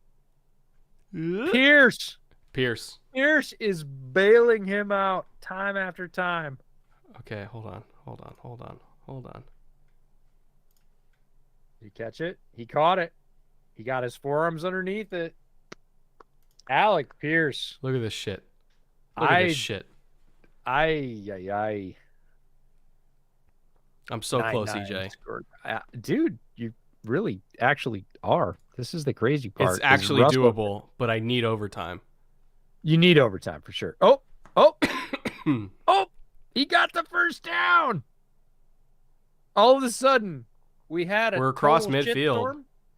We had a total shitstorm and a football game broke out, folks. So this is your payoff.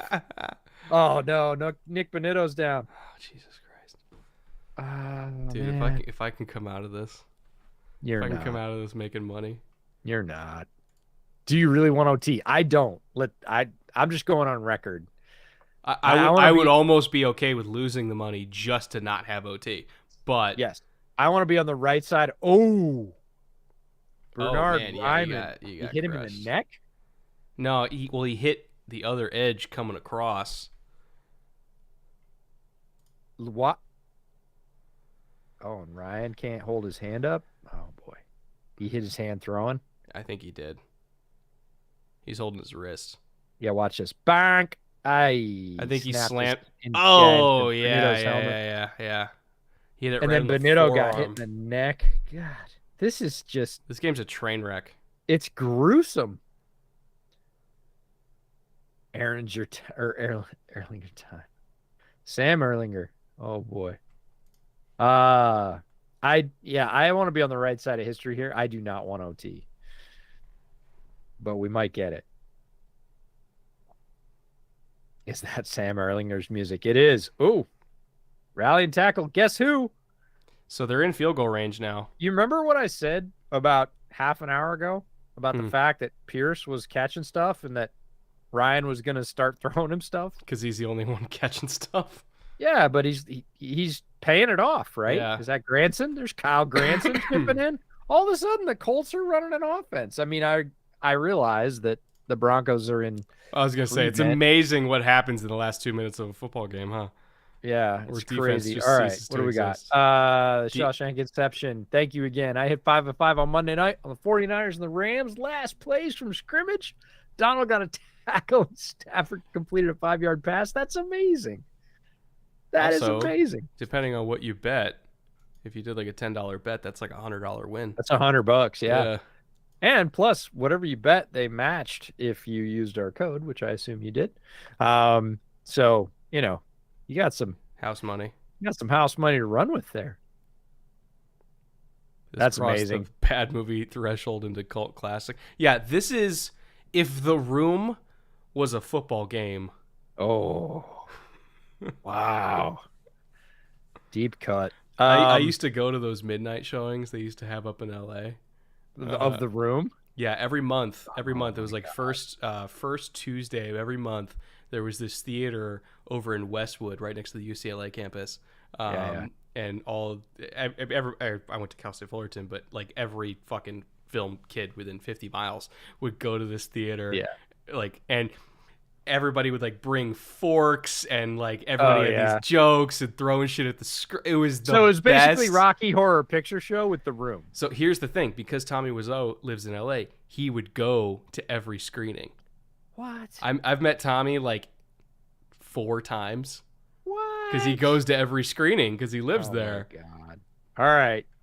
Let's watch whatever this is. I was going to say let's watch a football game, but it's not a football game. So 47 seconds left. Broncos leading 9-6. Colts adding some drama. We didn't even mention that this is the horse game, right? Broncos versus Colts. Yeah, well, I'm ready to send this game to the glue factory. Dude, Deion Jackson, another explosive play. He owns like 3 of the 6.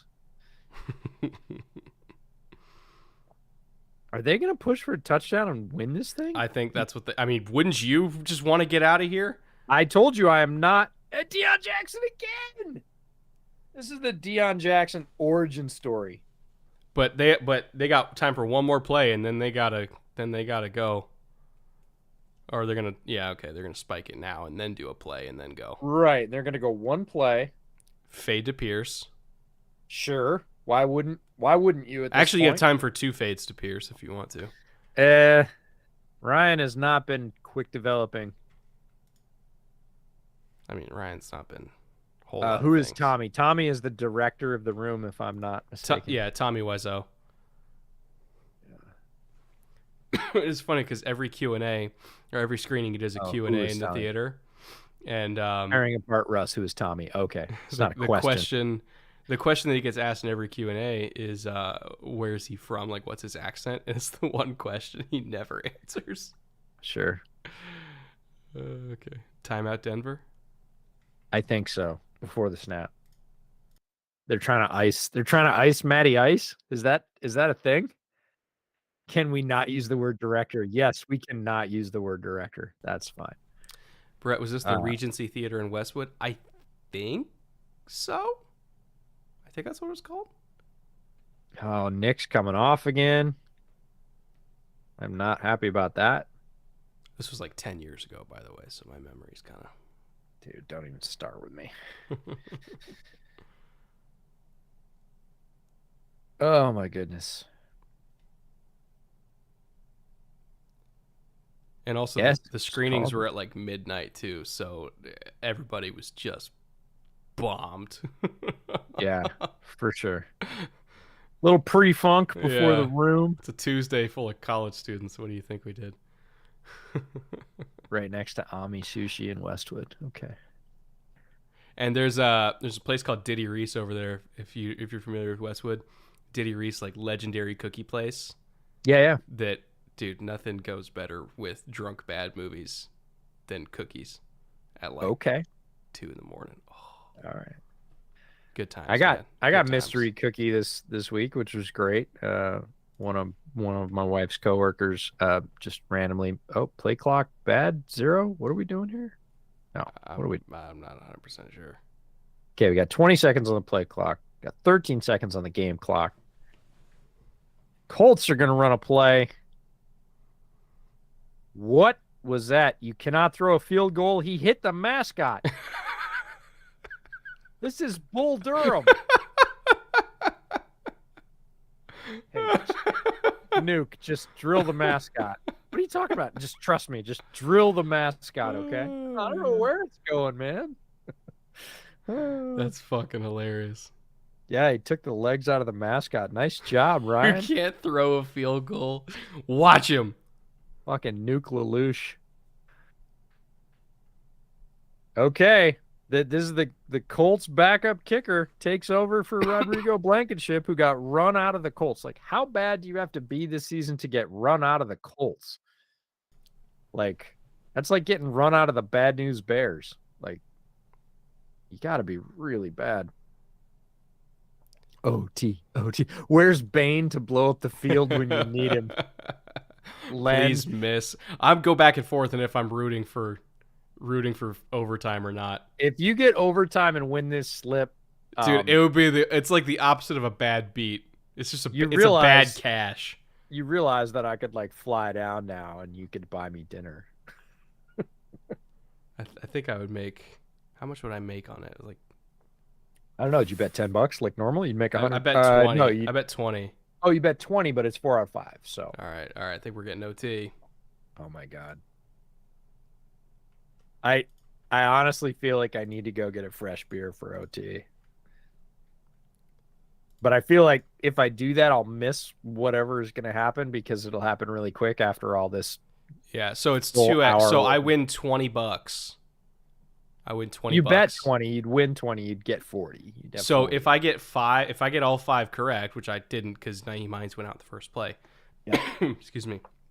If I got all 5 correct, it would be a 10x. So I get $200. Which would be $200. Which, to be honest, if Naheem didn't get hurt, I might have got that. But you know, it is what it is. But if I get 4 out of 5, four out of 5, it's still a 2x payout. So I could potentially backdoor myself into $20 free here. I think that's amazing. James had a comment. He said, "I'm going to drink like retreating Russian soldiers after this." Oh my god. So I think I'm going to get it because if I throw up my slip here so you guys can see this, I am... You got to have Russ throw the ball a little bit. Yeah, I'm 27 yards away on Russ, and I'm 12 yards away on Matt Ryan. And everybody's like, it's a school night. Screw you. We're done. They're leaving. So close. They're literally leaving. Tie ball game. Yeah, like, dude, they got work tomorrow, man. I know. I'm fully aware, and they're ahead of us time-wise because it's already 8:30 West Coast. It's what, 9:30 there? Yeah, Mountain Time, 9:30 there. Yeah. They're like, I gotta get out of the parking lot. I gotta drive home. I gotta go to work tomorrow. Oh my god. I have Stockholm syndrome with this game. We are at our highest concurrent viewers of the night right now. People are like, you absolute fucking sickos. These are the straight deviants. Like these are our people. We have found the group at this point. I'm still awake, not sure how. Oh my god. The question is, did Brandon Perna leave the game? I think he's still there. I think he's hardcore in it. He's getting content out of this, man. He's gonna make a like survivor's journal on TikTok. I mean, this is truly exceptionally something. I'm not sure what, but yeah. Tom Grossi has over 7,500 people right now. That's nuts. Tom is he's a legend. He really is, man. He's a legend. Like that's like McAfee numbers. Yeah, no, he's absolutely crushing it. Like if anybody mistook my "I quit my job" message for Tom's "I'd quit my job" message. When Tom quit his job, it was like, oh, I'm gonna leave being a school teacher so I can go take over the world. Yeah, we're just we run a podcast. We run a podcast. We're having a good time. We're making it work. But Tom is different level. Tom's a beast. He's a beast. Scorigami tie. We're all just smelling the tire fire. Yeah, like at this point, we're just like more. Yeah, I mean, I'm here. I might as well get as high as I can on these fumes. Yikes. Amazon paid $13 billion for this. Oof. That's fine. That's like a Tuesday for Jeff Bezos. Look at Matt just cheering like crazy for that field goal. I'm just kidding. Lions Single got greatest 0 game of all primetime time, games. only if you like bad football games. This might be the single greatest bad football game of all time. But there's a lot of those. If you dig back through NFL history, there's a lot of forgotten games that were really terrible. I watched a ton of them on CBS growing up as a kid.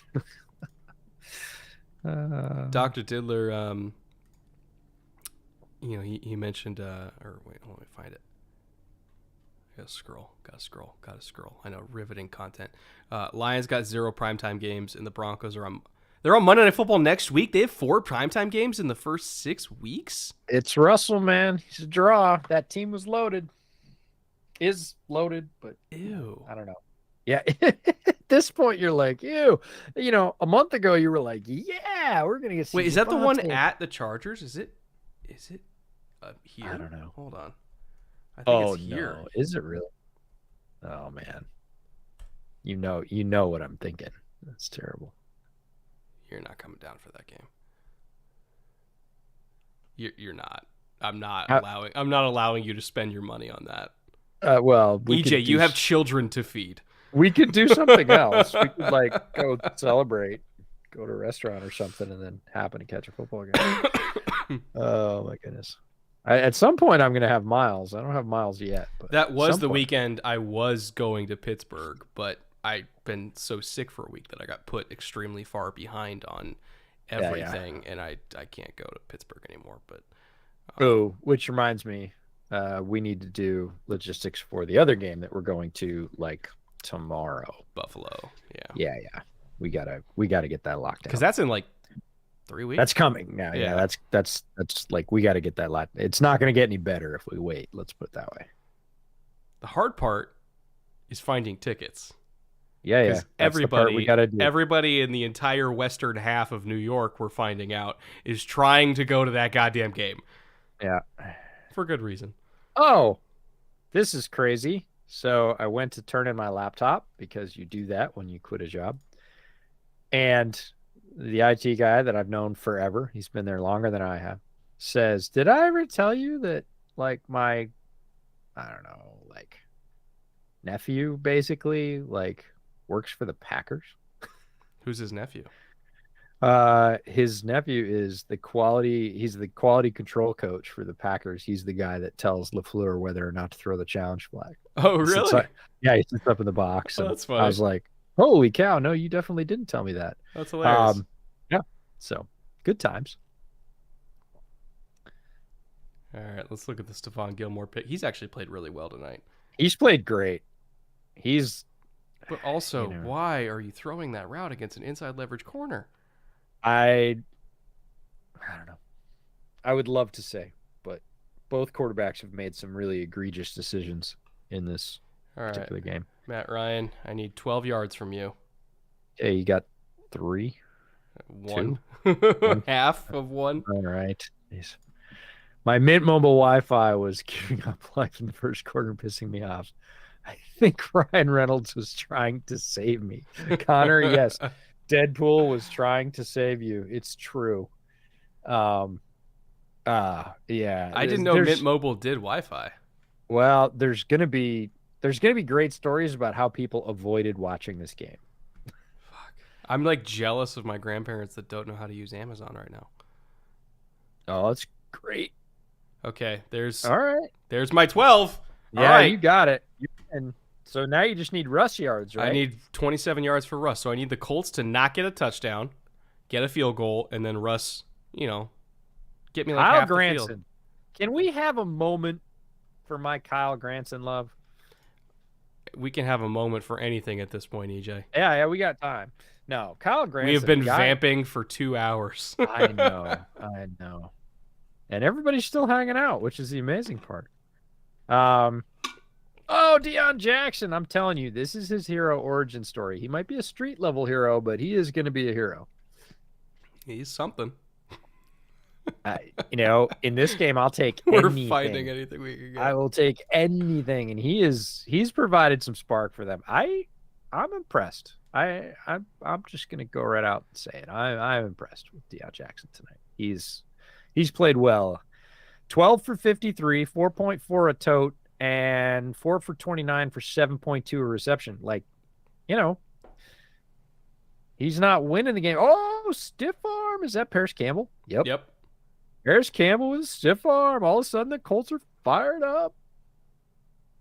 The Colts, if the Colts steal this one in Denver after this It will effort, be all time bad positive football team.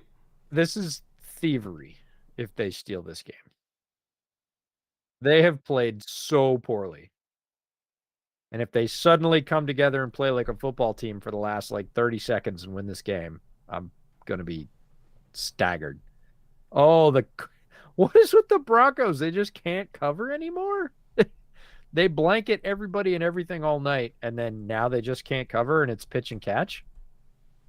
I mean, when you're gassed, man. I was gonna say, is the D line just gassed? Because at this point, this looks like at will. This looks like 7-on-7 stuff. I'm legitimately fascinated at this point.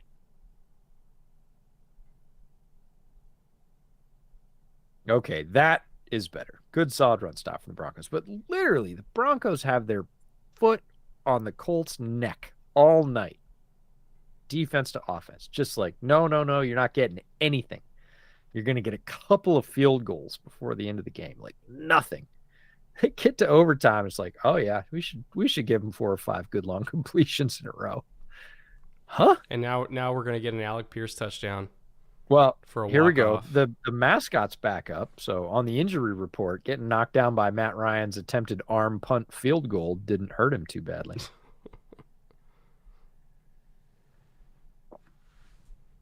And look at the protection. All of a sudden, like, he's got a serious semicircle. Beautiful pocket. What are we doing here?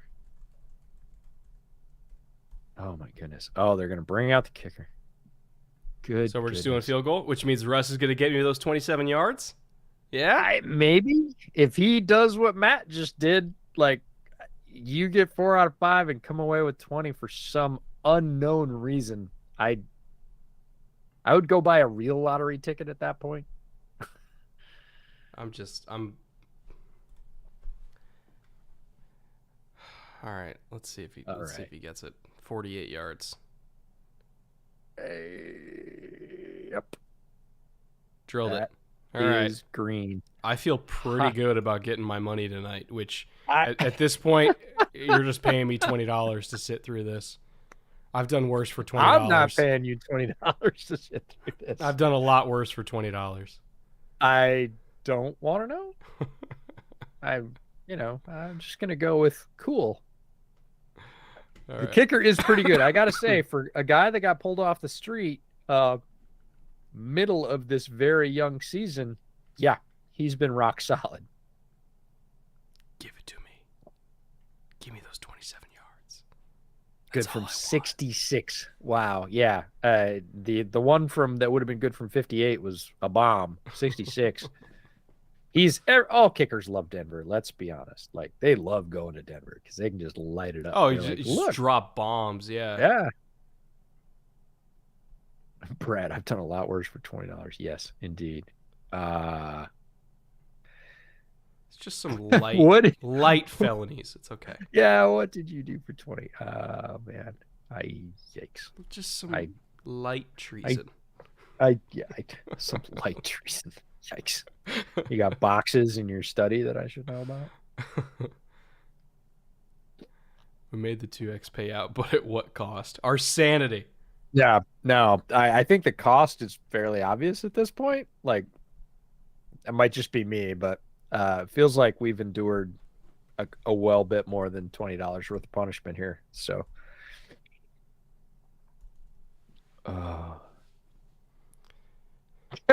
Coleman did unspeakable things while working for the red zone. Yeah. I'm just saying, man. When Scott Hansen asks you to make a delivery, you make a fucking delivery. Well, that's just, I'm not even going to make that Scott Hansen joke. I'm not even going to make that Scott Hansen joke. I might actually meet him someday and he will have watched it. No, I'm like, no, nope, he's nope. honestly the nicest, cleanest. Like I know. if he And ran that's for not the, if he ran for president, the attack ads would be hilarious because it would be about nothing. Like yeah, he he is stole a paperclip. literally Yeah. the nicest person I've ever All met in my right, here we entire go. life. 27 yards on rush, play action. There it is. There's 10, 15, 20, 22. Did that get it all in one bite? Hold on. No, Hold he's on. short. You needed 27. I needed Okay, 27. balls at 27 and a 25. half. Balls at 25. Let's refresh this here.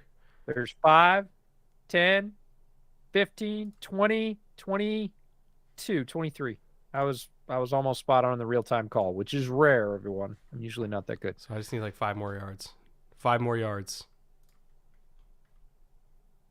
And I can at least get beer money for next week to put up with Bears Commanders. Uh-oh, here it is. Here it is. You got it. You got Never doubted it. Oh, Never doubted it. oh, right. Oh my goodness. This is an all-time. Yeah, what's the reverse? Never doubted it. This is a backdoor cover of epic proportions. And how, if you were the Colts, do you not cover Jerry Jeudy? The Like, most they legit hilariously don't cover him. fucking bad beat ever. Dude, they legit don't cover Jerry Jeudy. What are you doing? How? Okay. The greatest trick the devil ever pulled was making me care about this football game. I cannot believe I made money on this fucking game. I cannot believe I care about coverages late into overtime in a game that was 9-9 going to OT. I need to fucking take a screenshot of this slip. It's so degenerate bullshit. This is, yes. Oh my God. Still Brett, hasn't never updated bet on stat TNF line. again.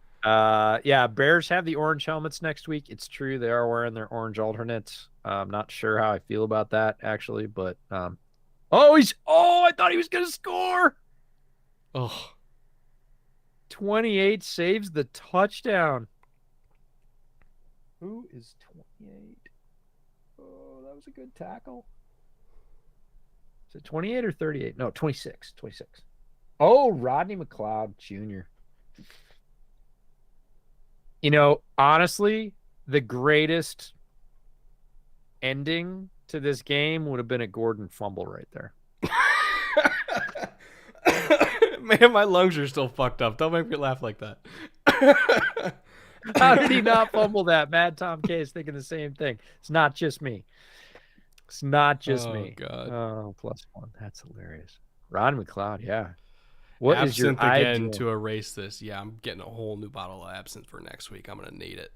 Oh, dude, you should be drinking Jaeger. Jaeger was originally Well, marketed. I was as thinking cough like, oh, syrup. it's fall now. It's rye season. No, this game is beneath quality No. rye. Yeah, I need like Southern Comfort. Boone's Farm. Yeah, Yeah. or some like improperly made mead. Now, what you need is that, like Blues Brothers. Thunderbird's a mean wine. Oh my goodness. Fireball. No, Fireball's terrible. We were just talking to some Buffalo fans, actually, that we're going to see when we go to Buffalo. And they were talking about the time they went to Tennessee and they drank the town out. And somebody that lived in Tennessee that they knew, went out to dinner like a night later, and the restaurant was completely out of Jack and completely out of Fireball. Like they were Oh my out. God. They were like, nope, we don't have any more Jack, we don't have any more Fireball, and we don't get our delivery till like Thursday. So no. I was like, yep, Buffalo fans are here. Oh, Bullet Bourbon, Kel. I'm sorry. I Bullet's okay. Like it's not my favorite. It's hot. Like Bullet's pretty hot. EJ, this is a harrowing tale. Yeah. My goodness. No, we will not be trying to keep up with the Buffalo fans drinking when we go to the game. That would be suicide. That would be terrible. Full Metal Savage. I actually know someone who does the chain gang at NFL games. I don't want to put them in a bad spot. I will just relate. T. Higgins is an asshole. F that guy. Yeah. I'll take your word for it. Yeah, sometimes. But if he wants to be an asshole in Chicago next year as a free agent, Oh, I would love that. Yeah, I'm come be an down. asshole in Chicago. I'm down. Like, let's do it. All right, 4th and 1. This might be the end of this game because, God willing. This is a weird ass game. So this might be the end of the game. We'll see. Because maybe Russ drops back and punts a field goal. I don't know. Game of Thrones season 8 was better television than this. Oh? Possibly. All right. Here we go. What do you got? Put it in the chat. Take your shot. Make a prediction.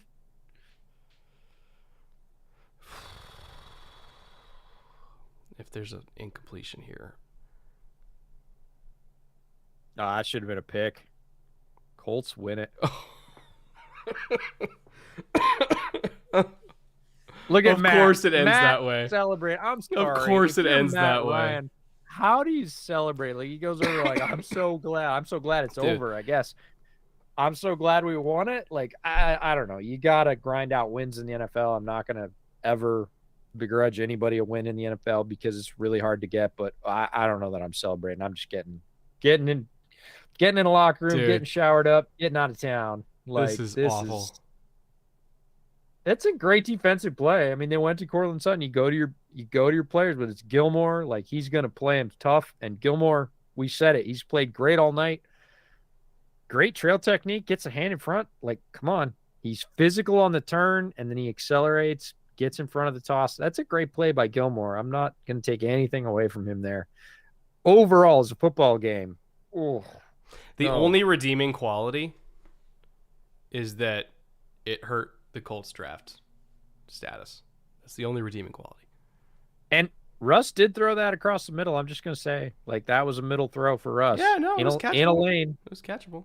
In a lane. It's, it's just a historically terrible football game. Heart-wrecking football game. Like, if you had, like, I feel bad for the person in Denver that saved for like a year. They're like, I'm going to take my dad because he's a Colts fan and we're going to go to this game in Denver. And they get to that. Maybe they had a great time. I'm like ashamed. I am ashamed that I profited off that game. I'm not, but that's okay. Oh, Jared, thank you so much. You should go drink. I hope you're home from work to home, and then you can start drinking all you want. Just hit it. But I do appreciate the congratulations. It's a really good feeling. And again, I'm glad we're back for this week. It was fun. Like I said, I was getting the Jones to come talk football with all my friends again, and I got to do it. I got to do it with all of you, and it's as much as this game did not feel like a celebration, it felt a little bit like a celebration. So chat said KJ Hamler was wide open. I'll have to go back and look at it. Yeah, he was basically heading his hands crying at the end of the game. So is that why he was so upset? Is because he was I think he's so upset because they lost the game, but if he was open, that would add a layer of despair on top of the many layers that have already been laid down earlier in the evening. This is a despair-full game. It's like,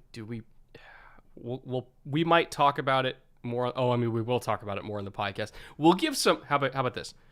We'll give some actual analysis about what the fuck that was on the podcast, because it's tough to analyze exactly what was going on with that particular game in real time, because everything was just terrible.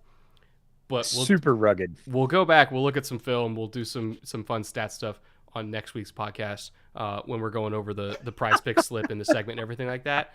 And that is the only time we will ever talk about this game for the rest of our lives. God willing. Mad Tom, let us never speak of this again. Yes, that is true. Super chat from Harrison. Thoughts on former Seahawks taking shots at Russ? It's epidemic. It's not one. It's a whole bunch. Russ had defenders while he was the man because he was the man and he was distributing things. There were many people that took shots when they got run out, specifically the Legion of Boom, which is why there was the big thing made of Sherman covering this game tonight and them meeting on the field beforehand. Sherman is by far not the only one. And many of them were at the game we went to, the Broncos Seahawks game, his return. Many of them were thrilled that the Seahawks won that game. Had nothing to do with competitive implications. They were happy that Russ got handed his hat in Seattle. Yeah. And I think as more time goes on, we'll just keep hearing more and more and more about it until eventually we get a 30 for 30 where people really start telling all the shit that went down there. Because we all deserve a free month of Amazon Prime now. Brody, I'm not sure. That might get you more of that. So is that a prize or punishment? That's the I'm thing not is sure. like the upcoming TNF schedule ain't any better than this. Yeah, I mean, So so you get a free month of watching Commanders Bears. Okay. Maybe that, who knows? Maybe that game will turn into a track meet and it'll be awesome. I'm not going to put my slip on that. Max with 449 British pounds. Much love from the UK. Lord knows why I stayed up for this. But hey, oh, congrats, EJ, and get well soon, Brett. Thank you so much. Thanks for staying up. I don't even want to look up what time it is there. It's ugly, maybe even uglier than this game. okay, EJ. We somehow Yeah, made it 4 we straight did. hours. We Yep. vamped. We vamped for hours on end. Yeah. We managed to win money on Prize Picks. Yes, you did. I did Somehow, through the not, will of the because gods. just to be clear, that's not legal in my state. So But it's legal in mine. congratulations. It's I legal in know. mine. Congratulations on that. I think this was as successful a show as we possibly could have had under these circumstances. And God willing, next week's will be a more watchable game. Not guaranteeing it will be because of the teams playing, but God willing, it'll be a more watchable game. Thank you everybody who stuck through, or really just experienced this with us the entire time. I promised we get the audio issues fixed, and we did. We're trying to get the show 1% better every single week, and I think we're sticking through that. So hopefully you come back next week for Commanders Bears. We will be notably less sober, probably. Full disclosure.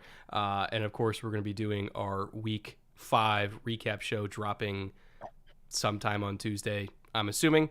And yeah, thank you everybody who watched and listened and everybody who came back and watched this later. If you're on the VOD, thank you for some reason coming back and watching this later. And yeah, we'll see you guys very soon. And until then, later. Take care.